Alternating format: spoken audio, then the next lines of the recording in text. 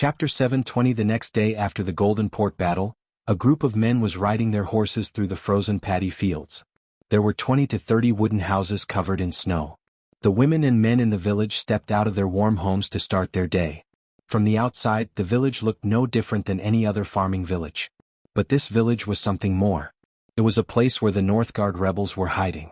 General Zachary, the winter seemed to have hit this village pretty hard. Don't you think so? The man who led the group asked General Zachary. Except for the leader, the others were adorned with leather armor with metal plating to protect their chests and shoulders. 6 of the 7 of them were soul refining stage warriors. The leader was at the fusion stage level 10. He was none other than General Booth. Now, after being offered the Duchy of Valeria, he was called Duke Booth by the Thusians. Duke Booth halted riding his white-maned horse and stared at the village in the distance. I think we should warm them up. Booth turned his gaze toward Zachary. His eyes glistened with killing intent. General Zachary nodded. Wasting no time, General Zachary ascended to the air. He flew toward the village.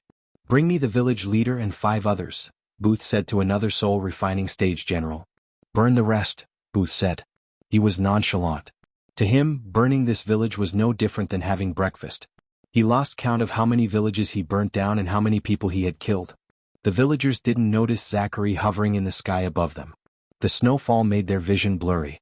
Their peaceful day took a turn for the worst when a fiery boulder hit the center of the village. The boulder hit the village with enough force to decimate the surrounding homes. Pieces of the fiery boulder scattered out, lighting the village like a Christmas tree. Some people screamed in shock and some screamed in pain. General Austin was ordered to capture the village elder and 5 others. I hope the old man is still in one piece, General Austin said, looking at the fire engulfing the entire village. He headed for the only 2-story building in the village. If the village elder was somewhere, it would be this lavish home. Meanwhile, General Zachary rained down fire from above. General Austin flew through the falling fiery boulders to the village elder's home. General Booth watched the village burn with a calm face. Zachary is definitely having fun with his new spell, Booth chuckled. He gifted the spell to Zachary for capturing Prince Devarius. People would literally kill to have such a powerful epic class spell. The destruction this spell brought could be compared to a legendary class spell. The boulders crushed the villagers and burnt their skin off. To this moment, the villagers had no idea why they were being slaughtered. Suddenly, 5 men shot toward the sky from the village. They wore silver robes and hoods to cover their heads. Booth and his general were familiar with the robes. Their robes once represented the Northgard royal family, and now they belonged to the rebels led by Prince Devarius. Booth's mission was simple. He wanted to burn down some villages and take a few hostage. Unfortunately, he decided to burn down this village because the rebels chose this place to hide. General Zachary didn't even flinch when he saw the rebels. It's because of you those villagers are dying right now, Zachary said with a devilish grin on his face. Fury and rage glistened under the rebels' hoods. The Thusians had invaded their homeland, pillaged their farms, feasted on their women, and burnt down villages. Simply put, the Thusians turned a once peaceful kingdom into a war zone. They did nothing to you, bastard. One of the rebels couldn't keep his rage contained. He dashed at Zachary with his sword raised. The sword radiated a violet light. Hand of Justice. Zachary cast a spell as a fist made of sparkling silver energy materialized above the rebel. The rebel swung his sword left and right trying to cut the fist. However, the power gap between a core formation warrior and a soul refining stage warrior with cosmic energy coursing through his body was gigantic. The fist opened up, grabbed the rebel and squeezed him until he turned into a bloody paste. Before the other rebels could retaliate, Zachary raised his hand as several boulders soared down the sky and landed right on top of the rebels. The fire enveloping the boulders burnt down the rebels. They couldn't even defend themselves against Zachary. Booth watched the rebels' burnt bodies falling down from the sky with an amused smile. Booth didn't give a damn about the rebels. Otherwise, he would have ordered his men to capture them. No, Booth had bigger plans for the villagers. After killing the rebels, Zachary cast the meteor spell once again, not because he was required to but because he liked casting his new spell. In a few minutes, the village was completely destroyed. Furthermore, the spells turned the flat village into a massive crater. The village elder's house finally crumbled down to pieces. Luckily, Austin managed to grab the elder and 5 others in a bubble before Zachary destroyed the house. Despite the winter, the air became hotter. It took a few moments for the silence to take over the village. Except for the sound of crackling wood, one could hear nothing. When Zachary and Austin returned to Booth, he saw the unconscious bodies of the village elder and 5 others. "Send them to my castle," Booth waved his hand casually. Zachary nodded as he took out a golden scroll. When he tore the scroll, a bright light enveloped the villagers. The light disappeared as soon as it appeared with the villagers. "Where to, your grace?" asked Zachary. "Isn't there another village nearby?" asked Booth. His men bobbed their heads up and down. "Then let's go there." The next day after Booth's visit to Northgard, Booth was ordered to meet someone from the Guardian Guild. Booth stood before the mirror, neatly combing his hair and mustache. Usually, Booth preferred to be in armor and avoid fancy robes, but today was an exception. Apparently, the man he was about to meet was a major financial backer of the Guardian Guild. So Princess Victoria ordered him to be on his best behavior. "Why can't Edith meet with this old pig?" Booth snickered. "Your grace, Lord Oswald is waiting for you in the guest room." Booth heard his maid sound gentle and sweet as always. "He'll be there in a minute," said Booth. He adjusted his robes one last time and walked out of the room. By the time he reached the guest room, he saw a short man with no hair whatsoever on his head munching on the apples waiting for him. The man's belly was big enough to make Booth doubt whether he had swallowed a pig whole. "Duke Booth," the man grinned from ear to ear. Bits of pieces of apple flew out of his mouth. He was simply disgusting in Booth's eyes. Nonetheless, he had to show this man some respect in order to get his help. "Lord Oswald, I hope you had a pleasant trip." Booth let out a phony smile. "It was wonderful," Lord Oswald clapped. "I honestly didn't think Princess Victoria would personally reach out to me and ask me to meet you. This must be pretty important given the unfortunate circumstances," said Oswald. "It's not unfortunate, just a few bumps on the road. With your help we can sort it out in no time," said Booth. "My help? I am not sure what I can do to help you in this war, Duke Booth." Oswald scratched his bald head. Booth was not stupid to believe Oswald. He knew very well the man was trying to play hardball. "I heard Lord Oswald has taken a liking to a piece of land in Valeria. Is there any truth to what I heard?" asked Booth. People like Oswald had no chance of reaching higher cultivation stages. Hence, they loved wealth, land and women more than they loved cultivation resources. Although Oswald had enough wealth to feed at least 5 generations, he lusted for more wealth and land. Victoria knew this. Her spies had been following Oswald for at least 6 months now. "I did like the land of Duke Booth. But I heard it belonged to Queen Valeria's family," Oswald sighed. "I can literally imagine a 5-acre vineyard, the smell of ripe grapes and the sweet taste of high-quality wine." Booth leaned forward. "What if I tell you I can get you the land and help you build the vineyard of your dream?" Oswald pretended to be surprised. But inside he knew he could get his hands on the land. Thanks to Ghost, the Thusians had no choice but to come to him. "In exchange for?" Oswald dragged his words. "In exchange for the Guardian Guild to send their rogue immortals to deal with Ghost," said Booth. "That's a pretty big ask for a piece of land, Duke Booth." "It's not my decision but the board's decision," General Booth smiled.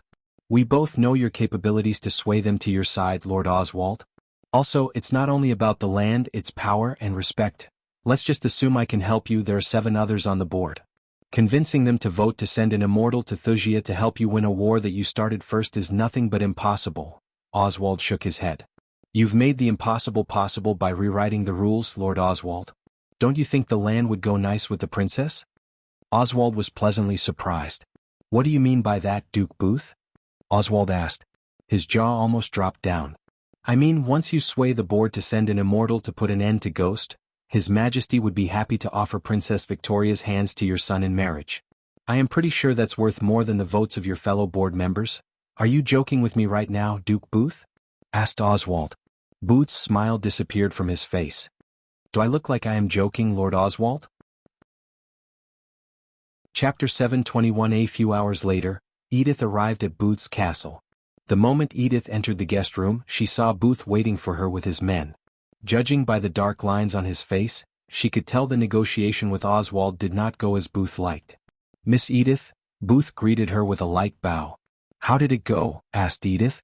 "I have good and bad news. The good news is that Gross Pig agreed to help us. The bad news is the Guardian will only send a half-immortal off the books," said Booth. "They are afraid of the effects of 2 immortals battling it out." Edith joined Booth and his men at the table. "I expected this. But if my plan worked, the Guardians would be forced to send all their immortals after Ghost. Give me the reports of the Golden Port battle." Booth grabbed a scroll and slid it toward Edith. She opened it up to read everything that had transpired in the Golden Port. Victoria's spies wrote everything that happened in the Golden Port from start to finish. General Franklin finished his mission, said Edith. Booth was confused by her words. As far as he read the report, Ghost massacred the death squad. Furthermore, they managed to lose the immortal killing weapon given to Franklin by Princess Victoria. That spear was more valuable than Franklin's life. So even if Franklin was alive, Booth would have killed him just for losing the spear. Unless his mission was to lose the spear and die, I don't see how his mission was a success. General Zachary rolled his eyes. That was his mission. Everyone, including Booth, was startled by her answer. Is there something you need to share with the group, Miss Edith? Booth's voice became cold. As the general of the Thusian army, Booth did not like secret plans behind his back. Judging by the look in Edith's eyes, Booth could tell she did plan something behind his back. I placed a special rune on the spear. Special rune? Booth tilted his head. Do you remember that the Dark Lord chased Ghost to the Royal Land Holy Church and almost killed him? Booth and his men nodded. Thanks to the talented engineers and rune masters in Thusia, we have managed to create a rune that would mimic the Dark Lord's energy signature. Seeing the bewildered faces of the generals, Edith sighed. She took a moment to simplify things for them to understand. Just think that the rune will make Ghost look like the Dark Lord, said Edith. Truth be told, even Edith wasn't clear about the effects of the rune. Unlike she told Booth and her men, neither she nor the Thusians created the rune. Instead, she found the scroll instructing her how to create the rune to stop Ghost in her room. To this moment she had no idea who left the rune or how they managed to get into her room in Thusian Castle, one of the most protected places in the world. The circumstances forced Edith to create the rune instead of finding out who had left it in her room. So why aren't we not activating the rune? If what you said about the rune was true, we don't need Oswald, said Booth. We need 4 more days for the rune to stay with Ghost. According to this report, he had taken the spear with him. Let him keep that. We just need 4 more days, said Edith. After meeting Booth, Edith returned to her room in Thusian Castle. To her shock, Layla was standing inside her room with an ancient parchment in her hand. Layla's eyes were both filled with anger and concern. What is this?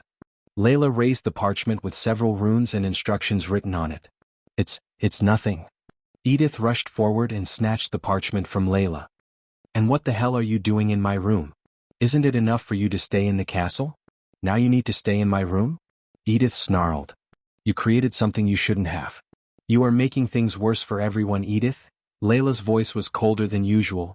Although she was not a rune master, she knew enough to know Edith had created something to turn Ghost into the Dark Lord in front of the world.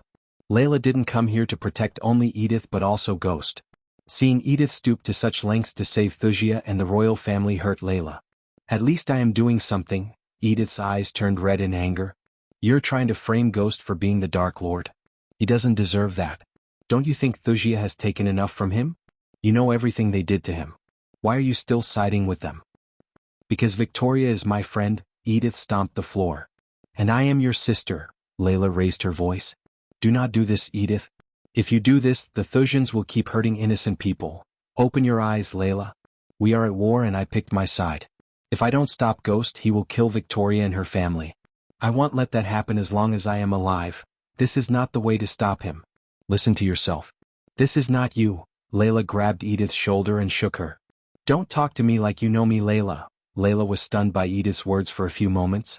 The anger in Edith's eyes shocked Layla to the core.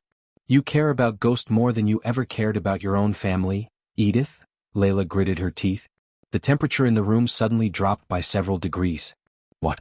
You want to kill me? Edith growled. You have never ever given a damn about your family. Layla slapped Edith with enough force to make Edith stumble backward and fall down. Blood trickled down from the corner of Edith's mouth. There she is. That's the Layla Alden I know. That's the Layla Alden our father knew. That's the Layla Alden our Alden family knew before they killed our father because of what you did. Edith's eyes became watery. Don't put that on me. Father had no right to give his word to someone else about marrying me. It wasn't his decision to make. He did nothing wrong as a father. You could have rejected the marriage in so many ways. But no, you shamed father in front of all Gondolin. Tears rolled out of Edith's eyes. You hated him for marrying my mother and you used his one downfall to shame him. Because of what you did, they killed our father. Edith's shout turned into a powerful wave. The flower vases in the room shattered as a result. Except for Layla, Edith's furious roar moved everything in the room. I killed them all, Layla growled. She couldn't control her body from trembling in anger. Until now, she didn't know Edith was blaming her for what happened to Nobert Alden. However, her hatred was justified. After all, Edith didn't know what really happened. If Layla was in Edith's place, she would hate her too. The only reason why Layla didn't tell Edith was the truth would destroy the image of Nobert in Edith's heart. Layla didn't want to sully the memory of Nobert. Did that bring Father back? Edith picked herself from the floor. Her cheek still had Layla's handprint on it. You are the reason why Father was killed. But you didn't care to stick around. I watched my mother cry every day. I watched our family decline. I lived in the mess you left behind. But where were you? You were living your life on your own island like a queen. You have no idea what really happened, just like you have no idea what's happening around you now, said Layla. Only a few really knew what really happened between Layla and her father. Not even Edith's mother knew what he really did and why Layla left her family, leaving everyone behind. Say what you want. I picked my side. Even if Victoria was in the wrong, I wouldn't leave her side. Do you know why? Because she was there for our family and me when you weren't. I might be naive, stupid, and all other things, but I am not ungrateful. Did you bother to think about the people around Ghost? What would happen to them after you frame him? I am sick of you caring for Ghost. Who is he to you? Edith raised her voice. She grabbed Layla. Who is he to you?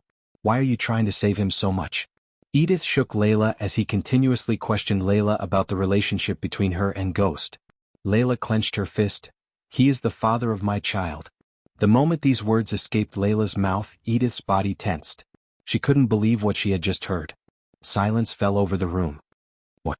Finally, Edith let go of Layla as tears rolled out of her eyes. Layla kept this a secret long enough.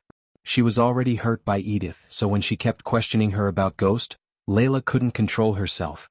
Her legs gave up as Layla collapsed to the ground. Layla, what are you talking about?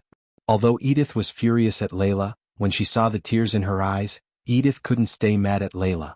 Despite all the hatred and anger, Edith loved Layla. That was the truth. You have a child? Asked Edith. She sat beside Layla and wrapped her hands around Layla. A spirit child, Layla mumbled. It took Edith a few moments to let her words sink into her head. Why didn't you tell me about this? Asked Edith. Layla sobbed instead of responding to Edith. It's okay. You don't have to carry the burden yourself. I am here. Please get it out of your chest. Don't keep it bottled. I know what it would do to a person. You're always smarter than me.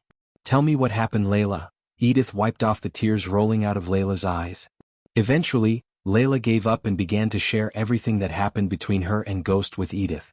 But unknown to them, someone else was outside their room listening to Layla's story. This can change everything, the figure standing outside mumbled. Chapter 722. A few hours after Edith and Layla argued in Edith's room, Zachary rushed to the Duchy of Valeria. He almost knocked down the guards on his way to Booth's room. General Booth's gonna love this, Zachary mumbled. Your Grace, Zachary knocked on Booth's door. Seeing no response coming from Booth, Zachary knocked once again. Your Grace, it's Zachary, said Zachary. Come in. Finally, Zachary heard Booth's voice. He didn't even wait for a second as he pushed open the door. Seeing the brightened face of Zachary, Booth tossed the scroll in his hand away. He leaned back in his chair. What is it? Asked Booth. Your Grace, you're not going to believe what I just heard. Enlighten me, said Booth. Layla Alden and Ghost have a child. The moment Booth heard Zachary, his eyes went wide. Soon, Zachary told Booth everything from Edith's argument with Layla to the existence of the spirit child. Booth couldn't believe what he heard from Zachary. When he sent Zachary to bring Edith to him, he didn't expect Zachary would bring shocking news such as this. This could change the tide of this war, Zachary said with a devilish grin. Booth couldn't remain seated anymore. He stood up, went to the window and popped his fingers, thinking about what to do with the news Zachary brought. His Majesty is in seclusion. We cannot wait for his orders. What about Her Royal Highness? Asked Zachary. Booth shook his head. She has a soft spot for Edith. If we tell her about this, she might not use it as we should, said Booth. Knowing their friendship, Booth was certain that Victoria would not let them touch Layla's child. Victoria was indeed ruthless, but not enough to kidnap a child. It was his job to make decisions that no one else had the guts to make. Then you have to give us an order, Your Grace, said Zachary. For a few moments, Booth formed a plan in his mind. Booth slowly turned his gaze away from the city before him to Zachary. Go to the Rainbow Islands, survey the place and kidnap the child. Anyone else would have been stunned by Booth's order but not Zachary. In fact, he expected a bold decision like this from Booth. Making ruthless and bold decisions such as this made Booth the best general Thusia had ever seen. Without him, Thusia wouldn't have won the wars and become a terrifying superpower in Azair. Zachary and the others had undying faith in Booth and were willing to do anything Booth ordered. What about the Aldens? They won't take kindly to kidnapping their blood. If Edith's plan worked, the guild would take care of Ghost and we can return the child without revealing anything. But if her plan didn't work, then we need this child to stop Ghost. This child is our trump card, said Booth. Can I take General Austin with me, Your Grace? Asked Zachary. Yes, but do not fail me and do not get caught.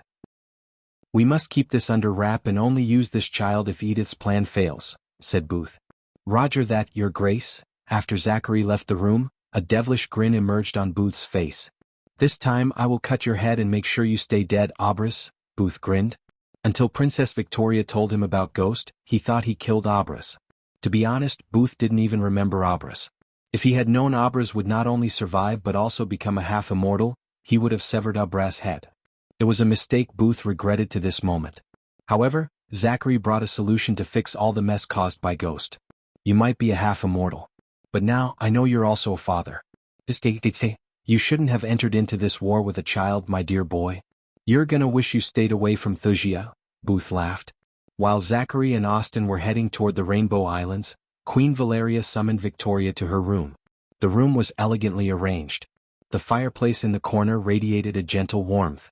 Valeria personally decorated the room to her preference. Several portraits of her family riddled the walls. The large queen-size bed was located near the fireplace.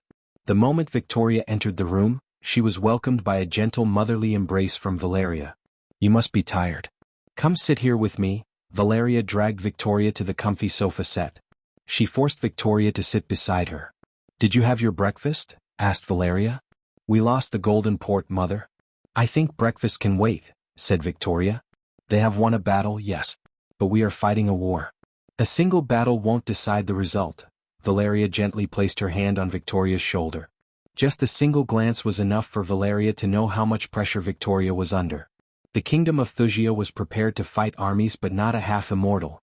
They never expected someone like Ghost would wage war against them. But despite losing the cities and battles, Valeria remained calm. This is just a setback. I am sure your father will fix the situation as he always does, said Valeria. I have something to lighten your mood. Valeria stood up. She went outside the room for a moment and returned carrying a box. Mother, give me that. Victoria rose from her chair to take the wooden box from Valeria. I am at the soul refining stage, Victoria. I think I can handle a box, Valeria chuckled. She placed the box on the table before Victoria. Open it, said Valeria. Victoria glanced between her mother and the box for a moment. Judging by the size of the box, Victoria could tell it contained something big and heavy. She slowly opened the box. To her surprise, it was a set of armor specially forged for her by the best blacksmith in Thusia. The silver armor radiated powerful energy. Countless runes glowed under the radiant light of the flames. This set of armor had a flat-top helm with half a face guard shaped like the eyes of an angel. Two tall, wing-like ornament pieces attached to the forehead area and the backside. The shoulders were oval, short, and quite large. They were decorated with rows of colored crystals and gems. The upper arms were protected by pointed, fully covering rear braces which sat well under the shoulder plates. The lower arms were covered by vambraces which had several huge, sharp spikes on the outer sides. Victoria lifted the armor from the box. She was surprised by the lightness of the armor. Although the armor was forged using the strongest metals, it was lighter than one would expect. The breastplate was made from one large piece of metal. It covered everything from the neck down and ended at the thighs. The upper legs were covered by squared, fully covering cuisses, while the lower legs were protected by greaves which had several layers of curved metal attached to the outer sides, forming a wing-like pattern. Do you like it? Asked Valeria. As she expected, Victoria smiled. I love it, now go put it on. I want to see how my baby girl looks in her battle armor. Now? Victoria was taken aback by surprise. She creased her brows as Valeria pinched her cheek. Yes. I am going to head outside for a moment and when I come back, you better be wearing this. Valeria didn't bother to wait for Victoria's answer. Instead, she walked out of the room. Having no choice, Victoria began to unbuckle her current robes. Almost 30 minutes later, Valeria entered the room. When she saw Victoria in the armor, her eyes went wide. In her eyes, Victoria looked like the goddess of war herself. Even Valeria felt a sliver of fear in her heart seeing Victoria in the battle armor. "Mother," Victoria's voice snapped Valeria out of her shock. "Have you tried putting your cosmic energy into the armor?" asked Valeria. Victoria shook her head before pouring a sliver of cosmic energy into the armor. The runes engraved into the armor made it feel like a part of her body. When she used her cosmic energy, the runes glowed. She felt her strength increasing exponentially. With a flick of her wrist, Valeria activated the teleportation array in her room. In a blink of an eye, they were teleported from Valeria's cozy room to a training area with countless dummies in place. "Go crazy," said Valeria. Seeing the wooden dummies in place, Victoria wanted to vent her suppressed anger onto them. She dashed at the dummies with speed beyond any mortals. The runes amplified the power of her spells. When she got close to the dummy, she didn't cast a spell or use her sword to cut it down. Instead, she just punched the dummy with her bare fist. The force behind her punch made the dummy shatter into pieces. Victoria did not stop as she dashed toward another one. Even though the dummies looked weak and fragile, each of them was as strong as a soul-refining stage level 1 cultivator. But they never stood a chance against Victoria. Her armor and the cosmic energy made her stronger than any fusion stage cultivator. Since she had an immortal killing weapon, she could even fight a half-immortal. As seconds passed by, Victoria became faster and more ferocious. These dummies served as an outlet for her anger. She imagined these dummies as ghosts and destroyed them to pieces. After a few minutes, the training ground was littered with broken wooden dummies. "That's enough, honey," Valeria raised her voice. Only then did Victoria manage to control her battle lust. When Victoria returned to Valeria, she looked Victoria in the eyes. "Anger can be a great weapon if you can control it," said Valeria. "Your enemies will use your anger against you. Do not let them. The greatest weapon you have is in here." Valeria touched Victoria's head. Victoria listened to her mother's wisdom without uttering a word. Afterward, she took a long walk with her mother to calm her mind and soul. Valeria was happy to accompany her daughter and share her wisdom. Chapter 723. Zachary and Austin left for the Rainbow Islands with one goal: to take Layla's child with them. They completely covered their bodies with dark robes to hide their identities. Using a teleportation portal, they managed to reach the outskirts of the Rainbow Island when the sun was setting down on the horizon. The two of them hovered in the air, staring at the island. Until now, no one entered the Rainbow Islands with ill intentions. First, Layla didn't have any enemies.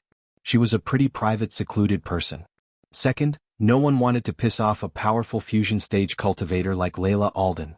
Third, except for the specialty that Layla was living on the island, there was nothing special about the island. It was just a fishing island with peaceful fishermen living on it. "How do we do this?" asked Austin. "I think stealth is the best option.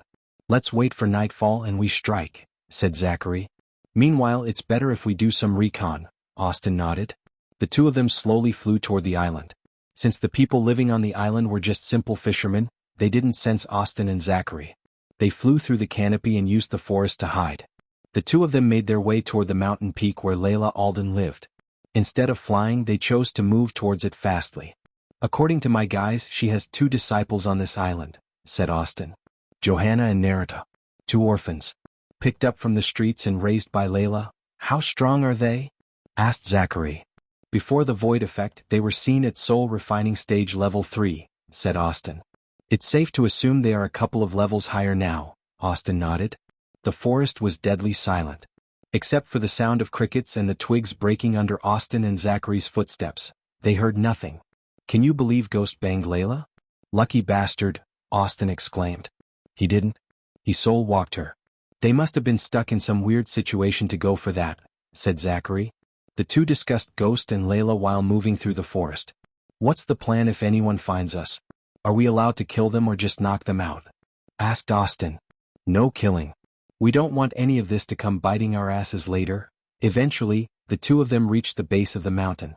Since it was night, there was no one in the area to see them.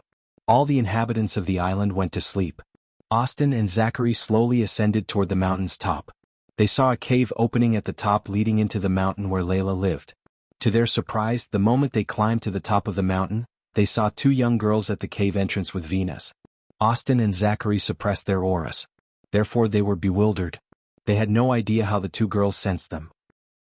"You have a minute to leave this place," Johanna growled. "Oh shit," Austin mumbled under his breath. Since they got caught, they had no choice but to fight them. Booth would forgive them if they took the child. Otherwise he would flay them alive just because they got caught by the girls. "If you take a walk for a minute, no one will get hurt," said Zachary. Seeing no response coming from the two girls, Zachary sighed. "I thought so." Fire dash. Zachary was about to cast a spell when the two girls played a string of their Venas. A powerful gust of wind knocked them into the air. It took Zachary and Austin a few minutes to balance themselves in the air. By playing a single string, the girls knocked them out. The two generals were startled by their sheer power. However, they weren't afraid of the two girls. Instead, battle lust glistened in their eyes. Zachary was tempted to use the meteor spells.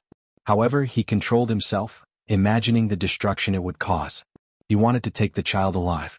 If he used the meteor spell, that might become a problem. Zachary and Austin dashed toward Johanna and Narita. The two girls played a powerful melody as a heat wave pushed Zachary and Austin backward. King's Shield.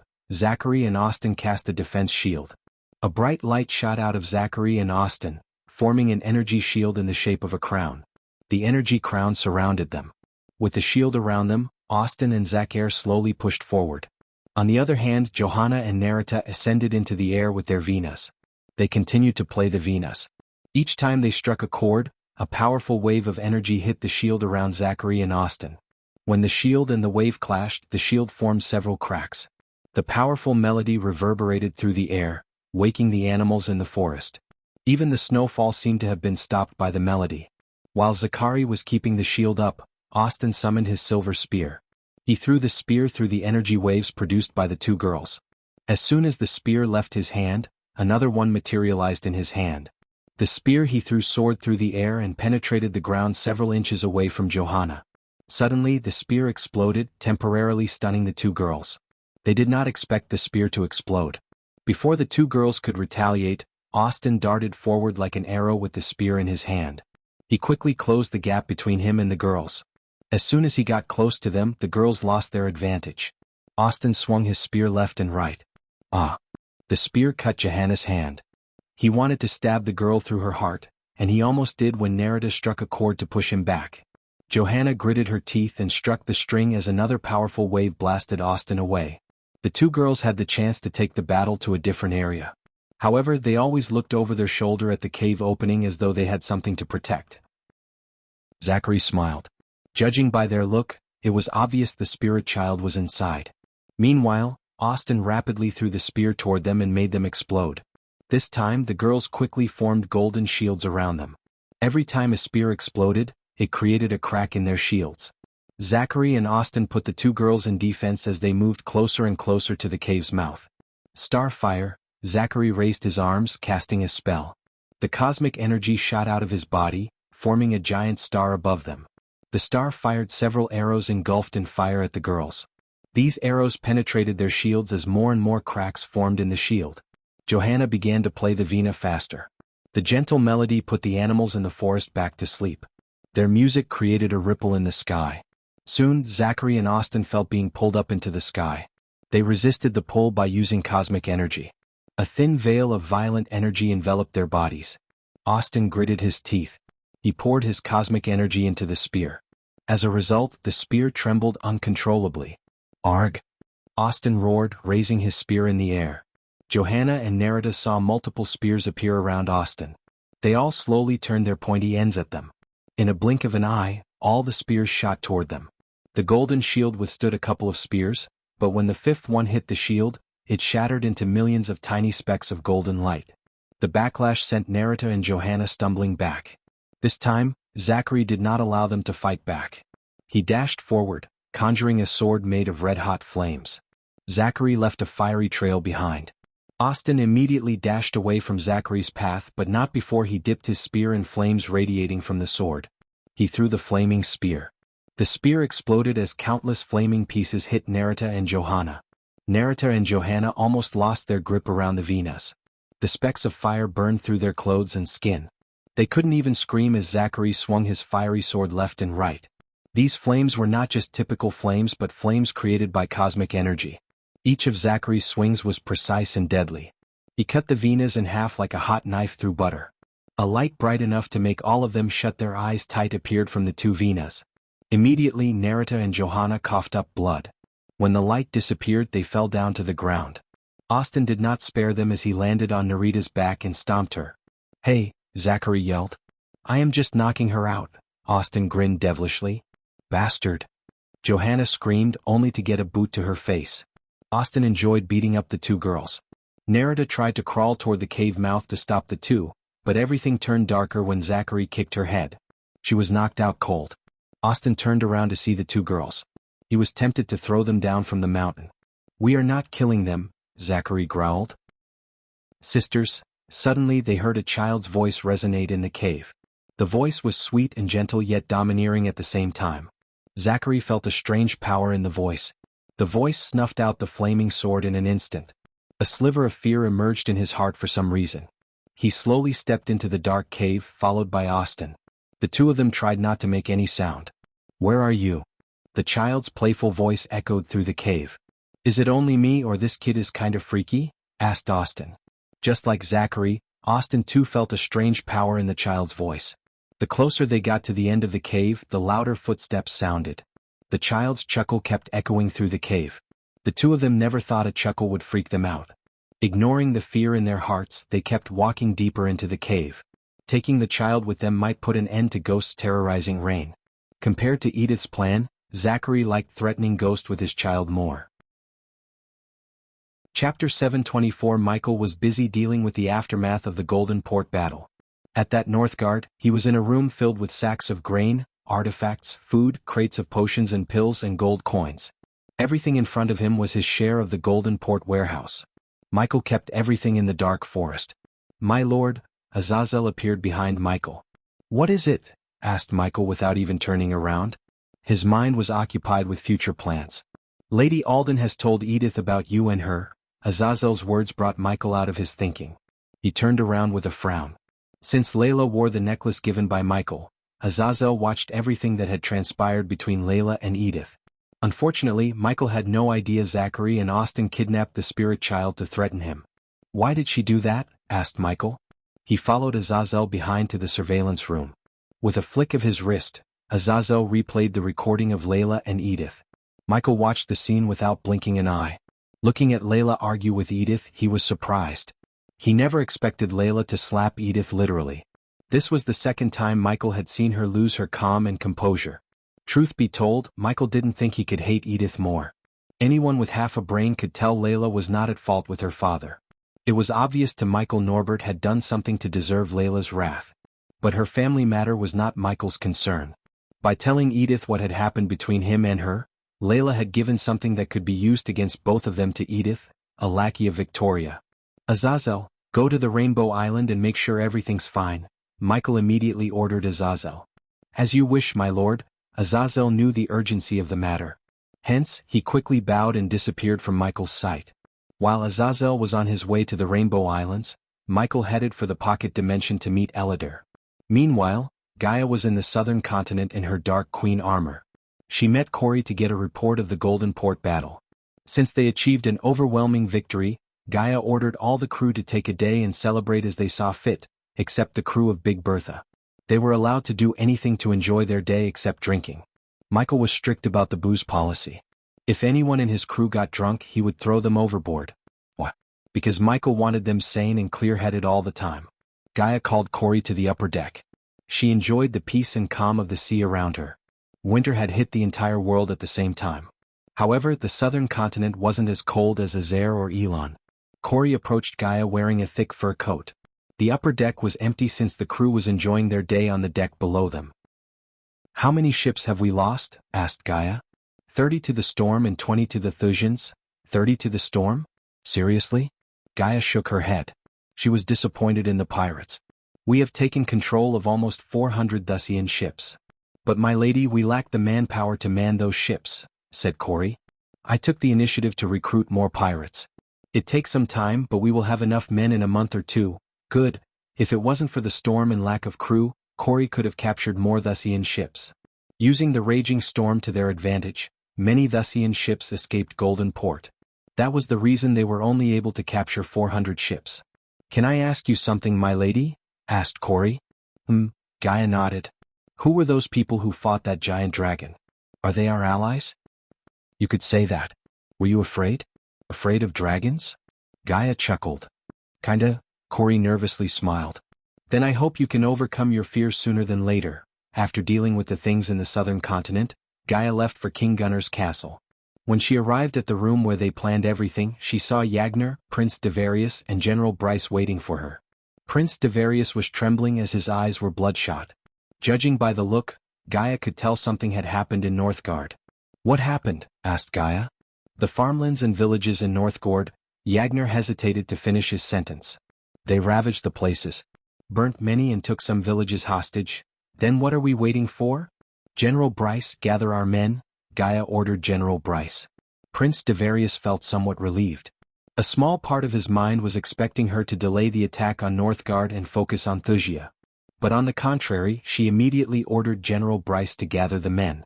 "I need to know how many Thusians were stationed at Northgard and who was responsible for the latest atrocities," Gaia said to Yagner and then turned her gaze toward Devarius. "We are not going to take back Northgard. We are going to destroy the Thusians without mercy. You have a problem with that?" asked Gaia. "I thought you would never ask." Devarius' eyes turned predatory. He followed Gaia outside to leave for Northgard. Gaia didn't wait for General Bryce to finish gathering up the men. Instead, she shot toward the sky with Devarius. The two of them flew toward Northgard. Gaia had to fly slowly to keep up with Devarius. After continuously flying for almost an hour, Gaia and Devarius reached the outskirts of Kingdom Northgard. Bordered between a mountain to the north, a wild ocean to the south, a river to the east and lush grasslands to the west, the Kingdom of Northgard mainly lived off farming, fishing and crafting. Northgard itself was mainly covered in hills and had a windy climate. The climate played a big role in farming. Although they didn't produce as much food as Suvin, they produced enough to become a self-sustaining kingdom. The kingdom's landscape was pleasant. Calm lakes, silent mountains and sapphire lakes were just a sliver of the hidden treasures Northgard had to offer, which was why the kingdom was admired among foreigners. Plus, the people of Northgard were loving towards foreigners and tend to welcome them with goodwill. They felt foreigners could empower the kingdom's well-being. Despite the snowfall, Devarius could still see dark smoke coming from the village on the horizon. This was one of the villages Booth chose to burn to the ground. "I am sorry for what happened there. But I'd suggest we strike the capital before the Thusians cause more destruction," said Gaia. It took Devarius a few moments to come out of his sorrow. "I used to play here," Devarius said with a heavy heart. His voice stuttered because of the sadness in his heart. "Why did they have to do this?" asked Devarius. "Because the Thusians wants to break your spirit. As long as you fight for freedom, they can't control the kingdom as they like. They sent a message and now it's our turn to respond. Let's head toward the capital," said Devarius. He didn't even bother to doubt Gaia whether she could fight an entire army or not. They were about to leave for the capital when she saw a group of Thusian soldiers flying toward the village. This group contained 6 men. Since each of them was flying on a sword, Gaia was able to tell they weren't at the core formation stage yet. "Bastards!" Devarius roared. He didn't even wait for Gaia's order as he dashed toward them. Devarius' speed was several times faster than the rest. The Thusians were startled by the sudden appearance of Devarius. The soldier who led the group lost his balance when he saw Devarius out of the blue. "Fuck. Holy." The soldiers panicked. The scream of their leader was still echoing through the air. Everything seemed tiny from their view, so anyone could imagine what would happen to their leader when he hit the ground. But Devarius was not in the mood for imagination. He grabbed 2 soldiers by their necks and squeezed them till their faces turned purple. The others were too shocked to react in time. While Devarius was squeezing the life out of 2 soldiers, Gaia fired a normal iron arrow at a soldier who was trying to escape. The arrow penetrated his left thigh. Blood spurted out of his leg as the soldier screamed. Devarius didn't even blink an eye. The light of life slowly left the soldier's eyes. Among the 6, 1 fell to death, 2 were losing their lives slowly, and 1 was barely keeping himself on the sword. This left 2 soldiers unscathed. They looked at each other with pale faces. They trembled. Unlike Booth's general, these 6 were just foot soldiers. They were trained to look for any survivors in the villages and not to fight people like Gaia or Devarius. Finally, Devarius ended the 2 soldiers' suffering by snapping their necks. The 2 standing behind the dead soldiers panicked. Their minds went blank. They were about to turn around and leave when Devarius punched them with enough force to put a hole through their chests. Blood spattered on Devarius' face, painting it red. Gaia grabbed the one with an arrow sticking out of his leg. She lifted him up in the air as the sword fell down. He frantically squirmed in her hand. "You have 5 seconds to tell us who did this." Gaia pointed at the burned village on the ground. 1, 2, I don't know, the soldier cried. 3, 4, Gaia continued to count. The moment the count reached 5, Gaia let go of his collar. "Ah!" The soldier screamed, falling down from the sky. Gaia dived down and caught the soldier in the midway. The soldier's face was drenched in sweat. Devarius could hear the soldier's heart pounding against his chest. "Next time I won't catch you," Gaia threatened the soldier. "It's General Booth and his men." The soldier screamed without a second thought. He ordered his men to burn some villages and take hostage a few. "We were just sent here to look for any survivors." "I swear I don't know anything else," the soldier cried. "Ah!" The soldier screamed as Gaia let go of his collar.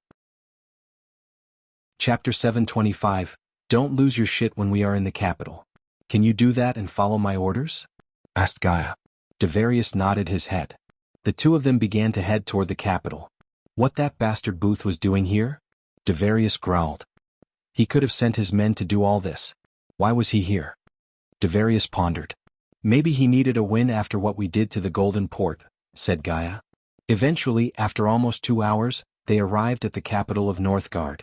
The capital was built amidst the gentle snows of a pristine tundra. It was truly an elegant wonder. Its grace was matched by the backdrop of modest hills, which had helped shape the city to flourish. The climate these hills brought were of great importance, but they were also influential when it came to architectural designs, as the vast majority of buildings have been built in shapes and with elements of the hills around them. The city was littered with various buildings, and their beauty was only matched by each other. Before the war, trade was at an all-time high in the capital. It had drawn a lot of attention, including King Maxim Barnes. Over time, new cultures left their mark not just on the city's people but also on the city's identity. Unlike any other cities or kingdom in the Azer continent, Kingdom Northgard and its capital had the highest number of other races. It was this multicultural identity that had truly left its mark. Hundreds of shops, inns, and ethnic restaurants offer a plethora of culinary choices. Those who would feel hungry for something else could enjoy nature, one of the many natural wonders, lakes, or peaceful grass fields. At that moment, the capital seemed gloomy. Gaia could barely see any people on the streets, which were completely blanketed by knee-high snow. Seeing the sorry state of the capital ached Devarius' heart. He saw his family's castle on top of the hill, covered in snow. He was tempted to visit the castle. "We would have welcomed the Thusians with open arms. We were a peaceful kingdom," Devarius' voice stuttered. "It's our fault for not being strong enough to protect our people," Devarius blamed himself. "No. The Thusians were just stronger. Plus, no matter what, Maxim would have always tried to take over your kingdom," said Gaia. "Why?" "Trade," Gaia simply said. "Suvan is the fruit basket of the continent. Zilon has mines. Ithalin is an impenetrable nature fortress." Gaia didn't say anything about the existence of the cosmic stream in Ithalin.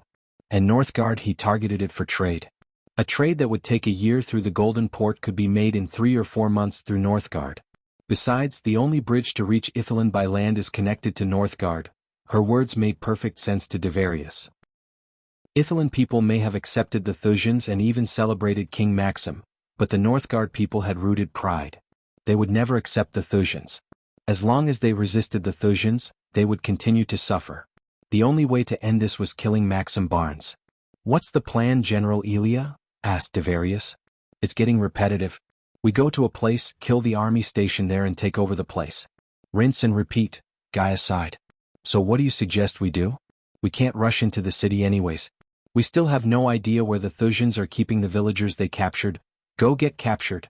The odds are the Thusians will put you with the rest of your people and try to break their spirit," said Gaia. Devarius frowned. "How do you plan on finding me?" asked Devarius. He saw Gaia tossing a silver coin toward him. "Swallow that." "What?" Devarius was taken aback by surprise. "Swallow the coin. It will reveal your location to me." "Don't bother to learn how that works," Gaia shook her head. She chuckled inside, seeing Devarius actually swallow the coin. The coin had nothing special about it, as Devarius thought. When she tossed the coin toward him, she also threw a spider onto him. But Devarius focused on the coin and missed the spider crawling onto his robes. I will know when you're with your people. Try not to get yourself killed, said Gaia. With a nod, Devarius flew toward the capital. Gaia noticed a Thusian patrol on the street. Devarius descended toward them. I hate patrolling in this weather. Shut up, Marcus. If you had controlled your lust, we wouldn't be here. Oh, come on. Don't blame me. I haven't felt a touch of a woman in 6 months. So bite me, like you bit that girl in the butt. Fuck you. The soldiers patrolled the streets, arguing and laughing at each other. However, their laughter was short-lived. They felt a chill as soon as they saw Devarius in front of them. Freeze! The soldiers screamed. To their surprise, Devarius raised his arms up in the air. Holy fuck! Is that Prince Devarius? It's him. Don't move. The soldiers panicked but didn't run away. Without making any sudden move, Devarius slowly knelt down on the snow. You go and inform the general. Well, take him to the special place. These were the last words Devarius heard before everything went dark. The last thing he saw was the bottom of the soldier's sword. He felt a sharp pain before collapsing to the ground. From the sky, Gaia saw the soldiers knock out Devarius cold and drag his body through the snow. She slowly followed the soldiers. After an unknown amount of time, Devarius woke up in a dimly lit room. He heard water trickling down drop by drop. He looked around to see nothing but muddy walls. The air smelled like blood and piss. He could move neither his hands nor legs. When he looked down at his feet, he noticed iron shackles around them. He shook the iron shackles, yet they didn't come out as he expected. Your Royal Highness, suddenly Devarius heard a whisper. He turned his head in the voice's direction. In the dim light, he saw a man behind bars a few meters away from him. Shit, they caught you, the man sighed. Devarius couldn't see the man's features very clearly due to the darkness in the area. He could only vaguely see the man's torn dress and messy brown hair. Are you alone? Asked Prince Devarius. I am with the people in my village. Your Royal Highness, you must save us. Grandpa Eddie is dying. We can't breathe here, the man's voice stuttered. Judging by the tone of his voice, Devarius could tell he was exhausted beyond words. First you have to relax. What's your name? Alex, the man replied. Alex, relax. I am here to get you all out of here, but how? You're stuck here just like the rest of us, said Alex. I have a plan, but I need you with me, all right? Alex did not respond for a few moments. Alex, you're with me? Asked Devarius. Yes. Yes, Your Royal Highness. I just want to get out of here. I can't stay here for long. I am losing my mind, Alex cried. His sobbing startled Devarius. He wondered what kind of torture Alex would have gone through to make a grown man like him sob like a child. Manger boiled within Devarius. All of this suffering because of the Thusians. The hatred toward Thusians grew bigger by the second in Devarius' heart. I'm going to get you all out of here, okay? I promise. He will come, he will come. Oh my God, he will be here soon. Alex cried out loud. He suddenly panicked for no reason. To Devarius' surprise, Alex tried to bend the metal bars with his hands. Alex was so desperate to get out as he began to bite the bars. Who is he? Asked Devarius. However, Alex didn't respond to Devarius. Instead, he kept trying to bend and bite the bars. Devarius looked behind Alex to find another saner villager. Alex, get your shit together, man, Devarius growled. The sound of Alex's groan was interrupted by several heavy footsteps.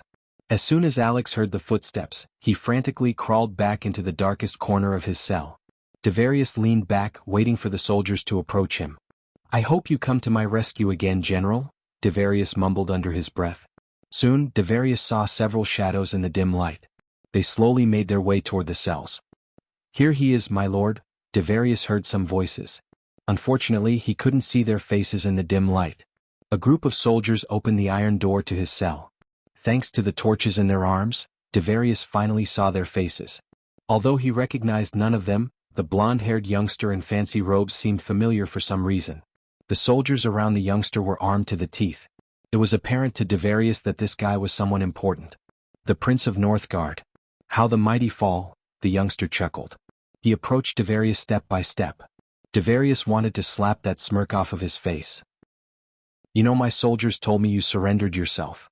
Now here's my question, why would a rebel like you surrender yourself without a fight? The youngster stared at Devarius from head to toe with his hazel eyes. For some reason the youngster smelled like blood. I think you are planning something, the youngster exclaimed. Now here's the deal. I don't have the time or the brain to figure out your plans.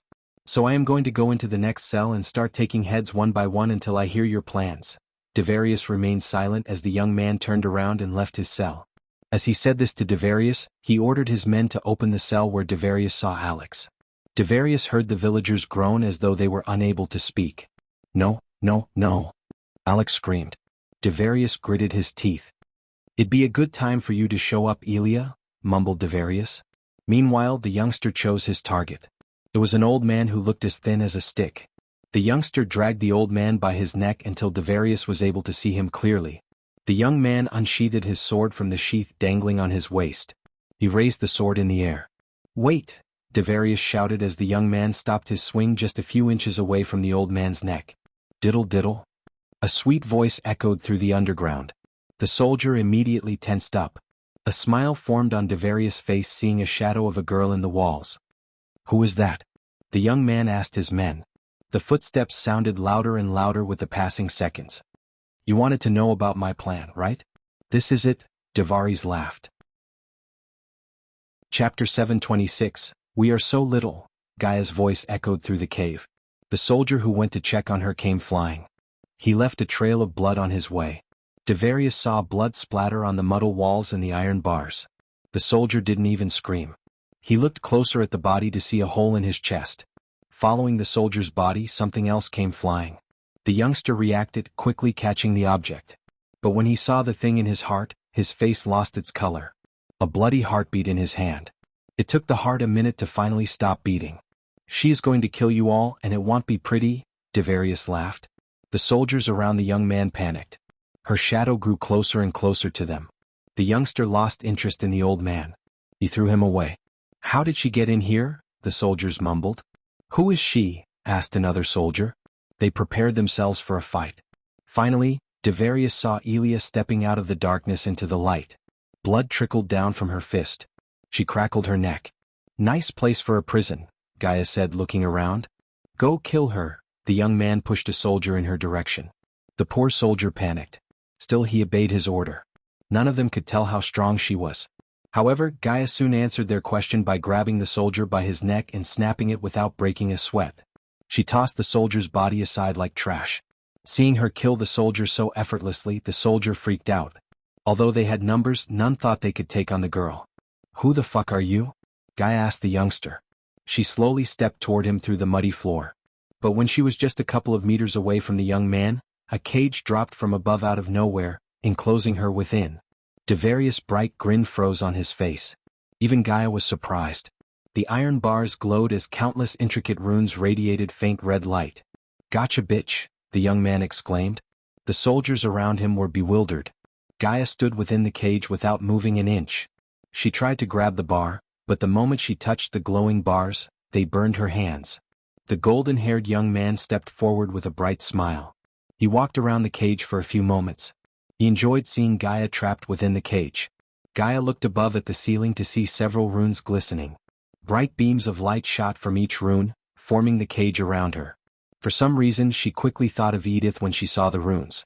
A bolt of energy shot her in the chest when she tried to cast a spell. Don't bother, the young man said.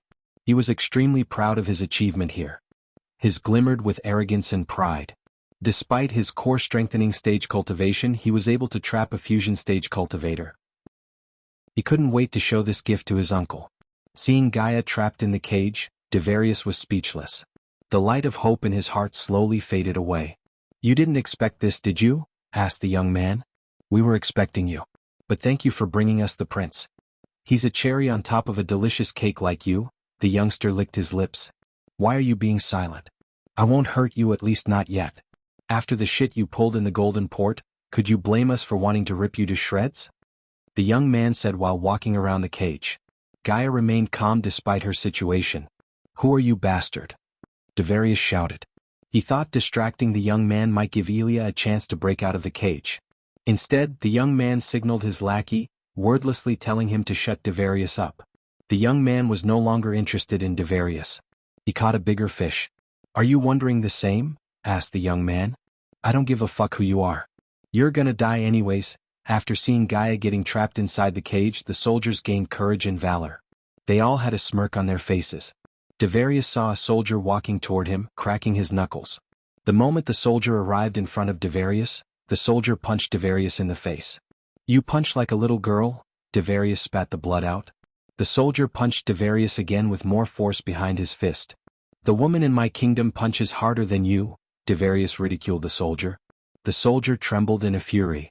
He started to punch Devarius left and right without giving him time to say a word. Blood and saliva spattered out of Devarius' face. The soldier did not stop until Devarius' face almost doubled up in size. His face was swollen and became unrecognizable. The soldier massaged his fists. "I hope he didn't kill him," the young man pouted. "You see that?" He pointed his finger at Devarius. "That's just the tip of the iceberg compared to what's going to happen to you. Since you're a nice-looking girl, we might not rough you up like him." To the young man's surprise, Gaia laughed. "What's so funny?" asked the young man. "Almost everyone who speaks like you dies in the end. Don't you get it, asshole? You're just a cog in the machine I am going to crush. If you have any desire to live, I'd suggest you drop everything and run away from here as fast as you can," said Gaia. Noon replied to Gaia for a moment. Once again, silence haunted the place until the young man chuckled. "You are indeed a crazy bitch. Open your eyes. You're the one inside the cage. Or do you think we are inside a cage because of the iron bars between us?" The soldiers laughed at his joke, which made the young man laugh louder. "My uncle is going to love this bitch," the young man told his soldiers. Gaia frowned. Seeing the frown on her face, the young man tilted his head. "Oh, where are my manners? I am Kevin Kemper, nephew of the one and only Booth Kemper, the Duke of Valeria, and the general of the Thusian army." The young man puffed his chest and introduced himself with immense pride. Gaia simply couldn't believe his words. She thought the cage surprised her before she heard the young man. "Jackpot," Gaia smiled with excitement. The smile on Gaia's face confused Kevin. "Why are you smiling again?" asked Kevin. "You knocked him out and revealed your identity." "That's so." Gaia couldn't finish her sentence as she burst into laughter. "You so unlucky and stupid." Gaia barely finished off her sentence. But suddenly her laughter stopped. Instead, her face turned cold. The temperature in the room dropped by several degrees. To Kevin's surprise, her eyes glistened. The round pupils turned vertically slit in a blink of an eye. The snake-like eyes freaked out the soldiers. "My lord, look," one soldier whispered to Kevin. He looked at Gaia's hands as violet scales appeared on her skin. Kevin immediately took a step back when she hissed at him. Gaia grabbed the iron bars. Just like before, the runes burned her hands. However, Gaia did not let go of the bars. She roared, splitting the iron bars apart. The runes in the bars flickered, radiating faint rumbling noise. "Stop her," Kevin ordered his men. The haughtiness in his tone completely disappeared. Instead, he trembled in fear. The soldiers were no different than Kevin. They all inhaled the fear toxin released by Gaia. "Arg!" Gaia roared, bending the iron bars with her raw strength despite the runes burning her hand. In a few moments, she bent the iron bars enough for her to slide through. Kevin saw a giant cobra sliding through the iron bars for a second. But that image of the cobra in his mind disappeared as fast as it appeared. "What are you?" Kevin questioned Gaia. The soldiers behind him took a step backward. They no longer had the courage to face Gaia anymore. Gaia did not answer Kevin. Instead, she grabbed him by his neck and lifted him off his feet. Gaia kept Kevin in the air without uttering a word. Meanwhile, the fear toxin took full effect on the soldiers. Since the soldiers weren't even at the core strengthening stage, their bodies and minds couldn't withstand the effects of the fear toxin. They soon began to hallucinate and cry. Finally, they collapsed to the ground and crawled back in fear. Their screams echoed through the silent underground. Even Kevin's body began to shiver as white foam leaked out of his mouth. "Does your uncle love you?" Gaia asked Kevin. "How much he loves you." "He will hunt you down if something happens to me." Kevin managed to utter these words. "Good. Saves us the trouble of finding him," Gaia snicked. Kevin's face slowly turned purple due to the lack of oxygen in his head. Some of the villagers who witnessed the soldiers scratching the walls to escape the place looked bewildered. They wondered who the girl was and how did she come here. Gaia didn't bother to think about the villagers. All of her focus was on Kevin. From a few meters away from Gaia, Devarius slowly opened his eyes. His head ached because of the beating he had taken a few minutes ago. Thanks to the beating he took, his vision was still blurry. However, he could vaguely see Elia out of the cage. To his shock, the youngster was struggling in her hand. "No, please don't hurt me, let us go." "No!" The soldiers cried and screamed. Fear had completely taken over their minds. Devarius could hear their cries but didn't feel a bit of pity for them. While Gaia was dealing with Kevin, a youngster was flying in the sky as fast as a bolt of lightning. His white robes, along with his raven black hair, fluttered in the wind. His calm eyes glistened like bright stars in pitch-black sky. But behind those calm eyes, there was concern and unease. Around him was an endless ocean. Then, after flying for an unknown amount of time, finally, an island appeared on the horizon. "That's the Rainbow Island," said the young man in white robes. "And that's where I sensed this weird energy," another voice sounded in the air. Chapter 727. Noah hovered in the sky, looking at the Rainbow Island on the horizon. For some reason he had a bad feeling in his gut. "Noah, why are you waiting here?" Noah heard Andreas' voice in his head. "I have some bad feelings about this," said Noah. "Me too," said Andreas. "That weird energy. I haven't felt something like that ever before." Noah was on his way to meet Alicia when Andreas sensed something. He immediately ordered Noah to follow his directions. Truth be told, Noah had never seen his teacher shocked like this. So Noah did not waste any time as he did what he was told to. To his surprise, Andreas led to the outskirts of the Rainbow Islands. "We don't have all day, Noah," said Andreas. With a nod, Noah flew forward toward the island. To Noah's shock, he saw Narita and Johanna on the ground, unconscious. He felt some strange energy fluctuations in the air.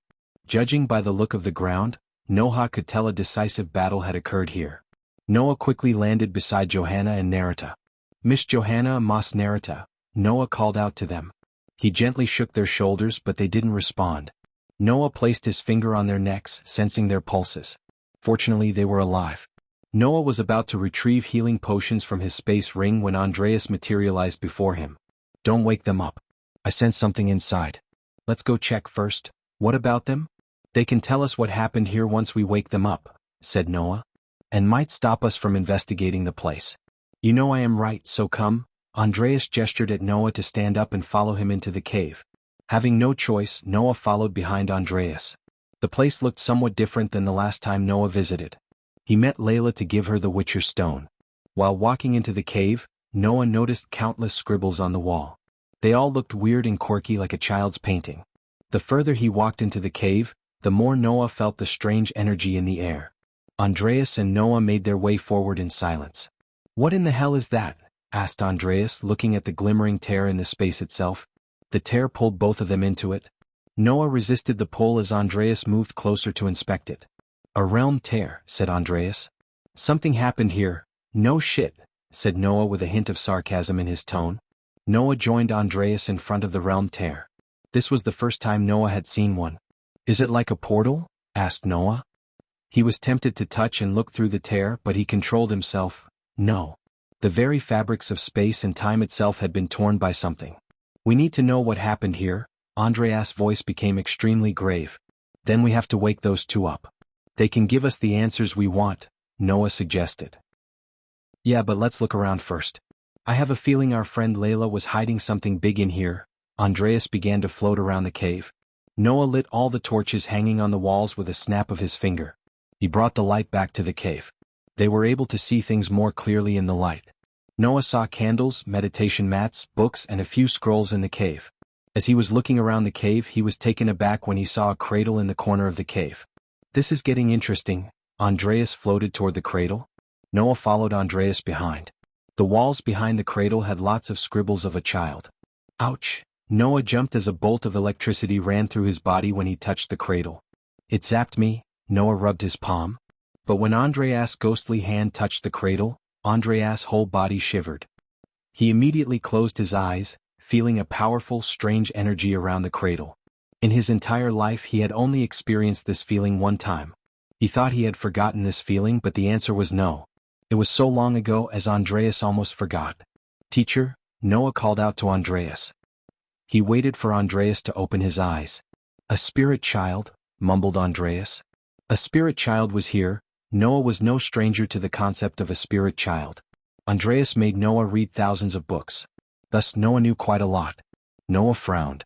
A spirit child was created when a male cultivator's soul walked a female cultivator, which was a forbidden act. It was equal to forcing oneself on someone. "The Witcher stone," Noah mumbled. When he gave Layla a Witcher stone, Noah didn't know why she needed a Witcher stone, at least he didn't know at that time. However, recently Noah discovered a piece of Andreas' soul and helped his mentor absorb this soul piece. As a result, Andreas regained more knowledge and memories. Noah learned that a Witcher stone was to give a physical body to a spirit child in a ritual, along with some other things. Everything else could be obtained relatively easier, but not the Witcher stone. I can't believe it, Noah shook his head. He simply couldn't believe someone has soul-walked Layla. She was a fusion stage cultivator. Noah couldn't name a single person who was strong enough to touch Layla, let alone soul-walk her. The strange energy, the scribbles on the wall, the Witcher stone, it all makes sense, Andreas said slowly. A spirit child was here. There's no mistaking it. Noah couldn't disagree with his mentor. As Andreas said, everything made sense, pointing toward the existence of a child in the cave. Search the place, Andreas ordered Noah. After learning about the spirit child, Noah doubted Narita and Johanna would be much help to him. He was sure they would hide the child's existence. Light of truth, Noah closed his eyes, casting a spell. A bright wave of light washed over the cave. Noah slowly opened his eyes. His gaze turned his head to the side, glancing at the wall. In his view, he saw a glimmer of light inside the wall. He walked toward the glimmer as Andreas followed him behind. When Noah reached the wall, he ran his hand through the wall. It's hollow, Noah knocked on the wall. Andreas heard a light thud sound. Noah gently rubbed his hand through the wall until he found a tiny hole. Noah's finger didn't fit the hole. So he picked up a quill from his space ring and stuck the quill into the hole. Noah heard a crack as a piece of wall fell down, revealing a brick-sized hollow within the wall. Inside it, Noah found a tiny book. Under Andreas' gaze, Noah opened the book. The first page of the book contained scribbles and various shapes. He turned the page one by one until he saw some words. Today Mother taught me how to read and write. She seemed so happy when I wrote my first word, Mother. Noah read the words. Sister Narita said if I feel lonely, I can write whatever I want in a book and keep it safe. So here I am writing something. Noah read these words on the next page. He turned another page and saw something about the food. Noah felt bad for reading someone else's journal, especially a child's. But he hoped this journal might reveal something about the realm tear. If this child was capable of tearing the realm itself, Noah needed to know everything about it before the child could cause more harm. Today I asked Mother about Father. I learned from Sister Johanna that every child has a father. Mother did not answer me. But when I met Sister Johanna later, her eyes were puffy. I think Mother scolded her. But why? Why can't Mother tell me who my father is? Noah read the words. Afterward, Noah turned the pages one by one but didn't find anything valuable. Instead, he saw the child's day-to-day life, nothing interesting. I heard Mother talking to someone about a fight in a place called Holy Church. She was worried and didn't say a word. I know my mother is not a very talkative person, but this silence was new to me. I can see it in her eyes. She is worried sick. How old is this child? His words sound mature for a child who learned to read and write recently. Andreas wondered about the child. Fight in the Holy Church? Do you think he's talking about the battle between the Dark Lord and Ghost? Asked Noah. I can't say no for certain. Andreas shook his head as Noah continued to read the child's journal. Yesterday I had this weirdest dream. Before I went to bed, I asked Mother about Father once again. As usual, Mother didn't say a word. She just said it's better if I don't know who my father is. I disagree. I want to meet him. I was thinking about Father and I had a dream. I was floating in the sky. It was night, I think. Everything was dark. I called for Mother, but no one heard me. Then I saw someone. He was talking to a snake. Strange, isn't it? Unfortunately, I couldn't see his face. I tried to approach him, but I was unable to move my body. The snake in his hand looked right at me. For some reason, I had a feeling this snake wanted me to get away from the man. It felt so real. Now I can't help but think whether this dream is a sign. Sister Narita and Johanna always told me I am special. If I am special, is there any chance this dream is a sign? Could he be my father? After Noah finished reading everything the child wrote about his dream, Andreas had a deep frown on his ghostly face. Noah turned another couple of pages, hoping to find out more about the child's dream and his father. Okay, I know this is going to sound weird, but I had another weird dream yesterday after I asked Mother about Father. The only difference this time was I saw an island. It was on fire. The man I saw in my previous dream was there with his snake. It was laughing at the burning island. Why do I have this kind of dream every time I ask about my father? Now I can't stop believing the man in my dream and my father has some kind of connection. Is this kid having nightmares or does his dreams really have some meaning? Noah asked Andreas. There are many types of dreams. Some might give a glimpse of the future and some might show us what we desire deep down. This child wants to see its father. So it might be dreaming about him. But I have a feeling his dreams have some kind of meaning, Noah said, turning the pages. I can't believe what I saw in my dreams today. I saw the man again in my dreams. This time there was no darkness. I saw him floating in the air without the snake. I wanted to talk to him, but when I approached him he turned the day into night. I'm not going to hide my dreams anymore. When mother returns I will tell her about them. Noah read the words. He turned the pages but they were empty. We need to find this child. Noah and Andreas said these words simultaneously. Chapter 7:28 Noah and Andreas rushed out of the cave. After reading the journal they both had a grave feeling in their guts. This time Andreas did not stop Noah from giving the two girls healing potions. Noah squatted beside Narita and Johanna. He gently opened their mouths and poured the healing potion into their mouth. As the healing potion trickled down into the throat, rosiness returned to their faces. Narita groaned. Johanna managed to open her eyes slowly. The moment realization hit Johanna, her eyes went wide. She almost jumped to her feet. Where is he? Johanna didn't even say anything to Noah. Instead she rushed into the cave. Narita followed her behind. Are you thinking what I am thinking? Andreas asked Noah. The man who turned the day into night, Noah mumbled. The Dark Lord, Andreas said with a grave tone. The mere mention of the name made Andreas tremble in fear. We can't tell that for sure. As far as we know, it might just be a dream, said Noah. However, he didn't believe it to be the truth. Noah just didn't want to jump to conclusions based on a child's dream in a journal. Come on, Noah. Deep down you feel it. The question is, who is the Dark Lord to the child? Noah remained silent with a deep frown on his face. The Dark Lord certainly has some hold on the child. We need to find the child before the Dark Lord does. Where is the child? Noah turned around, hearing Johanna's roar. She dashed at Noah and grabbed Noah's collar. I just came here and saw the two of you unconscious, said Noah. Tell us what happened so I can help you. Who was here? Who knocked you out? Noah questioned Narita and Johanna. Narita and Johanna did not answer Noah.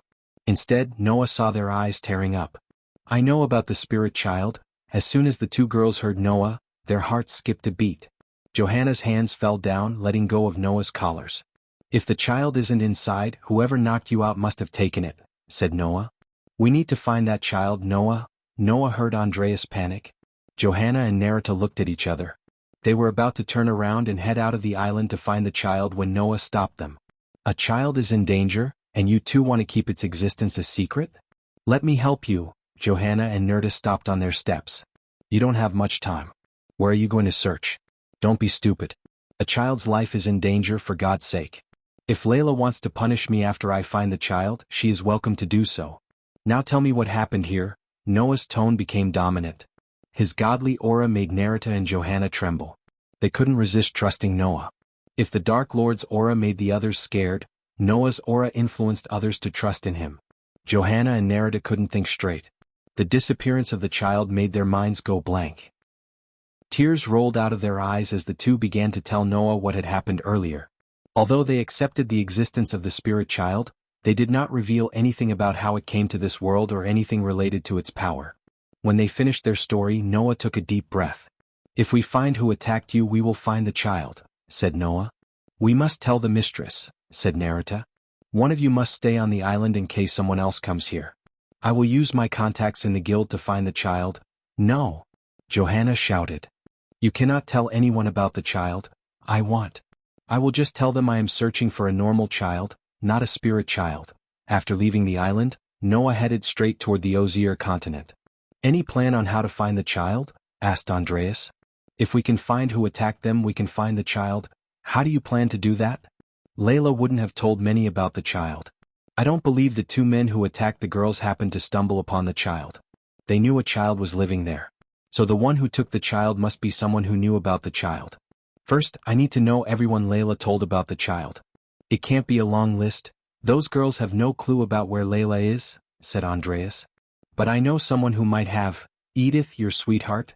Even in a situation like this, Andreas managed to find humor. Noah heard his teacher chuckle. However, Noah was not in the mood for fun. On the contrary, he was pretty serious. Teacher, what if the Dark Lord was the child's father? Noah hoped Andreas would say no. Unfortunately, Andreas remained silent for a few moments. I believe so. On contrary to what Noah wished for, Andreas agreed with Noah's feelings. Although Noah had this feeling that the Dark Lord was the child's father, his heart refused to believe so. Noah knew better than anyone what would happen to the child and Layla if the Dark Lord was the child's father. The Sky Hall and the Guardian Guild would nail the mother and child as punishment. Noah never wanted innocent people like Layla and the child to get punished because of the Dark Lord. After all, the child did no wrong. The Dark Lord is evil, Noah. No one would have chosen to soul-walk someone except him. But we must know whether Layla knew of this or not. If she knew about the Dark Lord and didn't report to the guild, she have to be treated as an accomplice. What about the child? Until we know the full extent of its powers, we have to keep the child safe from the outside world. You mean keeping the child locked up? Noah frowned. As much as Noah wanted to put an end to the Dark Lord threat, he didn't like to sacrifice innocent people in the process. He learned the cost of taking a life the hard way. To be honest, it had been months since Noah slept peacefully. Every time he closed his eyes, he could see the children crying for their parents who Noah had killed. Noah used to kill people who tried to kill him. This was a dog-eat-dog world. Only ruthless and heartless people could survive. Noah used to be one in such a world until he saw the aftermath of each life he took. With every man Noah killed, the number of orphans went up. It was one of the many reasons why Noah stopped taking lives. Instead of getting used to a cruel world, Noah wanted to change it. Even though it meant fighting the whole world, Noah was ready for it. It's the spawn of the Dark Lord, Noah. It might be an innocent child now, but soon the Dark Lord's blood within the child will corrupt it. We can't take the risk of letting tiny Dark Lord run around. But teacher, I won't let the guild or anyone hurt the child until it stays innocent. If it gets corrupted by the Dark Lord as you said, we will take care of it, Noah firmly said. I may have taught you too well, Noah, Andreas sighed, but he was extremely proud of Noah. While Noah was on his way to the Azer continent, General Booth was in his room. A bright smile was plastered on his face due to Zachary and Austin's successful mission. Booth emptied a glass full of wine in a single gulp. Got you, fucker, Booth grinned. He cursed Ghost and poured another glass of wine. Your Grace, Booth heard his maid knocking on the ground. Enter, sweetie. Booth welcomed the maid into the room with an ear-to-ear grin. He started taking off his robes, preparing to feast on his beautiful maid. But his hands stopped when he saw a wooden box in his maid's hands. On top of the wooden box he saw a scroll. Your Grace, this is addressed to you. Our runmasters checked it for explosions, but they said it's clear. Did they open it? Asked Booth with a frown. They couldn't, Your Grace. They said it requires your fingerprint to open the box and this scroll. The maid put the box on the table. Looking at the box, the lust in Booth's eyes faded away. You can leave, Booth dismissed the maid. After she left him alone in the room with the box and the scroll, Booth slowly grabbed the scroll. As soon as his hand touched the scroll, several runes glowed on its surface. Booth opened the scroll and read the words. My dead Booth, the last time we met, you gave me a gift I cannot forget as long as I am alive. So I thought I should return the favor. Unfortunately, it was nowhere close to the gift you gave me, but I tried my best and am still working on other gifts for you. I hope it puts a smile on your face. I really wish I was there to see your smile. Your best friend, Ghost aka Abras. The moment Booth's eyes fell on the last words, he clenched his fist until his nails began to penetrate his skin. Blood trickled down from his palm. Shockingly, Booth's hands shivered slightly. He slowly touched the wooden box to open it. Just like the scroll, the box lit up when he touched it. A cracking sound resonated from within as though a hidden lock had been unlocked by his touch. Booth slowly opens the top of the box. To his shock, a bloody head was inside it. Booth's eyes turned red almost immediately as he picked up the head.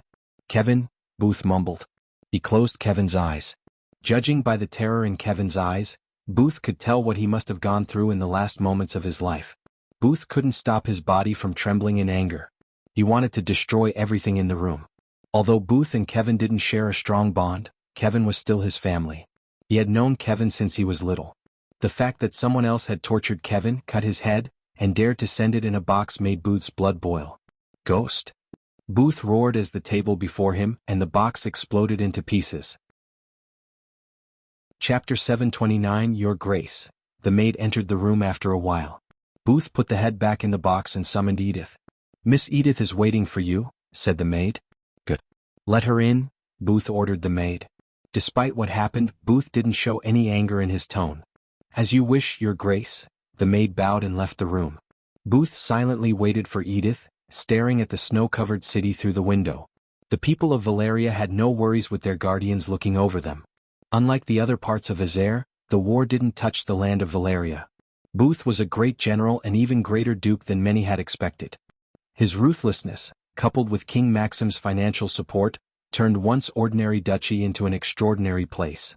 Many Thusians preferred to live in Valeria more than even Diamond Valley. But Booth knew the tranquility he sees is temporary. The moment Ghost stepped into his duchy, it would be thrown into war.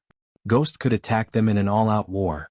Instead, he was taking his time just like Booth did to the sanctuary. It was not an understatement to say the majority of the Thusians were terrified, including the royal family. The last time Booth met Queen Valeria, she seemed as graceful and courageous as before, yet Booth could see the fear in her eyes. The loss they suffered in the Golden Port battle was slowly taking effect. Without the Golden Port, they would face hardships in bringing food to survive the winter. If that was not trouble enough, Booth read the reports that Ghost's army was planning to launch a full-scale attack on Northgard. Duke Booth. His train of thought was abruptly stopped by the gentle voice of Edith. "Come in," Booth said. He slowly turned around, gesturing for Edith to take a seat before him. "I have a gift for you." "I received it, but I feel like you also deserve to see it," said Booth. "Is that the gift?" Edith pointed at the wooden boxes. As a rune master, she could see engraved runes in the wooden box. "Yes," nodded Booth. He slowly sat on his chair before sliding the box toward Edith. She took the box in her hand. For a few moments, Edith looked around the box. It felt heavy in her hands. Finally, Edith placed the box on her lap and slowly opened the top. The moment she opened the box, a pungent stench of blood hit her nostrils. Her eyes widened as she felt a chill looking at the severed head. "Ah!" She threw the box in the air. With a flick of his wrist, Booth controlled the box and made it safely land on it with the head still inside. Edith's face was pale. She breathed heavily. "Guess who that is?" "My nephew Kevin," Booth said without showing any signs of anger in his tone. "He went to capture that bitch of a general Ghost have with the iron cage you engraved with your runes," Booth said. He was nonchalant. Edith was not in the mood to be shocked. Rather, she was too terrified. The image of the severed head, the dead eyes staring back at her, haunted her mind. Booth gave Edith some time to collect her thoughts. "I want to see the cage," said Edith. "My men are bringing the cage here as we speak. But Miss Edith, I am having doubts about your skills. If your plan to frame Ghost as the Dark Lord didn't work, we are all royally screwed. You know that, right?" Edith did not respond to Booth for a few moments. "I still believe no human could have escaped the cage," said Edith. "Your Grace," Booth heard a soldier's voice coming from outside the door. "The cage is in the backyard," said the soldier. "Miss Edith." Booth and Edith left the room without wasting time. They headed straight to the backyard where everything was covered in snow. The dummies for the soldiers to practice almost drowned in the snow. The servers were still sweeping the snow, and some mages helped them by casting a fire spell to melt the snow. When they saw Booth and Edith, they immediately stopped what they were doing and bowed. The cage was bent and looked crooked as though it was crushed by something heavy. Edith made her way to the cage. She walked around the cage. "What happened to it?" asked Edith. "Miss Edith, we found the cage under the rubble of the underground prison. Whoever attacked our men destroyed the place completely," said the soldier. Since Booth did not tell his men who attacked the Northgard trap designed for General Elia, the soldiers assumed it was an unnamed assailant who attacked the place. They didn't even know about the death of Kevin. "That explains the state of this cage," nodded Edith. Suddenly Booth creased his brows. He slowly walked to the cage and leaned forward to inspect the two bent metal bars closely. "What is that?" asked Edith, pointing at a strange-looking scale imprinted on the bar. Booth gently grabbed the violet scale and peeled it off the bar. He raised it in the air. "A scale of a naga," Booth mumbled. The scale glimmered in the light. It still radiated a faint glow. Anyone else would have mistaken the scale for a snake or a creature, but not Booth. He was too familiar with the Nagas. After all, he spent a good part of his life in Nagaland. Hence, he knew more about the Nagas than anyone in the kingdom. How did it end up in the cage? Booth asked himself. Edith quickly conjured a ball of light. When she placed the light closer to the cage, the light illuminated a handprint on each bent bar. The handprint on the bar was several times bigger than a typical human's handprint. "You doubted my skills. And now I am doubting your spy's skills," Edith said. She didn't like the way Booth ridiculed her skills. When Booth was building the cage and asking for her help, she clearly mentioned that no humans could escape the cage for 5 long hours. The plan was to capture Elia, knock her down within the cage and transport her to Valeria to use as a hostage. Although the Nagas and humans looked the same when a Naga was in their human form, the Nagas were several times stronger when they transformed into their true form. In their true form they became the strongest race, only next to the sea folk. Some Nagas could even fight a fully grown dragon head-to-head. In other words, humans were nowhere near a Naga in terms of strength and power. So if the Naga was trapped inside a cage, he or she could break the cage with minimal effort. The report clearly stated they captured that girl. Booth recalled the report he read. His spies were no fools to mistake someone else for Ghost's general and fiancée. Booth turned his gaze toward the soldiers. Put the cage in the storeroom, Booth ordered his men. Afterward, he quickly made his way back to his room, followed by Edith. When the two of them reached the room, Booth put the scale inside a small wooden box. The reports don't lie. My men captured Elia, and she was the one inside the cage, said Booth. His voice and face became more serious than usual. Shock and surprise were written all over her face. She had been surprised too many times today. First, her sister revealed that she has a spirit child with Ghost. Now Booth implicates that Elia might be a Naga. The scale Booth found and the sheer strength required to bend the bars she enhanced with runes all suggested a human couldn't have broken out of the cage. She is a Naga in human form. That explains her powers, said Booth. Only a few survived Gaia's slaughter, and they spread tales that almost sounded too terrifying to believe. Booth heard those who survived became insane. Even the best of his generals lost their lives to her. He always wondered how a typical human girl like her could be that powerful. Her origin as a Naga explained a lot. Fortunately, the Nagas were a race that preferred to stay in their kingdom. One could rarely see a Naga outside their kingdom. Moreover, the Nagas kept a list of their citizens who ventured outside Nagaland. Thanks to the Nagas' cautious nature, Booth had a chance to discover Elia's identity. At this point, Booth believed even her name Elia was anything but true. I have a few contacts in Nagaland. So we'll find out who she really is, said Booth. I have a better way. Give me a day, said Edith. If Booth had contacts in Nagaland, Edith knew the princess of Nagaland herself. You care to tell me what you're planning to do? Booth tilted his head. Believe me, it's better this way, said Edith. Booth did not argue with Edith. A day wouldn't make a difference. Besides, regardless of Edith's plan, Booth would send scrolls to his contacts in Nagaland inquiring about the Naga with Ghost. Edith left the room after taking the box with the Naga scale. Eventually, Booth left his room for the capital. He was ordered to meet Princess Victoria in the castle. They had to plan ahead for the upcoming battles. By nightfall, Booth arrived at Maxim Barnes Castle. He was welcomed by a group of crimson-red armored soldiers who were armed to the teeth. Powerful mages and archers accompanied the knights. They led Booth to the war room where he met Princess Victoria. Your Royal Highness. Booth dropped to his one knee facing the princess. Rise, Duke Booth. Please call me General Booth as you always do, Your Royal Highness. A slight smile emerged on Victoria's face. Only a few people had the ability to make Victoria smile, and Booth was one of them. He practically raised Princess Victoria with her parents. In public, Booth was a stoic general, but when they were in private, Booth was like a doting uncle to Victoria. Simply put, Booth loved Victoria more than he loved anyone in his own family, including Kevin. If Victoria's head was in the box instead of Kevin's, Booth would have gone berserk and destroyed everything in his path. Chapter 730. Booth joined Victoria at the war table, where they planned to fend off Ghost and his army. At that moment, the Minister of Defense and Minister of Finance accompanied Booth and Victoria. The Minister of Defense was an old man in his late 70s. He had a long white beard and short hair. His eyes glimmered with wisdom and power. No one would guess the old man's real age because of his sturdy, muscular body. He belonged to one of the proud families in Thusia, Hearthstone. Minster Terence. Booth greeted the old man with a nod. Duke, Terence responded with a nod. Contrary to Terence, the Minister of Finance was a tall, fat man in his late or early 40s. His long blue hair had few strands of white while vigor glistened in his blue eyes. Minister Gordon. Booth nodded at the blue-haired man with a slight smile. Just like Terence Hearthstone, he hailed from a prominent noble family in Thusia. In fact, Gordon was a close relation to King Maxim. He was the uncle of King Maxim Barnes himself and Calvin Howard's father. How is Calvin nowadays? Asked Booth. After learning that Ghost was Abras, King Maxim Barnes suspended Calvin from all of his minstrel duties indefinitely. King Maxim Barnes blamed Calvin for not doing proper research on Ghost. Instead, Calvin offered the position of Thusian Alchemy Guild leader to Ghost. Maxim Barnes was furious that they paid Ghost for almost 6 months without knowing his real identity and intention. Usually, Maxim Barnes would have sent Calvin to the gallows, but he spared his life because of Gordon.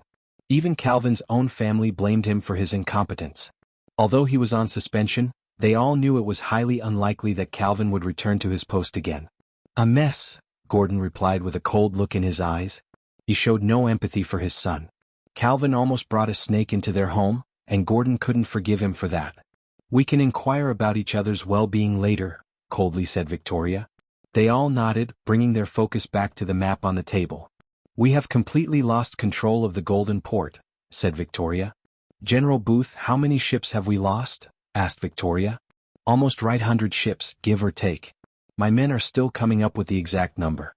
They'll have them on your table by tomorrow evening," said General Booth. Minister Gordon gasped in shock. As a Minister of Finance, he knew how much it would cost them to rebuild the naval army, as well as the effects of losing the Golden Port. "Minister Terence, what's your plan to retake the Golden Port?" asked Minister Gordon. "Taking back the Golden Port isn't as simple as you think, Minister Gordon," Terence said in his thick accent. "The ships we can build, but we cannot recover the loss of 2 valuable generals. We lost General Hubert and Franklin. I don't have to tell you about their achievements and contribution to this great nation. I respect and mourn their deaths, but what's your point, Minister Terence? Without the Golden Port, the survivability of our citizens through the winter has hit an all-time low. We have to take back the Golden Port," Terence sighed.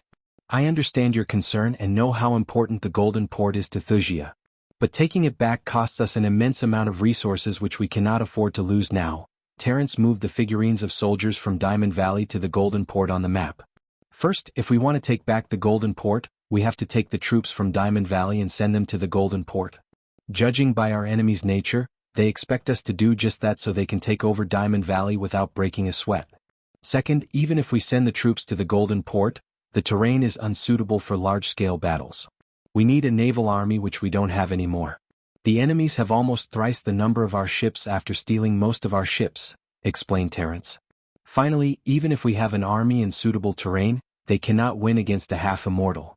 I still have no idea why Ghost was taking his time instead of going all in." "He wants me to suffer," answered Victoria. "He wants me to feel helpless. When I met him in the Ukulun realm, he told me he would destroy everything father and I built brick by brick. That's why he allied himself with our enemies and is attacking our cities one by one." Silence fell over them. The 3 of them didn't show any signs of anger on their faces but burned with rage inside. They all adored and almost worshipped King Barnes.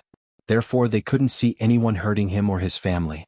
It took a great effort for Booth to stand still instead of venting his anger on Ghost's child.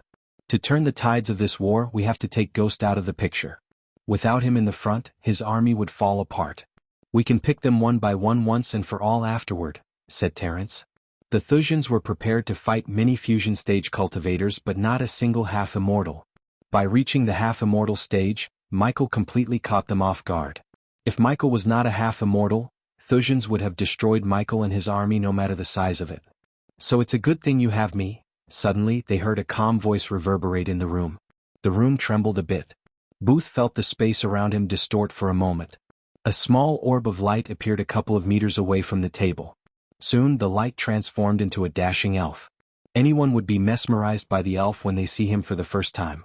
The elf had a perfect jaw structure, flawless, smooth skin and icy blue eyes. His golden hair added an extra layer of charm to him. The elf wore a set of armor mimicking the appearance of a dragon. The shoulders are oval, long and enormous. They were decorated with hundreds of small leather pieces, imitating the scales of reptiles. His arms were protected by chainmail rear braces which sat well under the shoulder plates. The lower arms were covered by vambraces which had a layer of chainmail covering the outer sides. The armor's breastplate section was made from many horizontal layers of leather and fur with pointed edges and decoration pieces. It covered everything from the neck down, ending at the groin. He gracefully walked toward the fore. Everyone was able to feel the intense power radiating from the elf. Gordon's jaw dropped a couple of inches when he sensed the elf's cultivation. "Half-immortal stage level 5. I heard you have a ghost problem. Yours truly is here to exorcise that ghost back to the hell he came from, the elf said with a playful tone. It was obvious the elf wasn't taking ghosts seriously. General Booth, ministers, Victoria's gaze swept across the trio. This is Lord Nelder. He's here to help us on behalf of the Guardian Guild, Victoria introduced the elf to everyone in the room. You got quite the pull to make the board put a high priority mark on Ghost. I am impressed, Nelder praised Victoria. The sooner you tell me where Ghost is, the sooner I can get rid of him and go back to my castle, said Nelder. King Gunnar's castle in Edgerton, Suvan, said Terence. Wonderful. Should I bring his head, or do you have anything specific in mind? This would be a good time for any requests. Just make him suffer for what he did to my soldiers and people, Victoria growled. With a simple nod, Nelder disappeared from the room as fast as he appeared. Gordon exhaled deeply. He felt like he was being crushed by an invisible mountain when Nelder was in the room. After the elf teleported out of the Thusian castle, the trio continued their battle plans. They didn't completely depend on Nelder to take care of Ghost. How long till His Majesty comes out of his seclusion? Asked General Booth. 3 more days. I will be with him for the next 3 days. General Booth, please take care of the security. I don't want anything to go wrong during Father's heavenly tribulation. I will guard the 2 of you with my life, Your Royal Highness, said Booth. During my absence, guard our cities as much as you can. If everything goes according to the plan, Nelder will take care of Ghost and everything will go back to the way it was. Otherwise, we have to defend our kingdom till my father comes out of his seclusion. The 3 of them agreed with Victoria with a bow. Although Booth had a backup plan to deal with Ghost in the form of the spirit child, he chose not to share it with Victoria. He didn't want Victoria's soft spot for Edith to come in the way of his plan. If everything fails, the spirit child might be the only way to stop Ghost. While they were discussing their defense plan, they heard someone knocking on the door repeatedly. Who is there? Booth asked with a tinge of coldness in his voice. Your Royal Highness, I have an urgent report, the soldier outside the door exclaimed. Judging by the soldier's tone, Victoria had a feeling something bad had happened. Enter, said Victoria. After hearing her order, a soldier entered the room. His face was pale and drenched with sweat. He breathed heavily as though he was running for miles. Your Roy, skip the pleasantries and tell us what happened, said Victoria, preventing the soldier from addressing them with honorifics. Something is attacking our soldiers stationed at the Diamond Valley, Victoria and Booth creased their brows. What do you mean by something? Asked Booth. We didn't see it clearly, Your Grace. Please send backup to the Diamond Valley, the soldier pleaded to Victoria. She quickly turned her gaze toward Terence. Minister Terence, send a group of soldiers immediately to the Diamond Valley. Before I depart to my father's place, I want to know the full story of what's happening in the Diamond Valley. Chapter 731 The people of Suvan had to stay in their homes instead of roaming outside. The heavy snowfall intensified with each second. It added a grayish foggy glamour to the entire kingdom. The mournful cry of wolves echoed through the vault-still silence of the trees. A huffing wind rose up then, stirring the roofs of the wooden homes. A tinkling sound resonated as the blocks of ice pearls dropped onto the roofs. The sound was like the glassy clinking of a champagne flute, lilting and clear. Even the cultivators felt the bone-chilling coldness in the air. The snowfall passed over us and the sound intensified. The noise of snow falling was like the fut-fut-fut that ripened nuts make when they hit the ground. It wasn't the soft, sodden, swollen drops of spring but more like ball bearings were hitting the canvas roof with force. One could also hear an occasional kerplunking sound. It was caused by the ice gathered on the tent falling to the ground in a great swash of release. Michael stared at the storm getting worse through the window in his room. The storm didn't rage only outside but also inside of him. He received the news of Spirit Child's disappearance from Azazel. The only silver lining was Azazel told him Noah was on the island and most probably searching for the child. As he was pondering everything, Gaia entered the room. I heard what happened from Azazel. Gaia grabbed his hand, consoling him. Do you think we should start searching for the child? Asked Gaia. Michael shook his head. No, his answer truly surprised Gaia. She expected that even if he didn't personally search for the child, he would ask one of his subordinates to find the child. Contrary to her expectation, Michael outright refused to search for the child. I didn't drag this battle out to leave everything in the middle. Maxim Barnes is getting closer to triggering his heavenly tribulation. I have a feeling the Thusians took the child to use it as a hostage, said Gaia. If that's the case, we'll find the child soon, said Michael. But what will you do, Michael? What will you choose, the child or your revenge? Revenge? Michael didn't even take a few seconds. The hatred ran deep inside Michael to the point he didn't even care about the spirit child. No matter what, he would destroy Thusia. Since Michael told Victoria if she harmed his people in any way, he would reveal the existence of the cosmic stream to the outside world. It was highly unlikely Victoria had something to do with the spirit child's disappearance. She was not stupid enough to jeopardize the cosmic stream. Even King Maxim restricted himself from harming Michael's people in Elon because of Michael's threat. Fortunately, I don't have to choose. I fully believe Noah would save the child. Besides, I told Layla don't let the child come in my way, said Michael. My lord, our attack on the Diamond Valley is over. Our new allies safely retreated to their hideouts. Michael heard Azazel's voice in his head. Good, Michael nodded. He then turned his head to look Gaia in the eyes. You have to meet our new allies and make sure they fall in line. What about him? Asked Gaia. I'll allow him to live for now. I don't think he'd be interested in serving us. Gaia exhaled deeply. She slowly cupped his face and gently kissed him on the forehead. Just think about the spirit child's matter, okay? Seeing the child in person and making a decision is way different and difficult. I know, Michael said. He slowly leaned forward to lock his lips with Gaia's when he sensed a powerful threat in his environmental scanning map. He immediately cast the wind blast. The force of wind shot out of Michael's hand, blasting Gaia several meters away from him. As soon as he sent Gaia flying, a bright beam of energy shot through the glass and hit Michael. Thanks to the responsive shield and Michael's quick reflex, the energy beam grazed the side of his chest instead of penetrating. The side of the wall slowly crumbled down due to the energy beam's power. Gaia immediately jumped to her feet. She wanted to dash forward. Go away, Michael ordered Gaia. I'll take care of this, said Michael, slowly standing up from the ground. Meanwhile, the soldiers in the castle quickly rushed outside, hearing the commotion. An unnatural sound of thunder rumbling reverberated through the sky. Because of the storm, the soldiers couldn't see the man floating in the sky above the castle. Michael cracked his neck. Without lingering inside the castle, he dashed outside through the hole in the room. As soon as he exited the room, he saw an elf floating in the sky. Glistening energy balls danced above the elf's palms. The elf looked at Michael's chest with the torn cloth. He snickered. I need to work on my aim, said the elf. You made a mistake coming here, said Michael. The elf's half-immortal stage level 5 cultivation didn't scare Michael. In fact, Michael felt pity for the elf. He could have lived a long life as a half-immortal. Instead, the elf chose to embrace the sweet death by attacking Michael. The elf, on the other hand, did not respond. He directly shot another beam from his hand. Michael swayed his body to the side, evading the beam. But the cast walls were not very fortunate. The beam destroyed the walls. Several cracks formed all over the castle. Moreover, the soldiers were sent flying just by the sheer force of the beam. Michael was surprised. To him, the energy beam wasn't deadly. However, the mortal soldiers couldn't even withstand the shockwave created by the beam. Michael realized why everyone feared a battle between two immortals. Let me guess, the Thusians sent you, said Michael. Once again, the elf shot Michael with another energy beam. The beam created an otherworldly whistling sound as it soared through the sky. Michael felt the temperature around him rise by several degrees. Besides, the beam distorted the space around him. The lightning bolts had an even more powerful effect, but Michael hadn't felt the effects of his spell like his opponents. Michael dashed out of the beam's trajectory. You have to do better than that, Michael snickered. Instead of waiting for the elf to fire another energy beam, Michael flew away from the castle. The elf quickly flew behind Michael.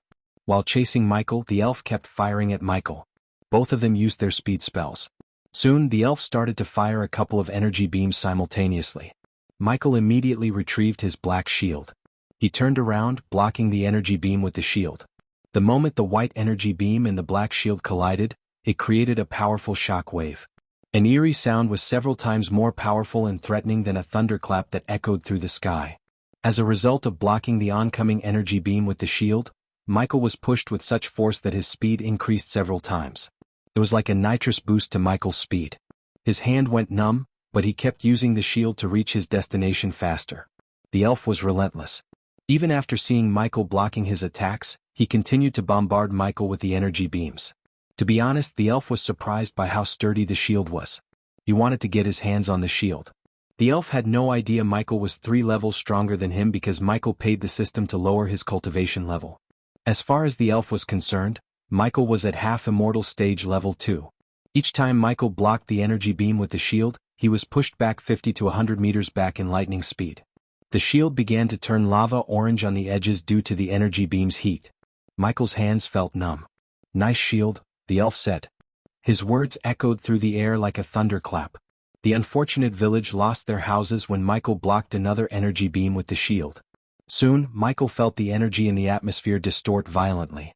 As a result, the grayish winter clouds turned dark. The stormy wind blew with enough speed to uproot several trees in the forest.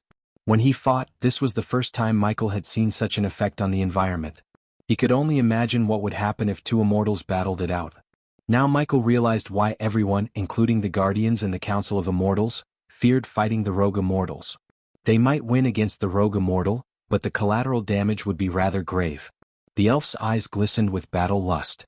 As Michael expected, the elf slowly lost his sense of location. If he hadn't, he would have realized they were getting closer and closer to the island of Ithilien. Victoria and Booth planned to finish Ghost by sending a half-immortal. However, Michael outsmarted them by bringing their half-immortal to their own kingdom to fight. Since Michael had taken over the Golden Port, he targeted the Diamond Valley. Seeing Michael blocking his energy beams with the shield non-stop, the elf clapped his hands together.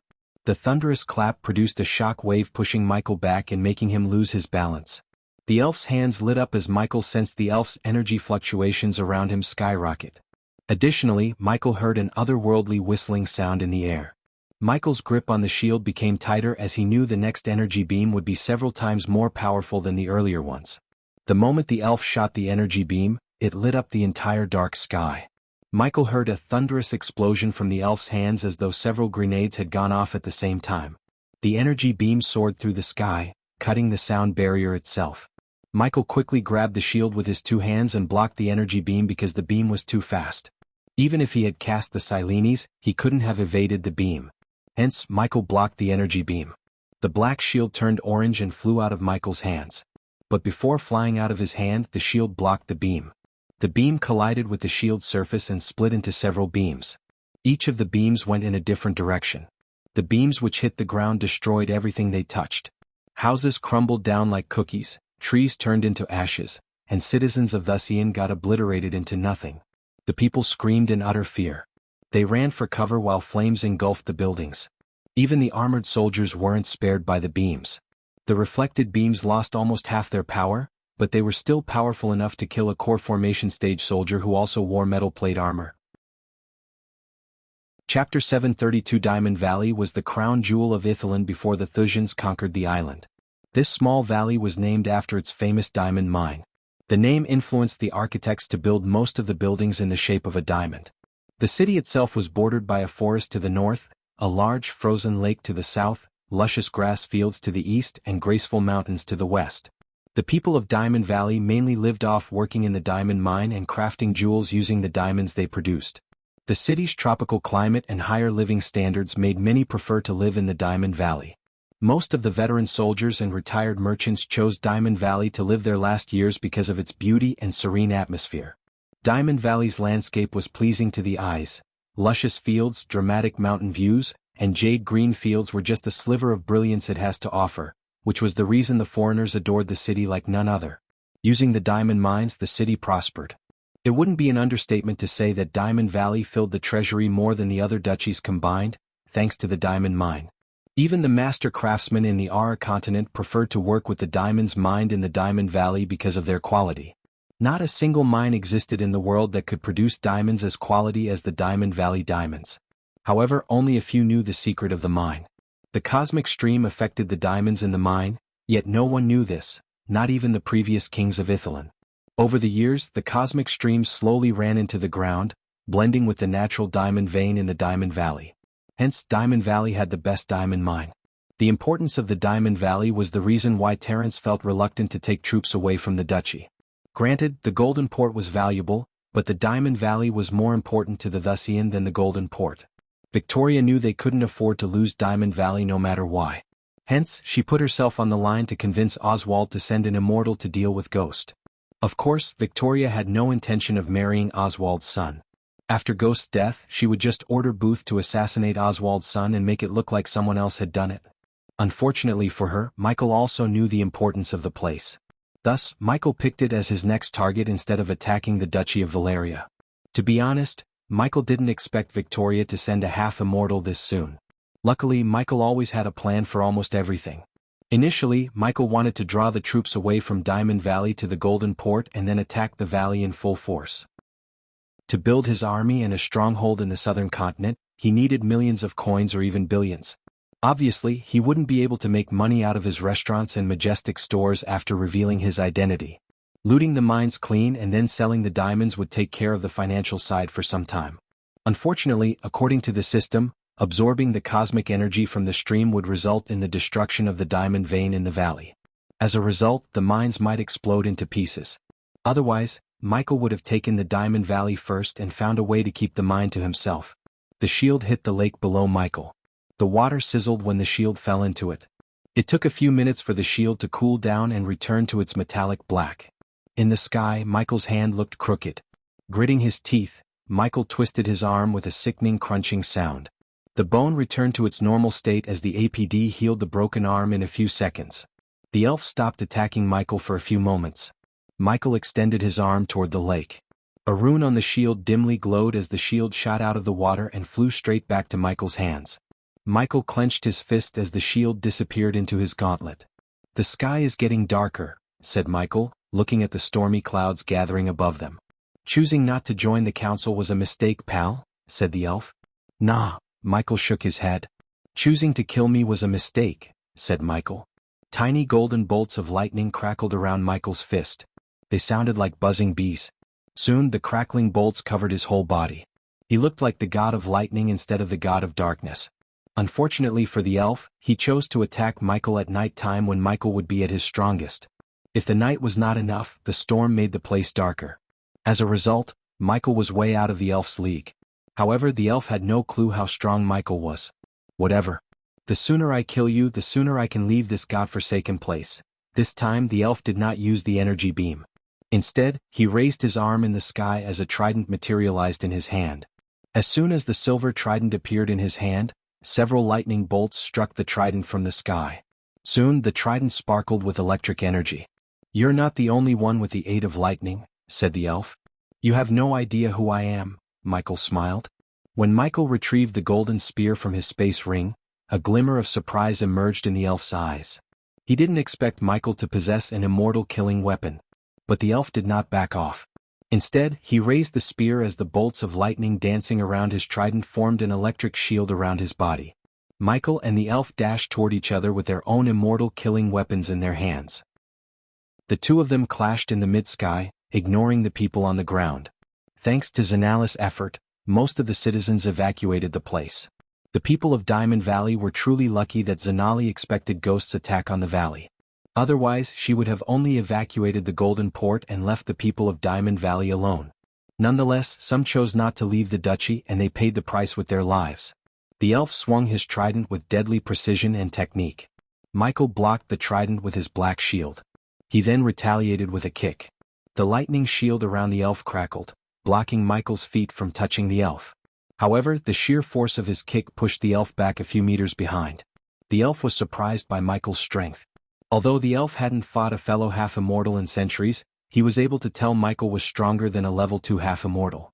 Michael quickly cast the lightning dash to move forward to close the gap between them. He stabbed the elf through the lightning shield. He almost penetrated the shield. The elf quickly managed to swat the spear away with his trident and pointed the trident at Michael. Several bolts of icy blue lightning bolts shot out from the trident. Instinctively, Michael clenched his fist, retrieving the black shield. The bolts of lightning bounced away but not before sending Michael flying several meters back. Before Michael could regain his balance, the elf raised his trident toward the sky.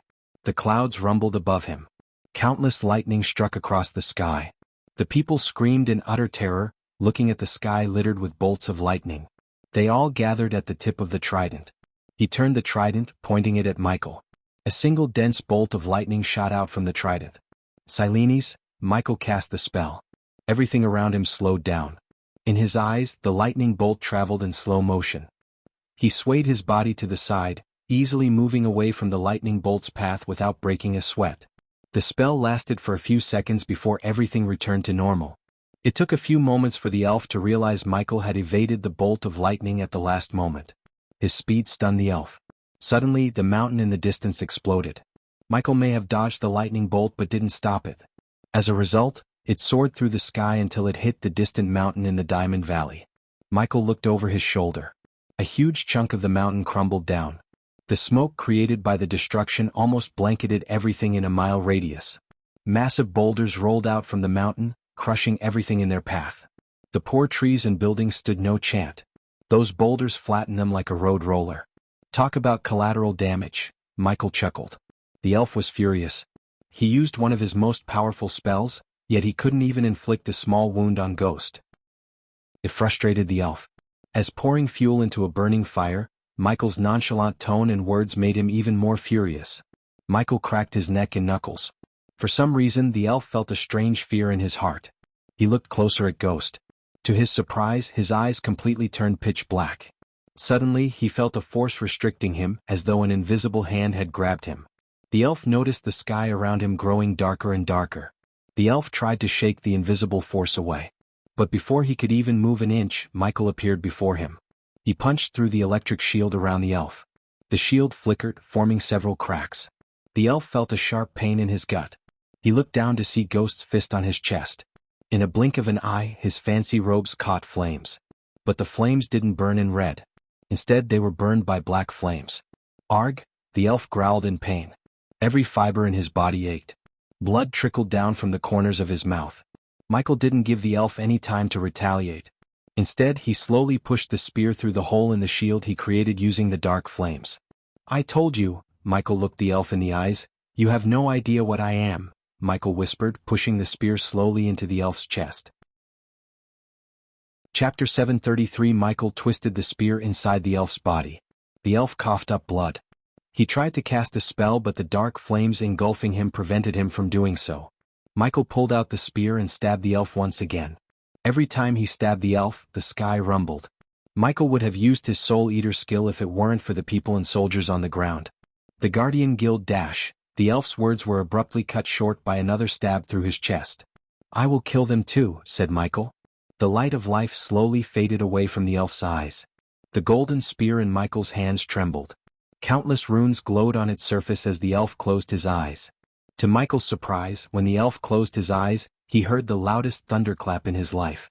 It shook the entire sky as he saw several cracks appear in the sky itself. Bright rays of light peeked through these cracks for a few seconds before they disappeared. Ding! Congratulations to the host for killing a half-immortal level 5 warrior. The reward is 1 million experience points and 30,000 badass points. Ding! Congratulations to the host for successfully being a badass. The reward is 20,000 badass points. Michael heard the system notification in his head.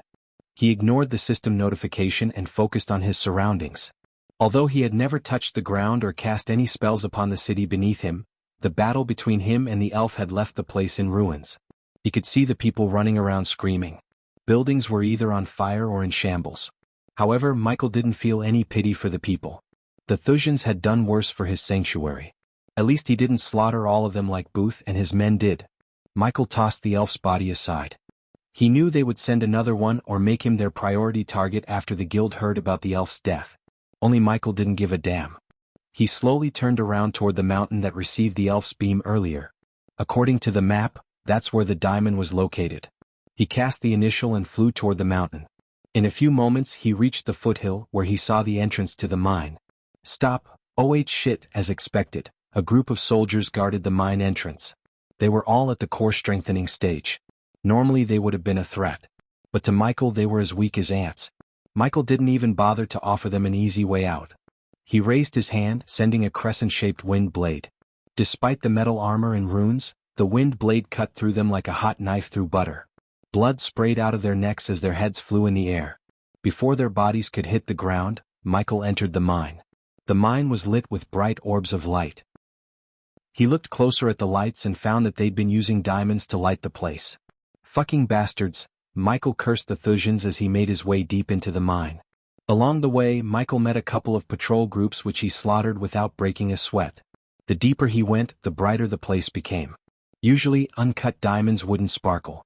However, the diamonds in the mine shine brighter than any normal diamond. Even without any light source, they radiated a bright light from within. Michael bent down and picked a rough-shaped diamond. It was surprisingly heavy. He could feel a tinge of strange energy coming from the stone. If he was right, this energy was cosmic energy. Typical cultivators had no chance of feeling the energy, but thanks to the system and his god's blood, he was able to do so. Azazel. Michael contacted Azazel through the earpiece. In a blink of an eye, Azazel appeared before Michael. "Clean the place out. I don't want any diamond lying around after you're done," ordered Michael. "As you wish, my lord." Leaving Azazel alone in the mine, Michael left the mine through the way he came in. To Michael's surprise, when he stepped out of the mine, he saw Zanali waiting for him at the mine entrance. Unlike before, she was in her battle armor. He was covered from neck to toe with shiny red armor. Countless tiny snakes were engraved within the armor. Her red hair fluted in the wind. Behind her, elven soldiers armed to the teeth waited for Michael. They all had the symbol of the Guardian Guild engraved on their chests. Michael turned his back on Zanali. He raised his hand as a bolt of lightning shot through the mine entrance. Immediately the cave collapsed. Huge boulders crumbled down, blocking the entrance. Michael slowly turned around. "You're coming with us, Ghost?" said Zanali. "And why would I do that?" Michael innocently tilted his head. "You harbored a wanted criminal?" Zanali surprised Michael. He thought Zanali was here to arrest him because he killed the elf. Without waiting for Ghost to respond, Zanali threw a scroll toward Michael. He caught the scroll and opened it to see the face of Gaia drawn on the scroll. It was her real face. "We have proof Elia is Gaia Ashton, the former princess of Nagaland. She is wanted for several crimes.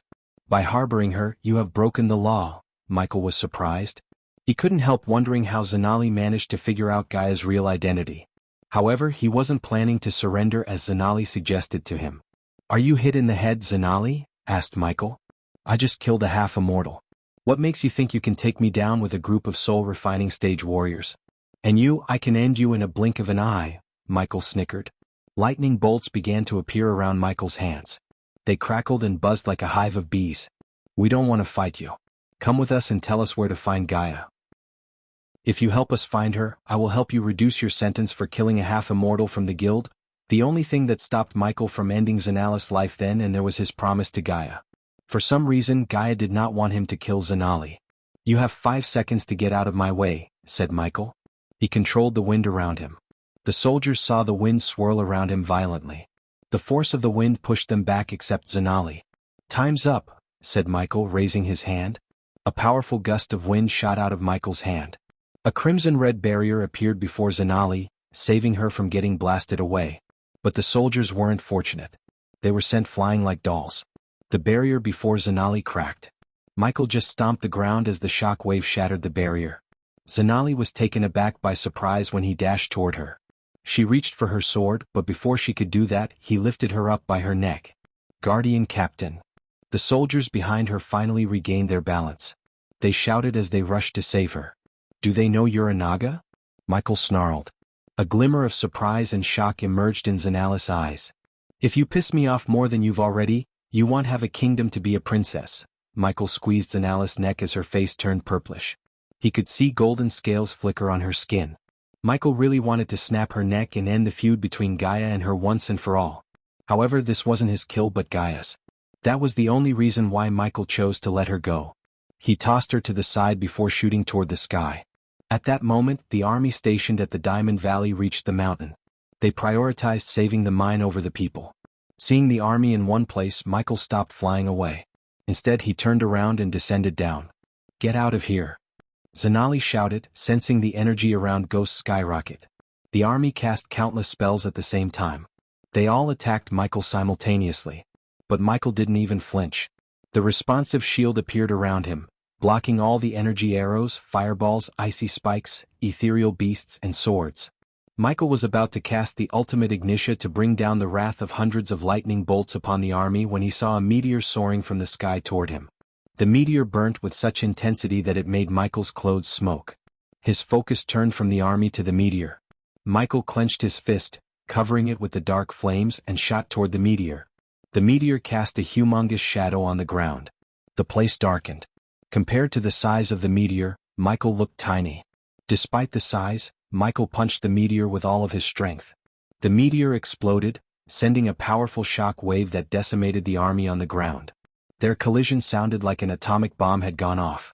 Many lost their hearing due to the thunderous explosion. The meteor exploded into pieces and they rained down upon the army. Michael grabbed 2 large pieces of fiery stones in midair and threw them at the person who cast the spell. His throw had enough force to kindle the flames more. The fiery boulders soared through the sky and hit General Zachary. Michael ignored the army as his killing intent went through the roof. He recalled the face of General Zachary. He was one of the men who accompanied Booth to the sanctuary. The moment Michael saw his face, his mind went blank as overwhelming rage occupied his mind. Michael dashed toward Zachary with lightning speed. Chapter 734. Is Ghost the Dark Lord? Michael didn't even stop to think about Zachary's plan. Zachary raised his hands as a stream of fire shot out of his hands. He hoped the first would stop Michael. However, Michael ignored the fire and appeared right in front of Zachary. Without giving Zachary time to react, Michael swung his fist. Zachary raised his hands instinctively to block Michael's punch. The moment the punch connected with Zachary's hands, his hands went numb. The force of the punch sent Zachary flying. Before Michael could attack him again, Austin brought down a huge metal pillar upon Michael's head. Michael swung his leg, kicking the metal pillar away. Austin lost control of the pillar. It was at least 12 meters long and 3 meters wide. Due to the force of Michael's kick, Austin lost control of the pillar. Michael grabbed the pillar and swung it like a cricket bat at Austin. On the ground, Zanali and her men barely survived the fiery boulders raining down from the sky. Her sight was littered with blood and mutated bodies. Everywhere she turned, she saw burning bodies and bleeding soldiers. Images of Gaia's terror flashed across Zanali's eyes. All these lives, Zanali mumbled. Her heart ached to see the lives lost. Although the Thusian soldier was just doing their job, Michael didn't spare them. In his eyes, they weren't innocent. This was war and everything was fair in a war. If Thusia was any other kingdom, Michael would have spared the soldiers because they did nothing wrong to him. But not Thusia. He would slaughter anyone who stands in his way of revenge against Thusia. General Austin and General Zachary hoped to slow down Ghost. Despite their soul refining stage cultivation, they were best of the best and cultivated using cosmic energy. Booth sent them to monitor his battle with the elf. In case Ghost had defeated the elf, Booth ordered them to engage Ghost. Both Booth and the general knew they wouldn't be able to kill Ghost, but their objective was to slow him down, not kill him. To Booth's surprise, Victoria suddenly announced that King Maxim Barnes would trigger his heavenly tribulation in a few hours. They wanted to prevent Ghost from attacking King Maxim Barnes during his heavenly tribulation when Maxim would be at his weakest. Any hindrance to the tribulation could take his life. Austin's eyes went wide when seeing Ghost moving toward him with godly speed. Even a veteran like him shivered at the sight of an angry half-immortal. Michael didn't give any time for Austin to cast a spell. Instead, he grabbed Austin by his neck, retrieved his black shield, and bashed the shield against Austin's face. "Where is your general? Is he hiding like a rat?" Michael asked Austin while beating him with the shield repeatedly. "You can't stop us," Austin grinned. His teeth were completely covered in blood. He even lost some of his teeth. Yet he grinned. One could see no signs of fear or pain on his face. Meanwhile, Noah finally landed on Thusia's capital. He rushed toward the castle. "Shit, the energy fluctuation in the atmosphere is all over the place." Noah heard Andreas' words in his head. "I can sense it too." Noah looked up at the sky. To his surprise, the snowfall had stopped. Instead, a dark, powerful storm was brewing in the sky above the capital. The storm was big enough to cover the capital and the Duchy of Valeria. It was not because of the battle between Michael and the elf but because of King Maxim Barnes. "Stop right there." Noah heard a group of soldiers shouting at him. He noticed countless soldiers standing around the castle, preventing anyone from entering the castle grounds. "I am Noah Winston, Guardian Captain." Noah retrieved a gold plate engraved with the Guardian Guild's crest. Every soldier around the castle ground wore metal plate armor engraved with intricate runes. They were all armed to the teeth. Noah instantly recognized the runes. He had no doubt that these runes were the handiwork of Edith. The soldiers looked at each other for a few moments. "No one is allowed to enter the castle ground." Finally, the soldier shook his head. "I don't have time for this." Noah raised his hand as a bright light flashed across the area. Suddenly, the soldiers' bodies tensed up. A gentle layer of light covered their bodies. They stood like statues without moving an inch. Noah leaped into the air and landed right before the castle door. The two soldiers flanking the door quickly raised their spears to attack Noah. But Noah unsheathed his sword and swung it before they could even move an inch. A powerful wave of light hit the soldiers in a flash and knocked them out instantly. Edith. Noah's domineering voice echoed through the air. His thunderous roar could be heard from every corner of the castle. The light petrification spell finally wore out as the soldiers rushed at Noah. They surrounded him from all directions. Luckily, Edith walked out of the castle door. "Stand down," Edith ordered the soldiers. "He's a friend," her voice swept across the soldiers. The soldiers reluctantly lowered their weapons. They didn't dare to piss off their princess best friend. "Return to your posts," Edith said. The soldiers slowly backed off, returning to their posts. When Noah approached her, she noticed a glimmer of uneasiness in his eyes. Coupled with the way Noah shouted at her and how he entered the castle created a bad feeling in Edith's gut. Her mind and heart both agreed that something bad had happened. "We need to talk somewhere private," said Noah. Edith had never heard Noah in such a serious mood. The usual alluring smile was nowhere to be found on his face. Edith quickly led him to her room in the castle. On their way, Noah didn't utter a word. "Where is your sister?" asked Noah. Edith closed the door behind her and looked surprised by Noah's sudden inquiry about her sister. He was one of the few who knew Layla Alden was her elder sister. Until now, Noah had never tried to get close to Layla using Edith as others would have. "She went to Valeria with the queen," answered Edith. "We need to find her," said Noah. "What happened, Noah? You seem worried." Edith gently placed her hand on Noah's shoulder. "Someone kidnapped the spirit child from the Rainbow Islands, Edith." Edith's heart skipped a beat. She couldn't believe what he had just said.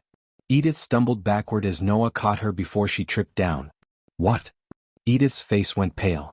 Noah didn't beat around the bush because he didn't have much time. The spirit child had a strong connection with the Dark Lord. It might be the only way for Noah to find out who is the Dark Lord behind the mask and bring him to the light from the dark. More than that, Noah wanted to save the child. "I was on the Rainbow Islands. Someone knocked out your sister's students and took the child," said Noah. But, Edith stuttered. Layla made her promise Edith wouldn't tell a soul about the spirit child or its father. This promise prevented Edith from uttering a single word. "We don't have time, Edith.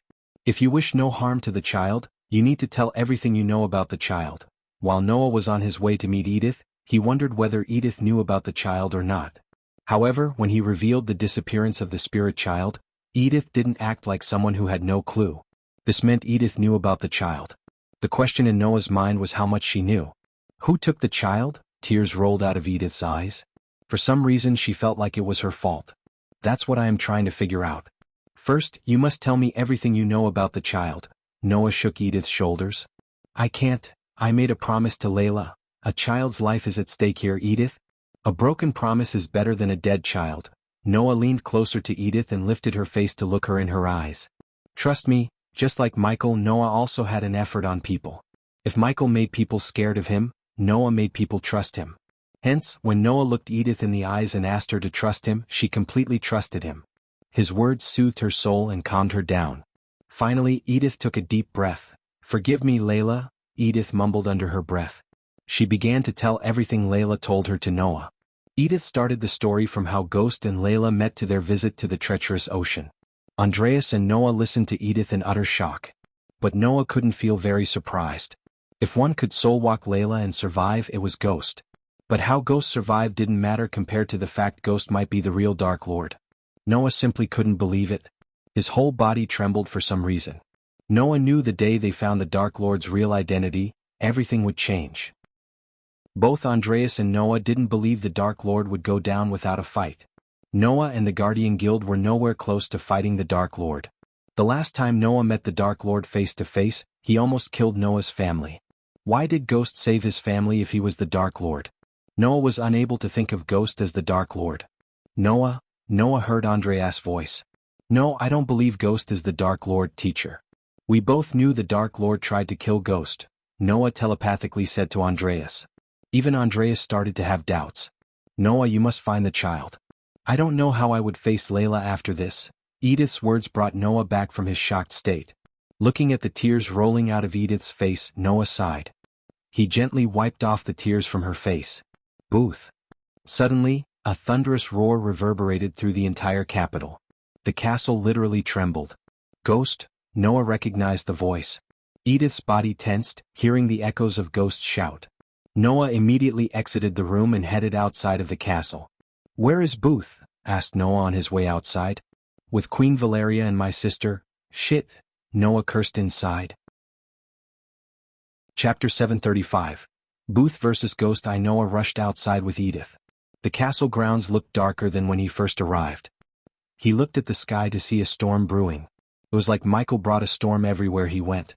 The reason for the storm was the energy radiation from Michael. It messed with nature itself. The soldier poised to defend the castle with their lives. However, Ghost seemed not to give a damn about the soldiers.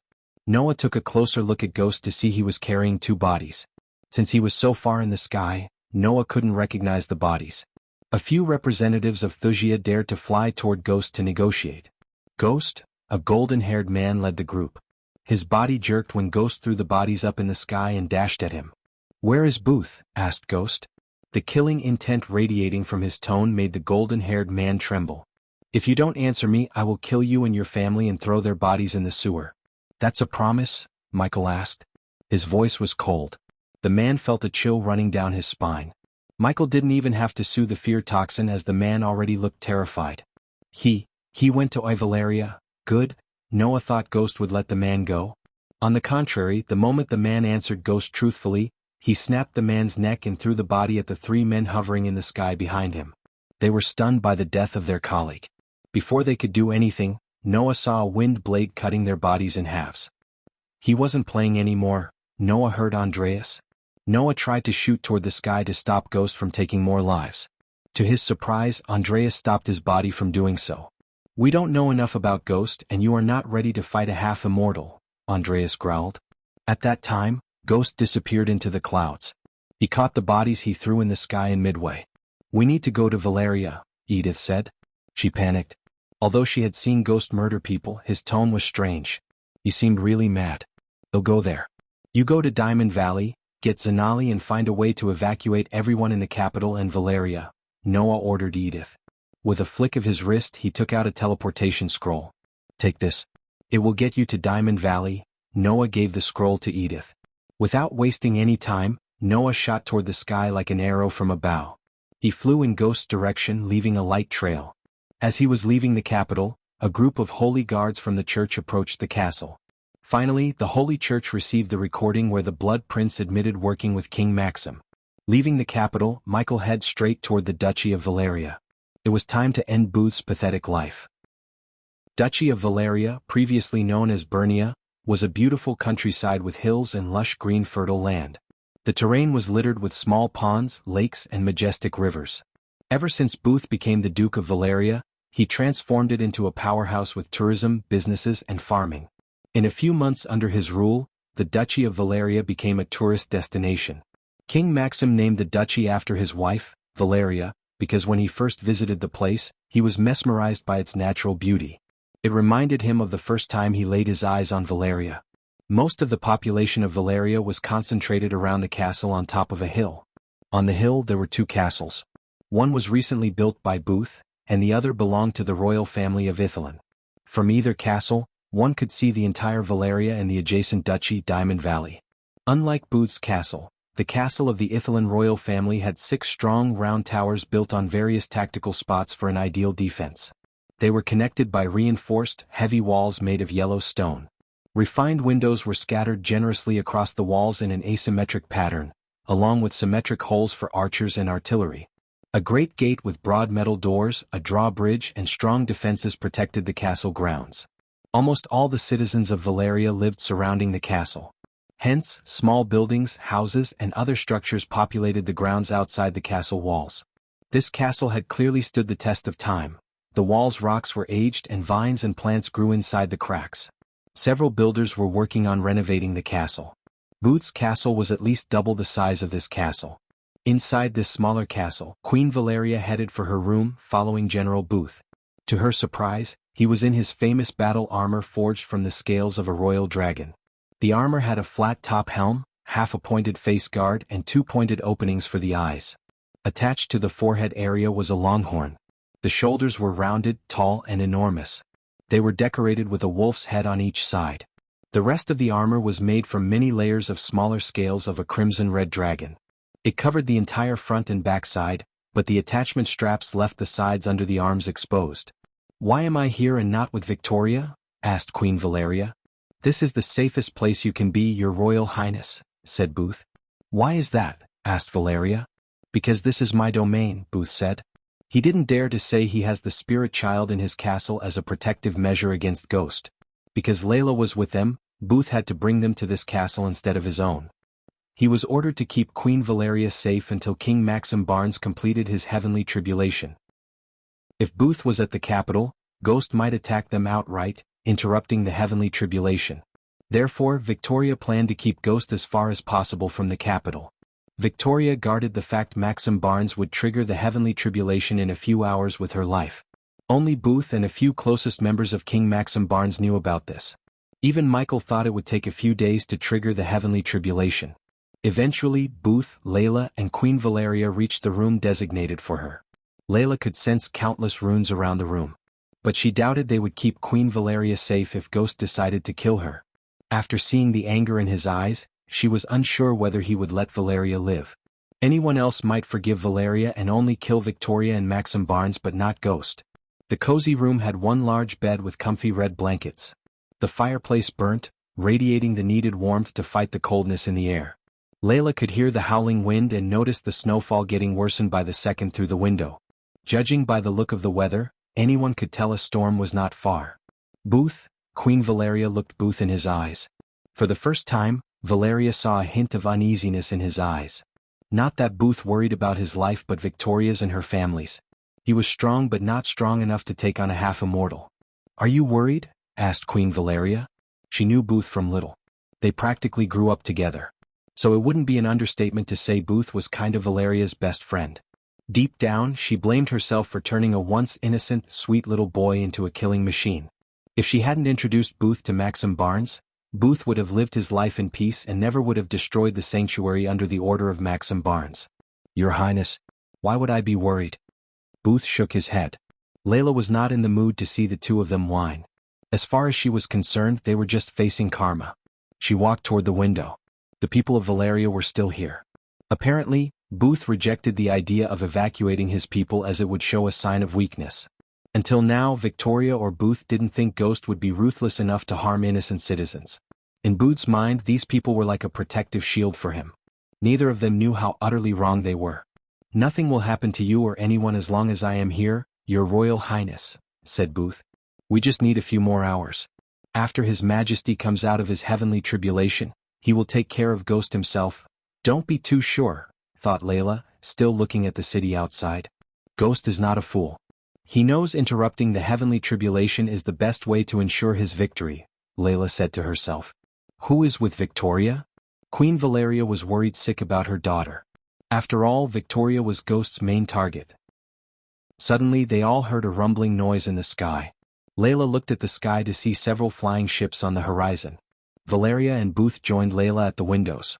Booth could vaguely see the symbol of Guardian Guild on the sails. The Guardians. Queen Valeria looked a bit relieved to see the Guardians finally making their appearance. At this point she could take any backup she receives. The flying ships slowly sailed toward the castle. Layla could count 12 ships. However, they didn't seem like they were built for war. Instead, these ships were built to carry large amounts of cargo. To be honest, Layla was surprised to see the Guardian ships.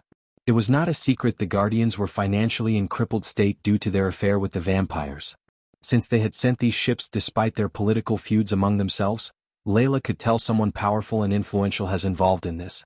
Mutrad stood on one of the ships. He was in Thusia to capture the Dark Lord as he received a piece of news that the Dark Lord would make his appearance in Thusia from an anonymous source. Since Mutrad had no other clues to follow, he had no choice but to come to Thusia.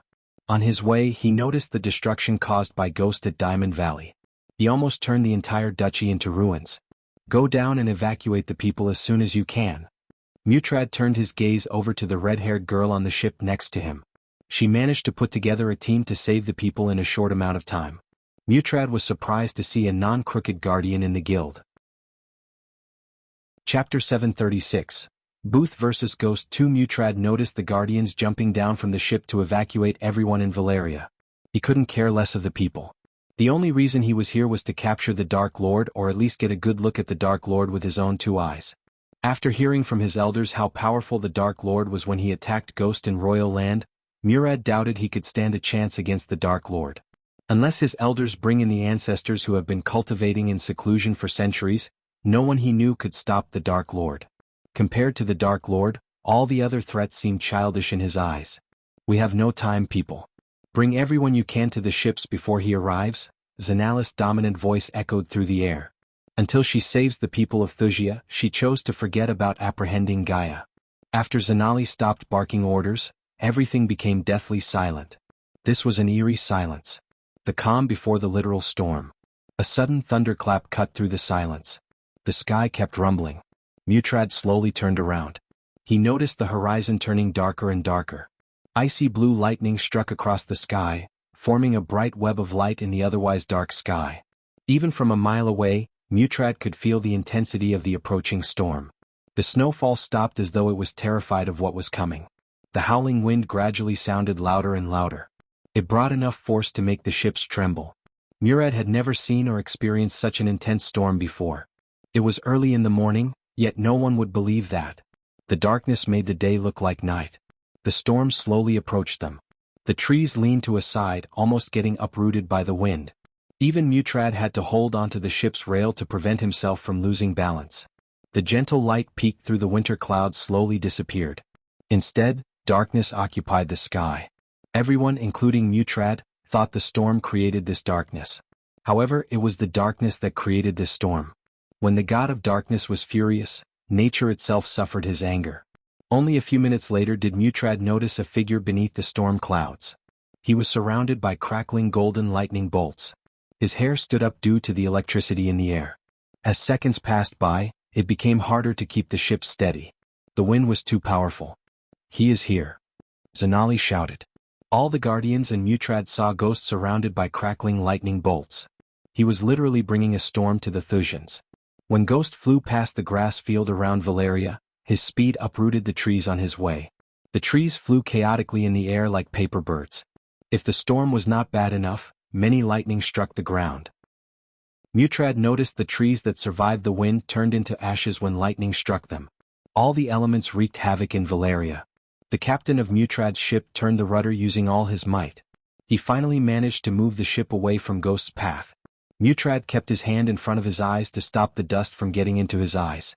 The closer Ghost got to them, the more violent the wind became. He only got a glimpse of Ghost before he flew past Mutrad's ship. Mutrad's ship barely managed to avoid him. Something trickled down Mutrad's cheek. He whipped it off and brought his hand before his eyes. Blood? Murad didn't think the blood came from his face. He closed his eyes for a moment, replaying the image of Ghost flying past him.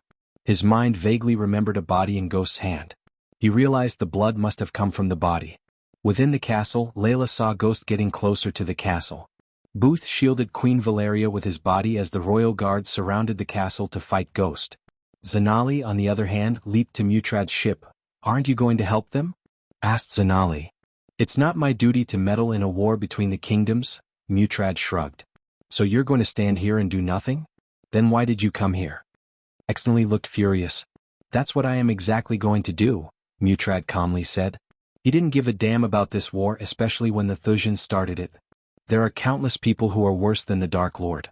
But you need him to be the hero. Zanali's words made Mutrad frown. She stood on the edge of the ship and turned her head slightly. "A true hero is one who chooses to save lives than fight his foe," said Zanali before diving down. At that moment, Edith and Noah appeared in the sky behind Booth's castle. The moment Noah arrived at Valeria, he was greeted by the approaching storm. He immediately raised his hand as a wave of light swept across the land, including the two castles. There, Noah pointed at the smaller castle behind Booth's castle. He and Edith rushed toward the castle. Many soldiers of Booth ascended to the sky to form a human shield around the castle. Mages began to cast barrier spells as a giant glowing dome appeared around the two castles. They hoped the energy shield would slow down Ghost. They were all ordered to keep Ghost busy for a few hours until their king finished his heavenly tribulation. Everyone hoped the heavenly tribulation would last for 5 days, like Ghost's heavenly tribulation.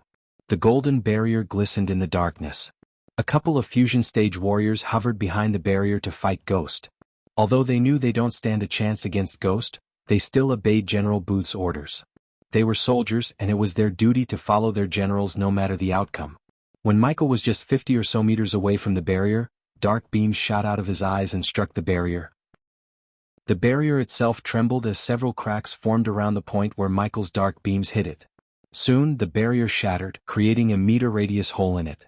Layla stepped aside from the windows, looking at something soaring through the air. The window shattered as something landed on the floor with a loud thud. "Arg!" Queen Valeria shouted. They all saw two bodies flayed off their skin lying on the ground. One body had the name Austin and the other had Zachary engraved and burnt in their chest. Booth had spent decades with Austin and Zachary. But at that moment she couldn't recognize either of them. Layla was stunned by how ruthlessly Ghost killed them.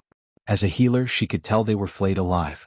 She never expected Ghost was capable of such violence and brutality. Booth!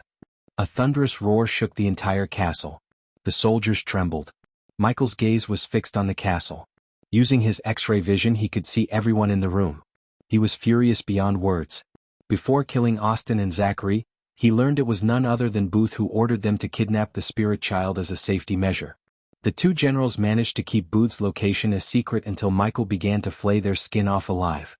Pity they didn't know the location where Booth is keeping the child. But Michael planned to extract the information from Booth one way or another. Seeing no one coming out of the castle, Michael clenched his fist. Immediately, golden bolts of lightning covered his fist. They crackled around his hand like buzzing bees. The mages poured their energy into their spells, strengthening the barrier. The hole created by Michael's eyes of doom slowly closed up. Michael raised both his hands toward the barrier as a lightning bolt shot out from each hand. The moment the lightning bolts hit the barrier trembled. Ripples appeared in the barrier. "If I come there, I will kill everyone inside," Michael threatened Booth. The mages sweated uncontrollably. All of them shivered, trying to keep the barrier intact. However, the barrier slowly lost its glow. Many cracks appeared in the barrier. His eyes slowly turned black before the dark beams shot out of his eyes. He used Ignitia and Eyes of Doom simultaneously. Instead of focusing the beams on where the lightning bolts hit, Michael armies the beams at one of the mages. Since the dark flames strengthened Eyes of Doom, it penetrated the golden barrier faster than the lightning bolts. "Jurj," a mage coughed up blood. He looked down to see the dark beams penetrating through his chest. He fell down from the sky dead. Another mage fell down from the sky with a hole in his chest. Michael's beam cut through the golden barrier and killed several mages.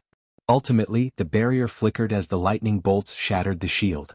Michael was about to enter the castle through the broken window when Booth decided to show himself. Finally, Michael and Booth met each other after almost 2 years. The last time they met, Booth almost beat Abras to death. However, when the two of them fought, Abras was mortally injured. It wasn't a fair fight just like now. The dark beams and the crackling lightning bolts disappeared from Michael's body. Silence once again enveloped the place. Only the howling wind dared to raise a sound. "Where is the child?" asked Michael. A devilish grin emerged on Booth's face. "Believe me when I say this, if you harm a single hair of anyone in the royal family, you won't find the child ever," said Booth. Noah watched their interaction from the ground. He was helping Zanali evacuate the people.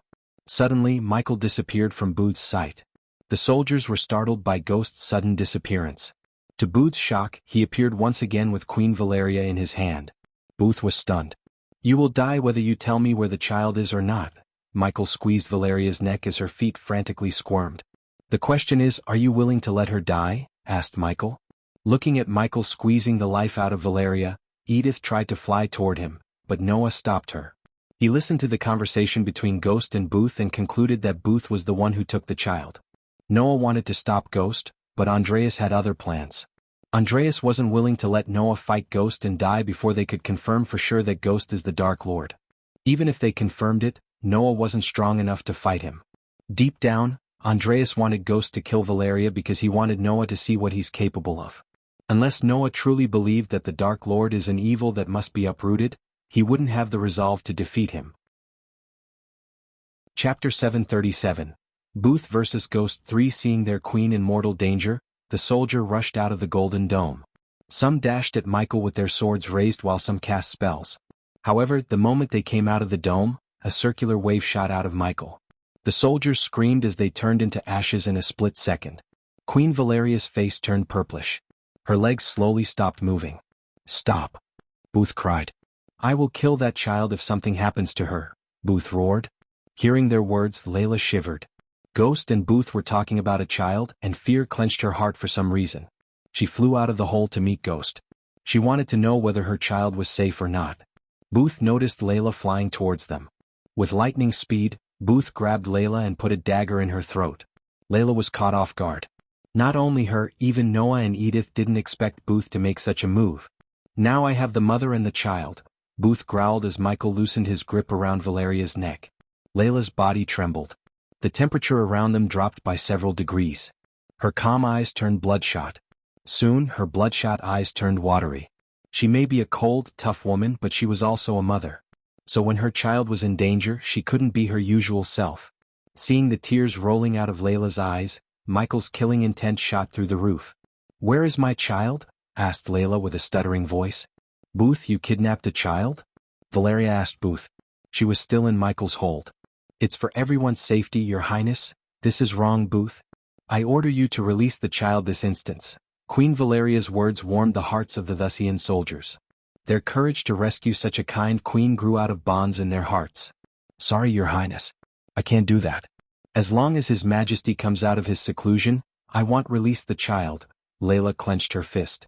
Michael realized she was trying to get out of Booth's hold. However, Michael looked Layla in the eyes, wordlessly telling her to stand down. Even if Michael controlled the spider on Layla's neck and made it bite Booth, there was a high chance of Booth cutting Layla's throat. The blade in Booth's hands was engraved with various runes. He couldn't take the risk of letting Booth cut her throat and then try to heal her. "Layla!" Suddenly they all heard a panicked voice. They looked in the voice's direction to see Edith and Noah ascending to the sky. "Let her go!" Edith screamed at Booth, but Booth didn't even look Edith in the eyes. "Are you happy now, Edith?" asked Michael. "You successfully endangered a child and your sister's life with your naivety and loyalty towards Thusia." Edith couldn't find a word to respond to Ghost. His voice was filled with such rage and anger that everyone around him felt it hard even to take a breath. "You cannot blame her for your fault," said Noah. "I can, when she was the one who forced Layla to tell her about the child, which led to one of his lackeys eavesdropping on their conversation," said Michael. Everyone calmed down. Zanali joined the scene. "We don't have to resort to violence. Just let Queen Valeria and Lady Alden go. We can find a peaceful solution to all this." Zanali tried to calm everyone down. She saw hundreds of soldiers around her. Once Ghost had started to wreak havoc, who could tell how many lives would be lost as collateral damage? "Booth, I am ordering as your queen. Let her go and release the child this instant." Queen Valeria raised her voice. However, Booth just shook his head. Layla looked at Michael. Every fiber in her body told her to fight back for her child's life, but Michael ordered her not to move an inch. "Trust me. I won't let anything happen to you or the child." Layla suddenly heard Michael's words in her head. She was shocked. Layla didn't know how he was able to talk to her telepathically despite her mental fortitude. "Don't try to be a hero, bitch. You stood there watching him slaughter people without lifting a finger. You incompetent fools could do nothing. The Guardians are just a waste of space," Booth growled. "You started this war," Zanali snarled. "And you did nothing then and you're doing nothing now," Booth snickered. Noah couldn't disagree with Booth because Booth was right. This was the reason why Noah decided to reform the Guardians from the ground up. It was once an institute that instigated peace and kept the world in order. Now, the Guardian Guild was nothing but a corrupted organization with a bunch of political snobs running the place to the ground. If he had been in charge of the Guardian Guild, he would have stopped Maxim Barnes from waging war against other kingdoms in the first place. But the guild let King Maxim Barnes do whatever he wanted, saying the guild had no right to meddle with the kingdom's affairs. This will end in only one way: the destruction of Thusia. "You just ensured the death of every single person you care for," said Michael. His words made every single Thusian soldier panic. "Please let her go," Edith pleaded as tears gushed out of her eyes. Michael noticed Noah slowly moving his hands behind his back. Noah looked at Michael from the corner of his eyes as though he was trying to say something. Michael could tell Noah was about to cast a spell to stop Booth. Although Noah was his mortal enemy, Michael knew Noah wasn't incompetent. Hence, Michael trusted Noah to get Layla out of Booth's hold. Everyone stood still without even lifting a finger. Layla felt the cold blade against her throat. The orb of light shined brighter and bright behind Noah's back. Noah made a fist and released his index finger, then his middle finger as though he was counting. Michael noticed his fingers, and when Noah released his ring finger, completing the count of 3, a bright light flashed across the sky. The light petrified everyone that it touched except Michael. In a blink of an eye, Noah dashed at Booth, grabbed Layla, and dashed away from him. Everything happened in a split second. Unfortunately, the petrification lasted long for only a second on Booth. He didn't even realize what had just happened. His eyes widened seeing Layla with Noah. Noah immediately tried to dash toward Ghost to save Valeria, but he was too slow. Michael tightened his grip around Valeria's neck as her head exploded into a bloody red mist. No! Booth's roar echoed through the sky and made the entire kingdom tremble. Valeria's blood splashed across Noah's face, turning his white robes red. The soldiers were stunned by the brutal yet sudden death of Queen Valeria. Her lifeless corpse slowly fell down into the sky. Without wasting any second, Michael dashed at Booth. Wind blast! He cast a spell while moving toward Booth and blasted away everyone around him, including Noah. Noah was thrown off balance and so was everyone. Booth and Michael clashed in the middle. Michael didn't cast any spells but used his fists to beat Booth. The two of them flew through the castle. Boulders and stones crumbled down as they cut through the castle. Michael punched Booth without holding back.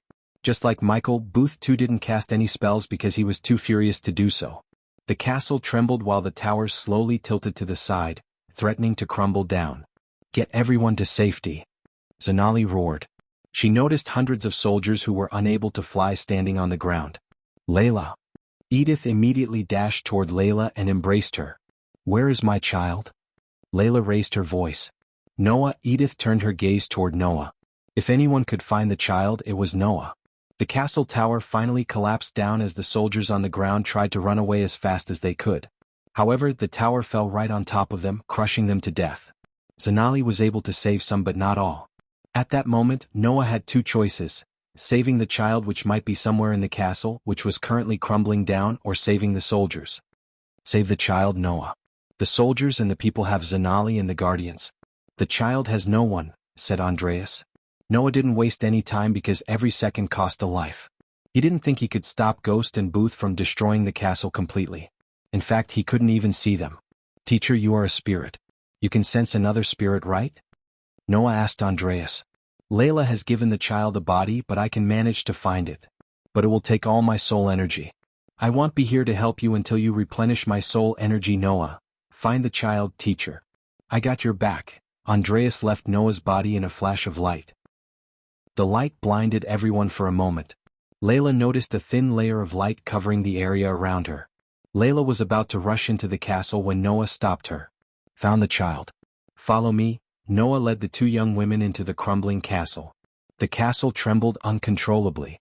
The interior of the castle was in a mess. All the portraits fell off the wall and many pathways were blocked by broken walls. Some parts even caught on fire.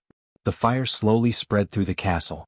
While following the light trail only Noah could see, he saw his path was blocked by boulders. With a single punch, Noah destroyed the boulders, clearing the path. Noah could still feel the effects of the battle between Ghost and Booth. The screams of the soldiers from the outside echoed through the castle walls. Many who were trapped in the castle ultimately lost their lives. Even with several dozen guardians and Zanali, they couldn't save all the Thujans. Noah wanted to stop hearing the cries for help. The echoes of their howls made Noah tremble with anger and helplessness. How far? Edith asked. We are getting closer, said Noah. He led the girls into the dungeon. Many of the steps crumbled down in front of their eyes. The torches lit the dark path to the underground dungeon. The area sickened Layla. She couldn't even imagine what her child is feeling in a place like this. They climbed down the spiral steps as fast as they could. Suddenly, the wall nearby shattered, almost robbing them of their balance. A powerful gust of wind went from one end to another. Noah could swear it was Ghost and Booth fighting like madmen. They endangered the life of the child trapped within the underground prison because of their anger. Harry!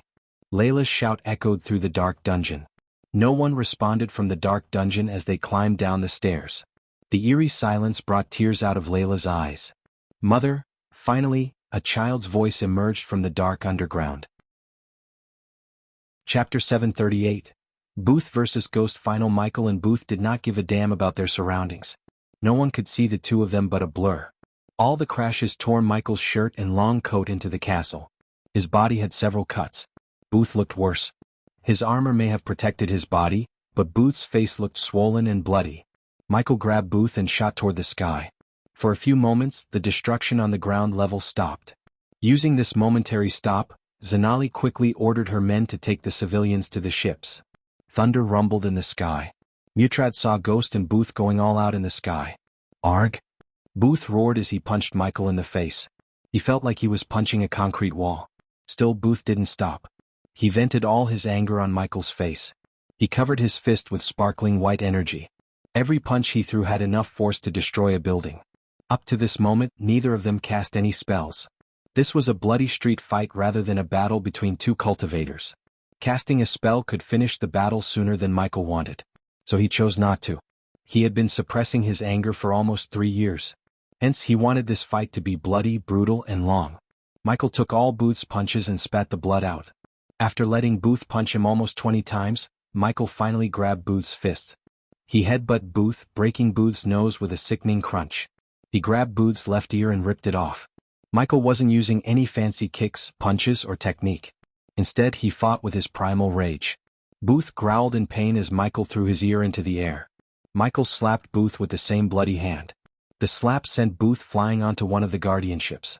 All the captains realized it was too dangerous to stay afloat near the two of them. Booth crashed onto the ship, making the ship tremble violently. Michael shot toward Booth with the intention of stomping his chest. Booth managed to roll away at the last second, barely evading Ghost's feet. Michael's feet broke through the upper deck as he got stuck. Booth kicked Michael on the back of his head. When his leg made contact with Michael's head, it created a clattering sound as though Booth had kicked a metal pillar. Even though Michael was a half-immortal, a light flashed across his eyes. The cosmic energy made Booth extremely powerful. If Michael hadn't reached level 8 of the half-immortal stage, Booth would have had the chance to really hurt Michael. The Guardians panicked seeing Michael and Booth on their ship. Every time Booth kicked Ghost, the ship swayed left and right. The captain could barely keep the ship afloat. Michael suddenly grabbed Booth's leg and shot toward the sky from the ship. He swung Booth against the ship's sail mast with enough force to split the mast in half. Booth coughed up blood as Michael picked up the broken sail mast. It was at least 10 feet long, thick log, and he brought it down on Booth. Booth was on the ground. He blocked the sail mast instinctively. Mutrad quickly held onto the rails tighter. The sail mast hit Booth with such force that it split the entire ship in half. Seeing the strength of a half-immortal freaked out Mutrad. He had heard about how strong a half-immortal could be, but seeing it with his own eyes stunned him. He lifted the sail mast and hit Booth like it was a stick. When the Guardians built the ship, it took 5 fusion stage cultivators to raise the sail mast, yet Michael lifted it with his one hand. Booth's dragon armor cracked. The destruction of the ship caused a dust cloud. All the Guardians on the ship flew away, but the poor souls who weren't at the core formation stage fell to their death. Their cries still echoed through the air. Michael shook his body with pure rage as all the cuts on his body closed up. He tore off the shirt and long coat and threw them away. After getting hit by the mast, Booth fell through the crack. From the ground, Zanali saw 2 giant halves of the ship soaring down the sky. She immediately shot toward the sky to destroy the 2 halves before they hit the ground. To Zanali's shock, Ghost grabbed the edge of the 2 halves. He lifted them up. Mutrad was completely caught off guard. His eyes widened.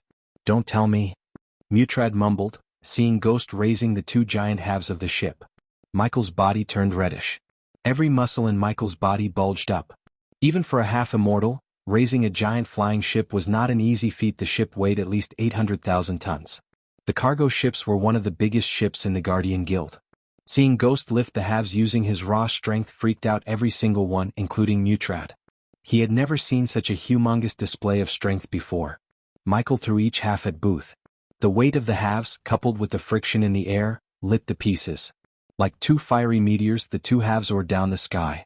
Booth's eyes widened. He wanted to fly away, but the injury he sustained prevented him from doing so. The first half hit Booth and the second one hit the first half, doubling the speed. The combined pieces soared down the sky and finally hit the ground. The moment they landed on the ground, the collision force formed a crater with a half-a-mile radius. The shock wave destroyed everything in another half-mile radius from the crater. The ground itself formed cracks in all directions. Half of the duchy was turned into a ruin by Michael and Booth. Still, Michael wasn't done with Booth. He dashed down from the sky to find Booth among the debris. Under all the rubble, Booth remained still. He couldn't move a muscle. The images of him and Valeria playing as children flashed across his eyes. When death was at his doorstep, Booth regretted many of his life's decisions. The biggest regret was not taking a brass head. One head cost another. He could see Valeria's kind and gentle smile. She did nothing wrong. Among everyone in the royal family, she was the only one who tried to stop Maxim Barnes from slaughtering everyone in the sanctuary. Instead, she opted for diplomatic relations with the sanctuary. She didn't deserve to die, Booth mumbled. Wake up. You have to save my daughter. Booth heard Valeria's voice in his head. Strangely, the voice sent a bolt of electricity through Booth's body. He felt revitalized. The light of life immediately returned to his eyes. His mind sent cosmic energy to every corner of his body and healed his wounds from within. The magical cosmic energy came to Booth's aid once again. Booth roared, lifting the debris up just enough for him to roll away. The debris flew in all directions as Booth punched through them. Once again Booth and Ghost clashed in midair. Even after suffering so many devastating attacks, Booth fought like an enraged beast. His ferociousness surprised Mutrad. The two of them once again shot toward the castle grounds at lightning-quick speed. They kept exchanging blows while flying at high speed. Finally they landed on the ground. At that time Noah exited the castle. He saw Ghost holding Booth's head against the ground and flying forward. Michael scraped Booth's face using the ground. He suddenly threw Booth up high and flew toward him. In the mid-sky, crackling lightning bolts coiled around Michael's fist. He punched Booth toward the ground. Even though cosmic energy revitalized Booth's body and gave him the strength to fight, Michael was too strong. Cosmic energy couldn't close the gap between them. A thunderous shock wave pulsated in the sky after Michael punched Booth. Blood and spit flew out of Booth's face. The dragon armor he wore completely shattered, revealing Booth's blood-stained body. The houses that were fortunate to survive the initial shockwaves when Michael and Booth destroyed the castle crumbled down. When Michael landed beside Booth, not a single building in Valeria remained intact. Their battle left the duchy in ruins. Smoke and cries of people filled the air. Everywhere Noah turned, he saw nothing but destruction. The sky itself split open, pouring down rain to put out the flames. Yet, Michael's eyes still glimmered with rage and killing intent. He slowly walked toward Booth, who tried to crawl away. To the rain that stopped the flames from engulfing the duchy, it failed to put out the fire within Michael's heart. The anger within burned as hot as ever. Most of the Thusian soldiers who guarded the duchy were either on the guardianships or under the rumbles. Even the guardians trembled to even look Ghost in the eyes. They had never seen such a devastating battle in their lives. The duchy seemed like a violent storm had passed by. Noah took a step forward to stop Ghost from killing Booth. Whatever Booth had done, killing him wasn't justice but murder. However, Noah felt dizzy. The world around him began to spin.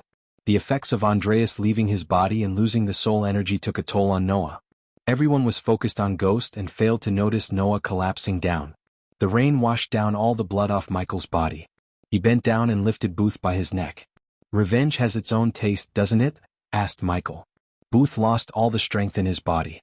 Booth's handsome face was completely messed up by Michael. Half of his face had no skin whatsoever. "I am the vengeance of 158 people you brutally murdered in front of my eyes." Michael slowly squeezed Booth's neck. "Valeria's death is nothing compared to what I do to Victoria," said Michael. No one dared to utter a word or even take a step forward. "Take solace in knowing you will meet everyone you care for in the afterlife soon." Michael grabbed Booth's head. The people felt a chill running down their spine when they heard flesh tearing. In a few seconds, Ghost ripped off Booth's head from his body. Blood gushed out of the neck, splashing on Ghost's body. Zanali took a step back in utter fear seeing the severed head in Ghost's hand. The fact that Gaia might come seeking revenge with the monster before her eyes scared the shit out of Zanali. Michael dropped the head and stepped on it, crushing it into a paste. He turned his gaze toward Booth's headless body. He left the body untouched to let Victoria and the whole world see what would happen if someone crossed his path. Chapter 739. Vampire Problem. After Michael left the Duchy of Valeria, the Guardians were tasked to rescue the people stuck under the ruins and make a report of all the casualties. Normally, the kingdom itself would do that. However, the current circumstances put the Guardians in charge.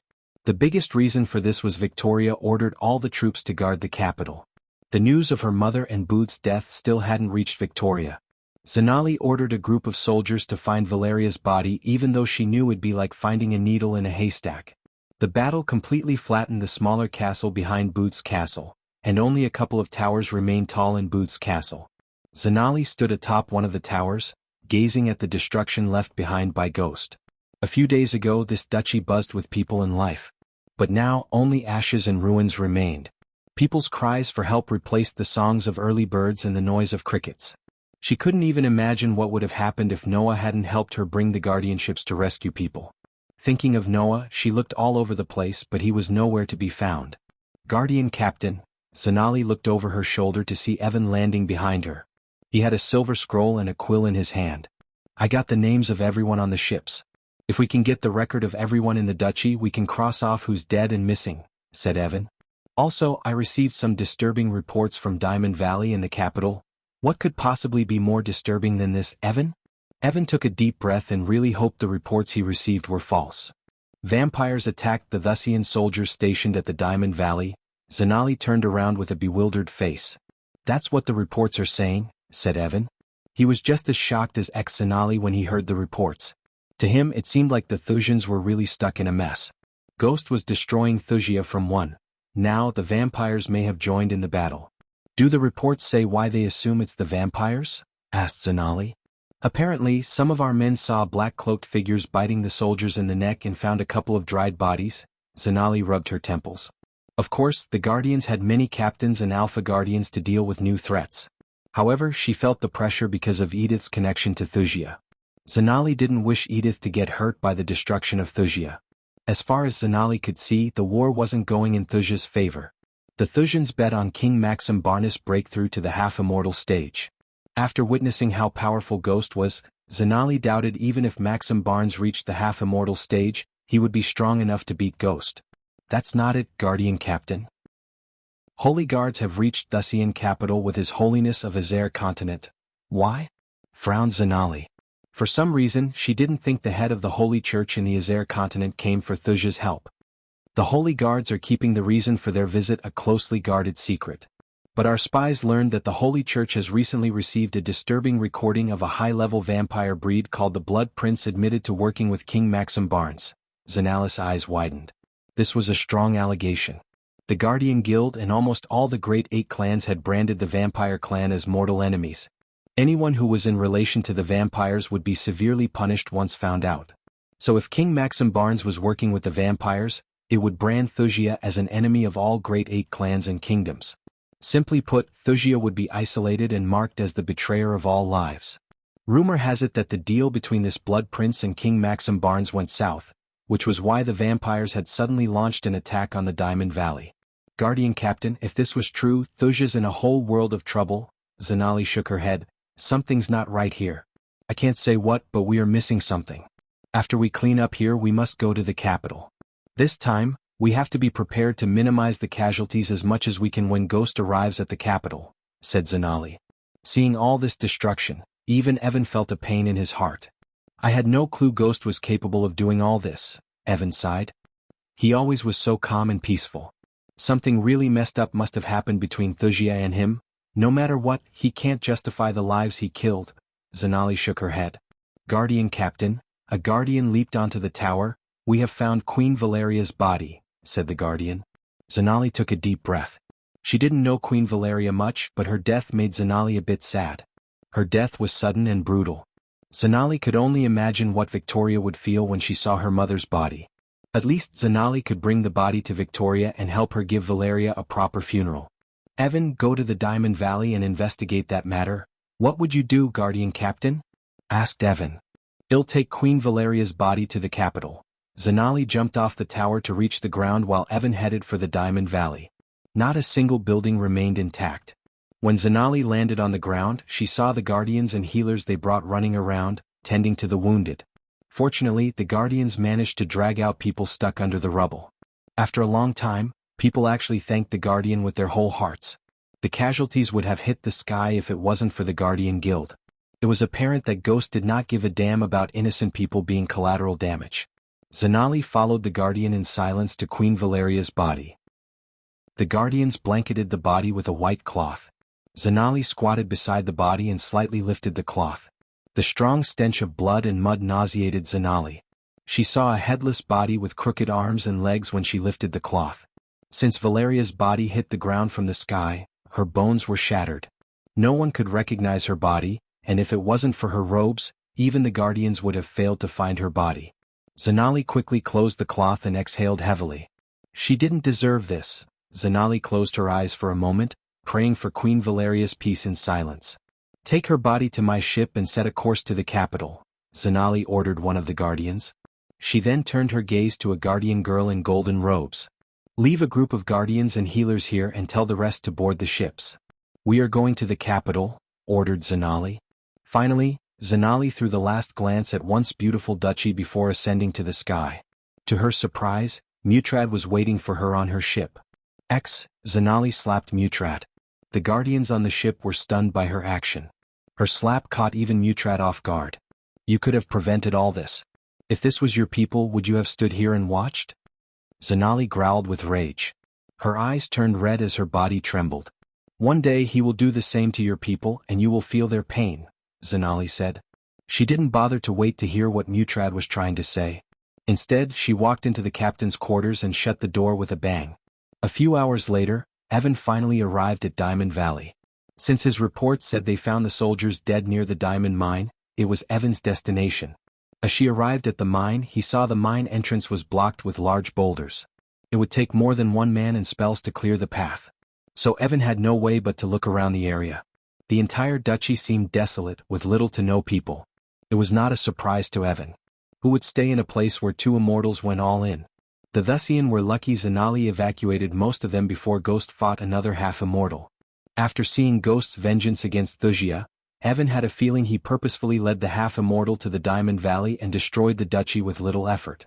Evan, a smile emerged on his face when Evan heard the gentle yet dominant voice. He slowly turned around to see Victoria walking toward him.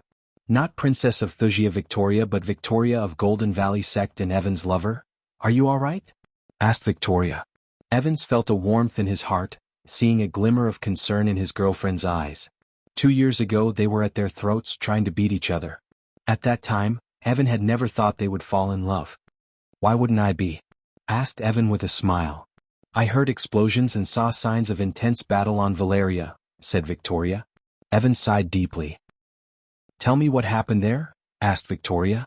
Seeing no reason to hide what had transpired on Valeria, Evan began to tell everything he had seen and heard that Ghost did. A few minutes later, drops of sweat appeared on Victoria's forehead. She felt a chill running down her spine.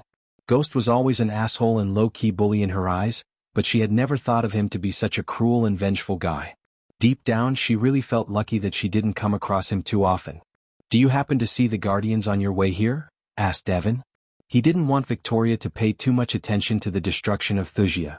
Yeah, they set a temporary campsite over there. Victoria led Evan to their campsite where the Guardians preserved the bodies of the Thusian soldiers. Where is Zanali? Asked Victoria, leading Evan to the campsite. Went to hand over Queen Valeria's body to the princess. Man, I really feel bad for her, said Evan. So even after all this, no one is willing to stop Ghost? But what's the history between him and Thusia? He must have some kind of reason to go crazy on them, said Victoria. Although she hated Ghost even more after hearing Evan, she couldn't help wondering about the reason behind his vengeance against Thusia. In fact, every single newspaper and sect had the same question. Eventually, the two of them reached an open barren land with a large tent erected in the middle. Evan nodded at his fellow guardians around the tent and followed Victoria into it. The moment he stepped into the tent, he was welcomed by a shocking sight. Chapter 740. Back with a vengeance. A couple of guardians stood around a wooden table, covering their faces with cloth masks. To Evan's surprise, he saw a shriveled body that looked like it had been in the ground for at least 50 or so years. Surprisingly, the body didn't reek. Evan slowly stepped toward the body. It's the vampires, Evan, said Victoria. She unsheathed her sword and moved the dead Boda's head to the side. She pointed her sword at the neck as Evan saw a bite mark on the neck. Despite the shriveled mummified body, the bite was distinguishable. How many bodies? Asked Evan with a deep frown. 12. We sent the rest to the guild for further examination. But it's definitely the work of vampires. Witnesses claimed they saw suspicious black-robed figures in the woods a few hours before the attack, said Victoria. Do you think it's a pre-planned attack? Asked Evan as Victoria nodded. I hate to be Princess Victoria now. If Ghost wasn't enough, they now have a vampire problem, Victoria sighed. Have you tried to clear the rubbles blocking the entrance to the mine? We tried to use some spells but no use. I am afraid we might collapse the entire mine if we continue to do so. I don't think it's smart to clear the mine without King Maxim's or Princess Victoria's permission, said Victoria. Evan's gaze swept across the tent as the fellow guardians seemed to agree with Victoria. Sometime later, Zanali finally reached the outskirts of Thuja's capital. The snowfall took a turn for the worse and threatened the kingdom with a violent blizzard. The howling wind and the thunder rumbling created an ominous feeling. Zanali stood atop her ship, looking at the golden energy dome around the entire capital. Countless chakras and runes glowed within the dome. The Thusian soldiers constantly patrolled the air inside and outside the dome while armored soldiers guarded the ground inside. The dome covered the noble district adjacent to the castle and left the commoner house unguarded. The streets and houses seemed empty to Zanali. As the guardian ships were getting closer to the capital, a group of crimson-robed mages flew straight toward Zanali's ship. Halt! Zanali raised her hand as the ships came to a halt. She waited for the mages to approach her. The capital is close for everyone, the mage who led the group said in a thick voice. He was an old man in his late 70s. With a long white beard, a pointy hat, and a staff in his hands made him look like a wizard out of a storybook. Despite his look, the old man's eyes glimmered with power. "We are here to help you evacuate the citizens to safety," said Zanali. "No need, Her Royal Highness has already taken care of that. Now, if the guardians have nothing more, please leave the kingdom." Zanali didn't like the mage's attitude, not even for a bit. However, she controlled her emotions. "I want to meet your princess or Edith. Tell them Zanali is here to see them." "Miss Edith has yet to return from Valeria," said the mage. Zanali was surprised to hear his answer. The mage and the men behind him looked clueless about what had happened in Valeria. "How long have you been inside the dome?" asked Zanali. 2 days, the mage answered with an annoyed look on his face. His tone was so unwelcoming. "I am sorry to be the bearer of bad news. The Duchy of Valeria is no more. It's destroyed by ghost." The mage was stunned. "Please tell Princess Victoria to come and receive the body of her mother, Queen Valeria." The mages trembled. For a few moments no one uttered a word. Silence fell over them. Zanali hated to break the news about Queen Valeria's death to them. To be honest, she thought Edith would be the one to reveal the news. However, it seemed like Edith didn't come to the capital. The last time Zanali saw Edith, she was leaving Valeria with Layla Alden. She thought Layla and Edith were heading for the capital. If they didn't come here, where did they go? Zanali questioned herself. "I don't believe you." "Her Highness was with General Booth," the mage stuttered. It was obvious that Zanali Victoria had put the capital under lockdown. Since Booth or anyone made it back to the capital, they were oblivious to everything that had happened in Valeria. Still, Zanali couldn't believe a powerful kingdom like this had been reduced to such a sorry state. "He's dead. Ghost killed them both," said Zanali. "And he's probably on his way here, so why don't you go back inside and tell the princess? Let her receive her mother's body for God's sake." Zanali's voice turned colder. "Guardians." Zanali raised her voice as a couple of guardians came running to her. "Bring Queen Valeria and General Booth's bodies." The mages were in a kind of shocked state. They waited for the guardians to bring the bodies covered in white cloth in silence. Seeing the bodies, the old mage descended from the sky, landing on the ship. He squatted beside the bodies. The old mage swallowed. Sweat drops broke out on his face. Zanali even noticed the mage's hands shivering. Slowly he lifted off the cloth. For a brief moment the mage couldn't recognize the body. But eventually he saw the gold necklace on Valeria's body. He closed his eyes as a golden chakra appeared on the mage's hand. The small chakra floated toward Valeria's body before shining its light on the pendant.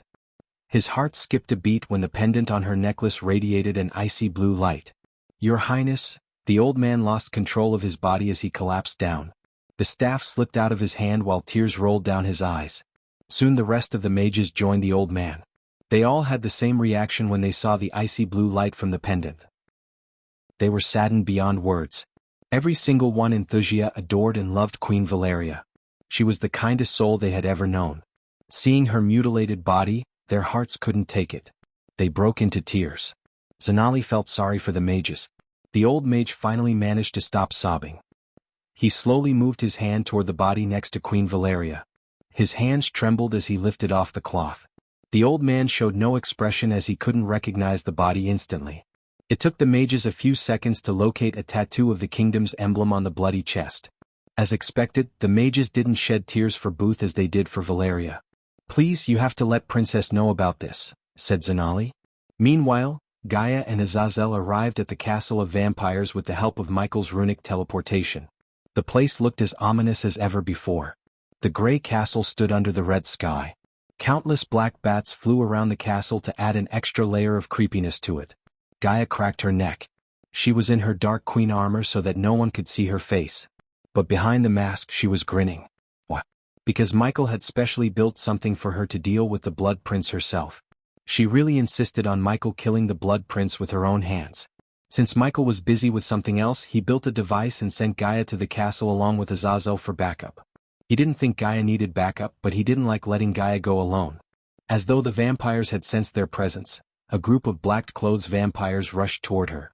"Magnificent creatures," Azazel exclaimed. The vampires had long black hair, fangs protruding out of their mouths and pale faces. Their speed was beyond any average cultivator. They moved like the wind. Gaia didn't even move a finger. She waited for the vampires to get close with her hands folded. "Stop!" Suddenly Saber's voice echoed through the desolate, barren grounds. The vampires immediately halted their steps. Gaia looked up at the sky to see Saber slowly descending down. Unlike the rest of the vampires, Saber did not cover his face with a dark hood. In fact, Saber's face glowed with delight. "Dark Queen," Saber dropped to his one knee. "How is your life free of any weakness?" asked Gaia. "It's a gift I won't forget forever, Dark Queen," Saber bowed. He had been trying to find a cure for the vampire's weakness for sunlight for ages. He lost count of how many people he had killed, how many ruins he ventured into, and how many scrolls he had collected throughout the years. He literally put his blood and sweat into finding a cure. Yet, the Dark Lord offered him the solution in the form of a potion in exchange for his loyalty. Saber had no problem bending his knee before a god who could change the fate of his entire race in a few minutes. Of course, the Dark Lord's promise to make him the leader of the entire vampire clan played a big part in Saber's decision to serve the Dark Lord. "Rise," Gaia gestured at Saber to stand up. Saber glanced at the man behind the Dark Queen with devilish wings and crimson red eyes. Although he seemed calm, Saber sensed an overwhelming power from the man. Saber didn't think he could win against this man in a direct battle. The Dark Lord's power truly freaked out Saber. He felt agreeing to serve the Dark Lord was the best decision he had made in his life. He just hoped Trista would follow his steps instead of opposing the Dark Lord. On the contrary, he didn't even think about Ingram serving the Dark Lord. Unlike Trista and him, Ingram was an old-school vampire. He would rather die than serve the Dark Lord. "This is Azazel." "Azazel, this is Saber." Gaia introduced them to each other before walking toward the castle entrance. The vampires looked totally confused. They had never seen their master bend his knee before anyone. However, they were too afraid to question Saber. Hence, they just followed their master, the woman in black armor and the man with wings. Gaia climbed the stairs like a queen, guarded by vampires. Saber himself opened the steel door, letting her in. The vampires who saw the sudden appearance of Saber with Gaia and Azazel were caught off guard. They looked confused just like the vampires behind Saber. She followed Saber with her hands behind her back. On her way, she looked around the dimly lit castle. "This place could use a bit of touch-up and a lot of chandeliers," commented Gaia. Some of Trista's vampires slipped into the darkness to inform their mistress. Saber noticed that yet did nothing to stop them. Since Gaia was in no hurry to meet the Blood Prince, she took her sweet time exploring the castle. She often stopped to look at the portraits, rooms and even made some comments about how a vampire should really dress. Eventually, Gaia reached the meeting hall with the big round stone table in the center. The last time she came here, the Blood Prince almost killed Michael with a single punch. At that moment, the seats were empty. Instead of waiting for the elder vampires to arrive, Gaia climbed on the table and sat with one leg atop another. "I'd be really disappointed if the Blood Prince isn't here," said Gaia. Chapter 741. The Blood Prince meets the Dark Queen. Gaia calmly waited for the Blood Prince. Despite the vampires surrounding them, Saber saw no signs of fear in Azazel's eyes. The vampires cowered in the shadows. Since Saber and Elder brought them to their castle, the vampires dared not to raise a finger. However, they all waited for the Blood Prince to appear, wondering what he would do when he saw these new guests. After a while, a new group of vampires entered the castle. Unlike the vampires that welcomed them, these looked like savages. They wore nothing but black tunics to cover their privates and painted themselves with blood. The moment they entered the hall, The strong stench of blood nauseated Azazel's senses. The black-clothed vampires took a step back, making way for this new group. Gaia noticed a sliver of disgust in the black-robed vampire's eyes. Judging by how the two groups hissed at each other, it was obvious to Gaia that they hated each other. Something told Gaia this new breed of vampire belonged to the Blood Prince. Soon, the hall began to tremble as Gaia heard heavy footsteps. The temperature in the room slowly rose. Saber took a step to the side. His eyes glimmered with fear. All the vampires knelt down when they saw the Blood Prince. But the Blood Prince himself trembled with fury looking at Gaia. The Blood Prince looked a bit weaker and lacked an arm since Michael ripped it off. Thanks to the dark flames, the Blood Prince could not heal or regrow his limb. Seeing how brazenly the woman sits on the table, the Blood Prince's killing intent shot through the roof. At the same time, the smell of their blood mesmerized him as though he was slowly getting high by the aroma. He knew one thing for sure: these two weren't humans. How does the Blood Prince win a battle?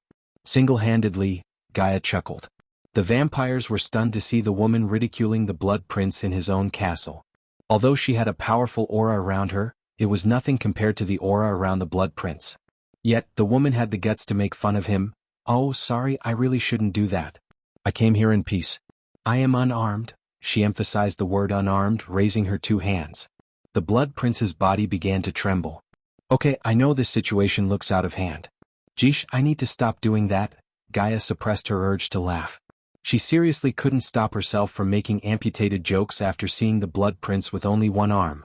The Blood Prince couldn't take any more as he tried to dash at Gaia.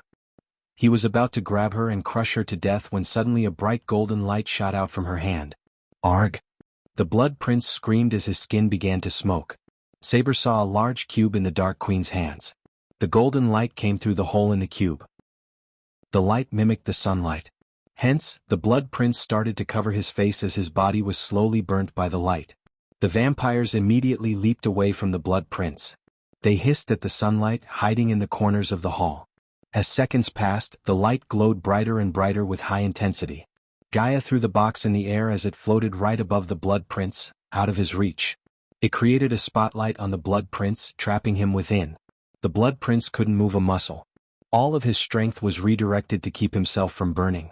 Although the sunlight wasn't enough to kill a half-immortal like the Blood Prince, the longer he was exposed to the sunlight, the higher the chance of his body entering into a slumber to recover. It would take centuries for the Blood Prince's body to head, and that too if he was kept in complete darkness. The Blood Prince roared. "Who are you?" The Blood Prince managed to growl. "Stop, it hurts." Gaia didn't give a damn about the Blood Prince's pain. In fact, she wanted him to suffer before he died. Plus, she wanted the vampires to witness absolute power so they would follow the Dark Lord with loyalty and fear. "This is what happens when you mess with the wrong people," said Gaia. "Saber," she turned her gaze towards Saber. "Why don't you show your gift to everyone in the room?" Saber nodded. Everyone locked their gazes with Saber as he slowly walked toward the spotlight and the Blood Prince. On his way, Saber rolled his sleeves to his elbow. Under everyone's gazes, Saber put his exposed hand into the light.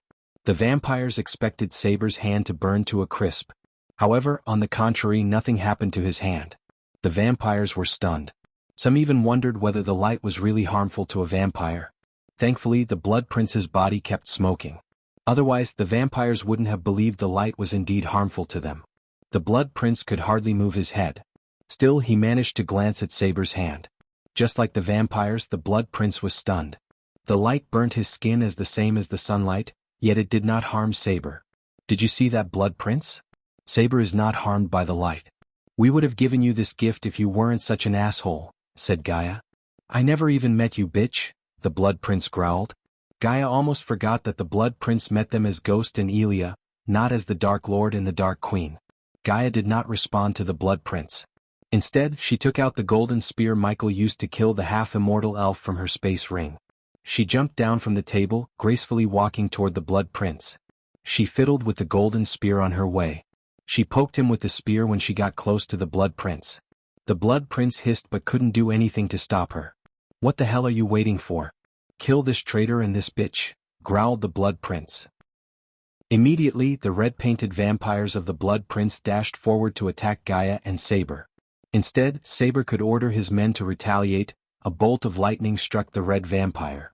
The bolt flew past Saber's face, sending a chill down his spine. The bolt struck the vampire and penetrated his head.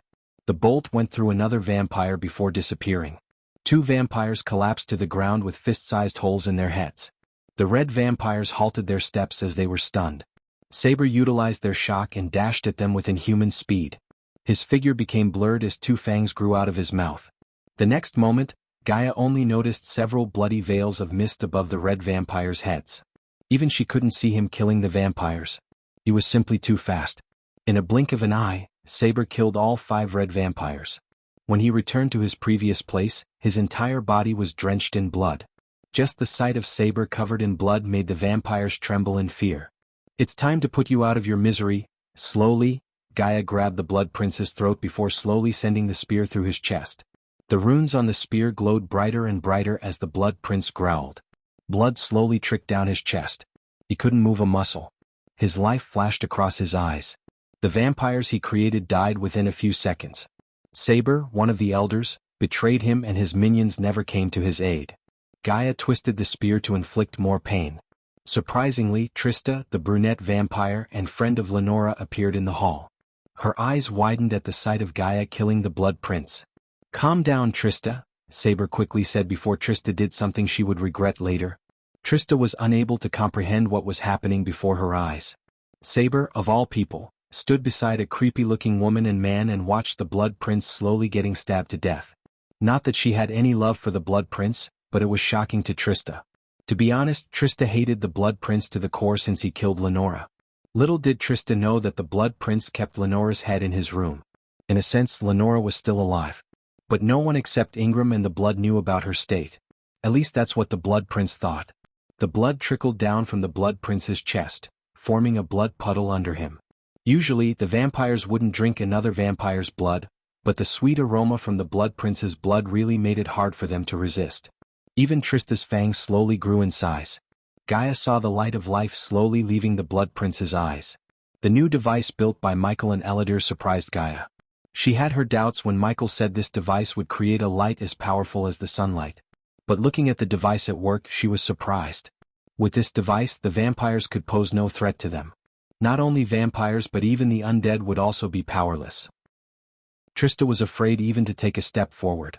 She stood at the entrance with the rest of the vampires. At that moment, Gaia slowly drew the spear out of the Blood Prince's chest.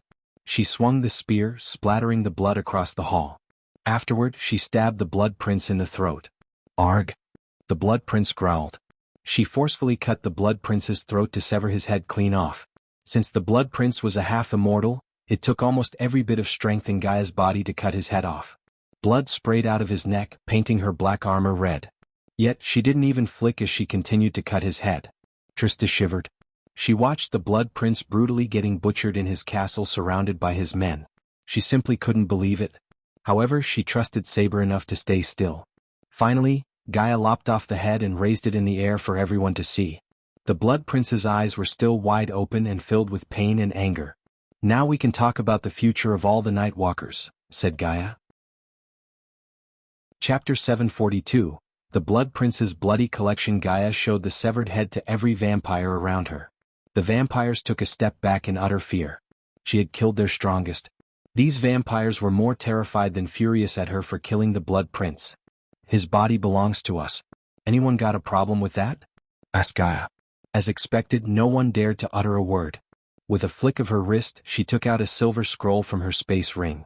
She put a sliver of arch energy as the runes glowed within the scroll. The next moment, a bright light enveloped the Blood Prince's body and disappeared along with the body. "Everyone, please leave the hall," said Saber. The vampires looked a bit flustered for a few moments, but ultimately they left the room, leaving Trista behind. "Azazel, look around the castle and get the feel of the layout." "As you wish, my lady." Azazel deep bowed before leaving the hall. Gaia sat down on the chair facing Saber. "You can take your seat beside Saber." Gaia gestured at Trista to sit. The brunette vampire looked confused. Despite being one of the oldest and the most powerful elder vampires, Trista couldn't help feeling weak in front of the black-armored woman. "You want to know what the fuck just happened, right?" Gaia asked Trista. Trista slowly nodded. "I think it's better if Saber explained everything to you." Gaia turned her gaze toward Saber. She patiently waited for Saber to tell everything that had happened after he met Ghost to give an immortal killing weapon to him as part of their deal. 2 days ago, Saber took out an immortal killing weapon from his personal collection. He went to meet Ghost but met the Dark Lord instead. At first, Saber was completely off guard. Everyone in the vampire clan was terrified of the Dark Lord. So when Saber saw him, he thought he was going to battle the Dark Lord for his life. However, the Dark Lord revealed his identity and shocked Saber. It was Ghost. He offered Saber something he couldn't refuse: immortality and a permanent solution for the sunlight problem. The Dark Lord kept his word as he gave more potions to Saber. But he also offered a permanent solution if Saber was willing to serve him. When Saber felt reluctant to agree to bend his knee, the Dark Lord attacked him. Compared to a half-immortal, Saber was weak. He couldn't even react in time before the Dark Lord injected a potion into his neck. Saber lost consciousness. To his utter shock, he woke up on a beach in Royal Land. The sun didn't hurt him at all. Furthermore, he didn't feel his bloodlust at all, even when there were bleeding humans before him. Only then did he realize the Dark Lord wasn't lying about a permanent solution. Saber had never felt so powerful in his life. At that moment, Saber could see his kind's bright future. Without a weakness to the sun and blood craving, they had the chance to become a whole new powerful breed. This new power came at the cost of Saber and his kind following the Dark Lord. The Dark Lord exposed their existence because Haken was stupid enough to try to kill him. The Dark Lord explained how similar his kind and he is. The vampires drew power from darkness, and the Dark Lord was the god of darkness. In a way, the vampires were born to follow him. Saber felt the true extent of the Dark Lord's power when he turned the day into night. His power grew out of bounds. After everything was said and done, following the Dark Lord seemed to be the best option. Therefore, Saber agreed to serve the Dark Lord. Saber had a feeling choosing otherwise would mean the death of him and his kind. But Saber focused on more positive things. When Saber finished his story, Trista was in complete shock. First, she still couldn't believe Saber could survive the sunlight. Second, she never expected Ghost to be the Dark Lord, and Saber agreed to serve him. Although Saber was an elder like her, he was more of a leader than an elder. Ingram, the oldest vampire who should offer guidance, was always absent when they needed him. Hence, Saber became a leader of the elders. Now Trista had to make the choice of whether to follow Saber and thus by following the Dark Lord or not. Gaia noticed a sliver of reluctance in Trista's eyes. She was truly amazed at how easily Michael could predict others' behavior. He told her Trista would be hesitant to join them or even chose not to. There was a reason why Gaia brought Azazel to the castle. She was expecting Azazel to return with something that could make Trista come to the dark side. Any moment now. Gaia mumbled under her breath. A few minutes later, Azazel finally showed up in the hall. He had a sack in his hand. He handed over the sack to Gaia as Saber and Trista smelled blood in the air. "Where did you find this, Azazel?" asked Gaia as though she had no idea. She wanted to entertain Trista and Saber. "In the Blood Prince's room. I found several others but I thought you would want to see this," said Azazel. Trista and Saber curiously stared at the sack. Trista looked at Saber with doubtful eyes. Judging by the look on his face, Trista could tell Saber had no clue of what was inside the sack. Under their curious eyes, Gaia slowly pulled the sack up. Surprisingly, they saw a head when she removed the sack. Their surprise soon turned into utter shock as they recognized the head. It was none other than their fellow elder Lenora. "Lenora!" Trista shouted in shock. The last time she saw Lenora, she was a puppy mess under the feet of the Blood Prince. She didn't find her head because Trista thought the Blood Prince crushed it with his foot. Lenora's eyes and mouth slowly moved, but no words came out of her mouth. The Blood Prince was a sick psychopath who kept the heads of vampires on a shelf as his personal collection. Thanks to Michael's spiders all over the vampire castle, Azazel learned this juicy information about the Blood Prince. The one who should have protected you had a secret collection. He was keeping heads of your kind in his closet. "Talk about skeletons in a closet," Gaia exclaimed. Gaia handed over the head to Azazel and gestured at him to give the head to Trista. Azazel gently grabbed the head. Trista shivered, looking at her best friend's severed head. Her hands trembled as he took the head from Azazel. Her head was cut off from her body and kept in a cold place for too long. I'd give it a day or two before her brain completely shuts off. "He was a sick bastard," said Gaia. "He gave just enough blood to keep her barely alive." "Lenora?" Trista's eyes watered for the first time in a long time. Anger and sadness overwhelmed her heart. She couldn't see her best friend like this. "My lady, is there a way for us to heal Lenora?" asked Saber. Even he felt pity for Lenora after seeing her like this. Plus, helping the Dark Queen kill the Blood Prince seemed like the best decision in his mind. That depends on Trista. Hearing Gaia, Trista slowly raised her head. You want me to serve you just like Saber? Asked Trista. Bingo. You're a smart girl. That's why we are hoping you will join us and change this world. Trust me, this is not some fancy word or offer. We actually have a god with us. As you can see, only a god can bring Lenora back to life. So what's it gonna be? Saber placed his hand on Trista's shoulder, wordlessly reassuring her to make the same choice as him. To be honest, Trista saw no cons of serving the Dark Lord. If it was before, Trista would have refused to bend her knees. But after what happened with the Blood Prince, she realized even the elders were just pawns. What made the difference was what kind of pawns they would be. At least serving the Dark Lord came with perks and a chance to heal Lenora back to life. I'd follow you, but only if you heal her, said Trista. Saber was shocked. The Dark Lord and the Dark Queen were not the kind of people one should negotiate with. To his surprise, the Dark Queen chuckled. As I said, you're a smart one. Constructing a body for her will take time. But as a gesture of faith, I can ask the Dark Lord to heal her head. You'll be able to talk to your friend. We will heal her completely once we are confident you have no ulterior motives or doubts about serving us. How about that? Gaia paused for a moment before continuing. You have no other option, really? You can say yes and see your friend again, or you can say goodbyes to her. Either way, it's time to make your choice, said Gaia. Trista stared between Lenora's head and Saber. Saber nodded as Trista took a deep breath. You want me to kneel before you? Asked Trista, rising from her seat with Lenora's head in her hands. No need. The Dark Lord will arrive and you can do that before him. Saber was surprised. He didn't know the purpose of the Dark Lord's visit to the vampire castle. But one thing was sure, the fate of the vampires would change forever from today. Saber, the Dark Lord would like to meet the head of your experiments and research projects. Bring that one here, Saber nodded. As for Trista, why don't you go there and take a look at the Blood Prince's collection? I feel like you should know how wrong of you all to follow a Blood Prince without knowing their nature.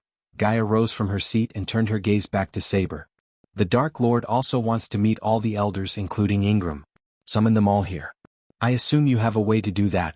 Yes, my lady, said Saber. Great. I'll see you in 5 hours with the Dark Lord. Try to convince your minions about the new hierarchy. Only those who fully deserve will get the gift from the Dark Lord.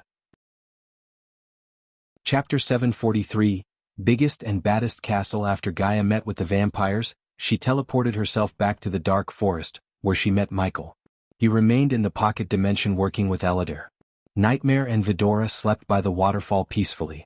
When she entered the place, she saw Michael staring at a map. What are you looking at? Asked Gaia. She slowly removed her black skull mask and put it on the table. One of my armor pieces. Michael pointed at a small island in the southern continent. He used 200,000 badass points to find out one of his armor pieces. This armor was crafted by the Dark Lord and sent to the future using a time machine. Michael had no idea how difficult this task was. All he knew was his past self did this by using the system. Are we going to get this before or after we destroy Thusia? Asked Gaia. After. I am heading to the capital at dawn, said Michael. He preferred to attack Thusia when there was no sunlight. The darkness would greatly increase his power. Not that Michael wanted any power boost to kill Victoria. However, Michael liked to be at his strongest. How was your meeting with the vampires? Asked Michael. When as we planned. I just gave my word you'd be able to make Lenora's head talk before we completely heal her. That's doable. My lady, you finished off the Blood Prince? Asked Eladir. Michael was surprised to see the glimmer of excitement in the dark elf's eyes.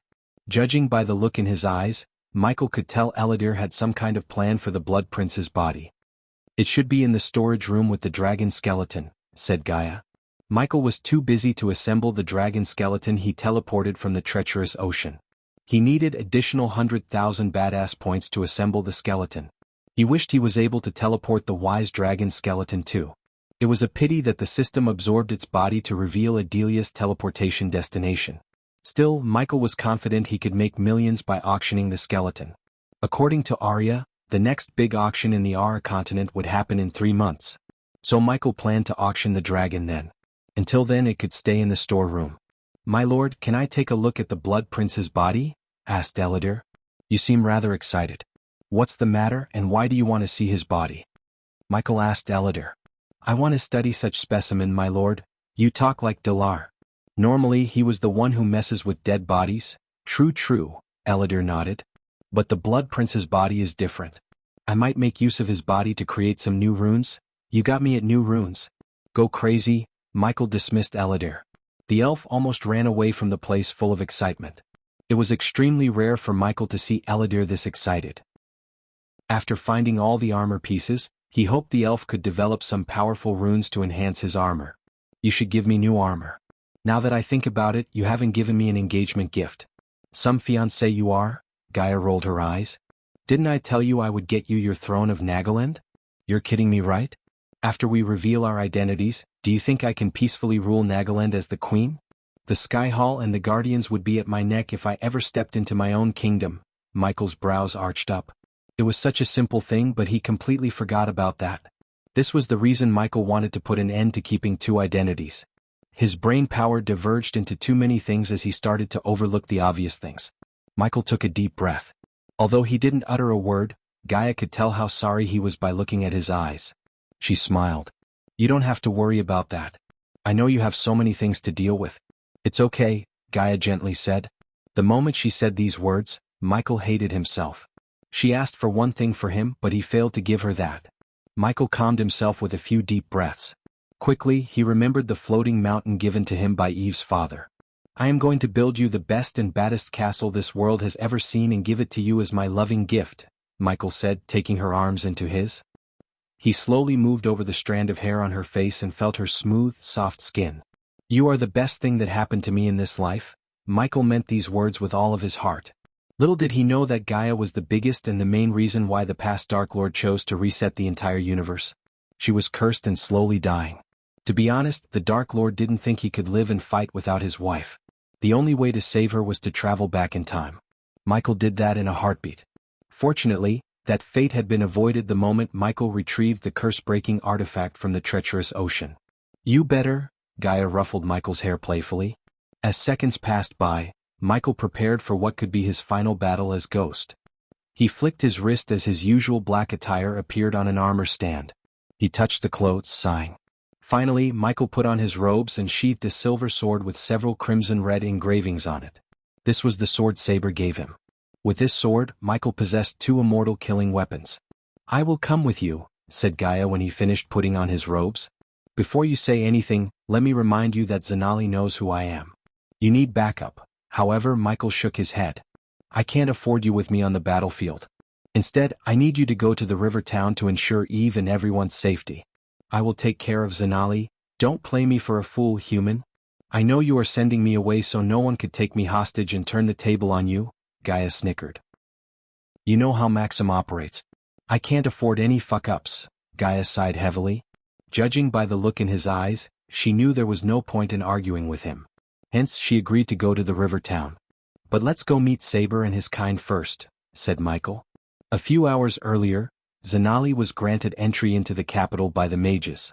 She entered Maxim's castle with the mages carrying Valeria and Booth's bodies. Victoria was talking to Terence, Minister Gordon, and some prominent nobles in the kingdom. All the nobles had one thing in common among them: fear. They were afraid of Ghost. Many of the nobles had already left the kingdom via their personal ships. Those who remained in the kingdom were either ordered to stay by Victoria or were too loyal to Maxim Barnes. Since Victoria didn't know about the death of her mother and Booth, she looked surprised to see Zanali. At first, Victoria thought Zanali was here to help the citizens. However, when she saw the mages carrying something covered in white cloth, her heart skipped a beat. Guardian Captain Zanali, Victoria greeted her as the mages placed the bodies on the ground. Princess Victoria? Zanali's voice trailed away. She was unable to form words. What is that? Victoria's hands shivered. The mages avoided direct eye contact with Victoria. Meanwhile, the nobles surrounded them. Minister Terence was the first one to approach the bodies. He squatted beside them and slowly lifted the cloth. Terence creased his brows. He turned his gaze toward the mages without saying a word. He couldn't recognize the headless bodies. Before the mages could answer Terence, Victoria sent a wave of wind with a flick of her wrist, removing the white clothes. Some of the nobles screamed. The headless bodies stunned everyone in the hall. Mother? Victoria mumbled. She needed no spells or runes to identify the body of her mother. Seeing Valeria like this, Victoria's mind couldn't handle it. As a result, Victoria fainted on the spot. Zanali was quick enough to catch Victoria. "Your Royal Highness." The royal guards and Minister Gordon came running to Victoria's aid. "Water." Zanali signaled the soldiers to bring her a glass of water. The soldiers quickly brought her a cup of water. Zanali gently sprinkled water on Victoria's face to wake her up. Victoria slowly opened her eyes. Realizing she was in Zanali's hands, she pushed Zanali aside and got back to her feet. Her body trembled uncontrollably. Terence and Gordon looked at the mages to see them nodding, wordlessly confirming it was Queen Valeria. No one could take their eyes off Victoria. She collapsed to her knees beside the body. She touched Valeria's pendant as tears gushed out of Victoria's eyes. "I am so sorry, Princess Victoria," Zanali's voice stuttered. Since Zanali lost her best friend to the Dark Lord, she knew what Victoria was feeling deep down. Her death was sudden and quick. "Queen Valeria felt nothing," said Zanali, although she knew nothing she could say would lessen Victoria's pain. "Was it ghost?" stuttered Victoria. Her voice contained unimaginable anger and pain behind it. Zanali nodded. Everyone became silent. If anyone else had killed Queen Valeria, they would bark orders at the royal guards to bring back the killer's head. But the one who killed her was Ghost, a half-immortal. Sending guards to him would be like sending sheep into a wolf's den. Honestly, no one knew what to do next. Instead, they just stared at Victoria. "General Booth? Did he suffer?" asked Victoria. Zanali remained silent. Her silence spoke volumes, letting Victoria know the extent of pain Booth went through. Just the scars and wounds on his body were alone a clear indicator of how much he suffered at the hands of Ghost. "When he arrives at the capital, everyone must stand down," said Victoria. Her face showed no emotion, as though she had lost her emotions. "I will face him myself. I don't want any more deaths on my head for something I did." "You royal dash," Terence tried to interject, but when Victoria turned her gaze toward him, he shut his mouth immediately. He felt a chill running down his spine. The murderous rage hidden within her eyes was terrifying. Just like Ghost had promised her, he had taken everything from her. The karma hit Victoria left and right. Everyone, including Victoria, knew what would be the outcome if she fought Ghost. Even Zanali didn't think she could stop the war between them anymore. You're tuning in to the Han Lee's Wuxia Chronicles YouTube channel. We're so grateful for your support, and don't forget to subscribe to join us on this incredible journey through captivating stories. Your generosity through donations truly makes a world of difference, as it's the primary source of revenue that allows me to expand and enhance this channel for you. Thank you from the bottom of my heart for being a part of this adventure.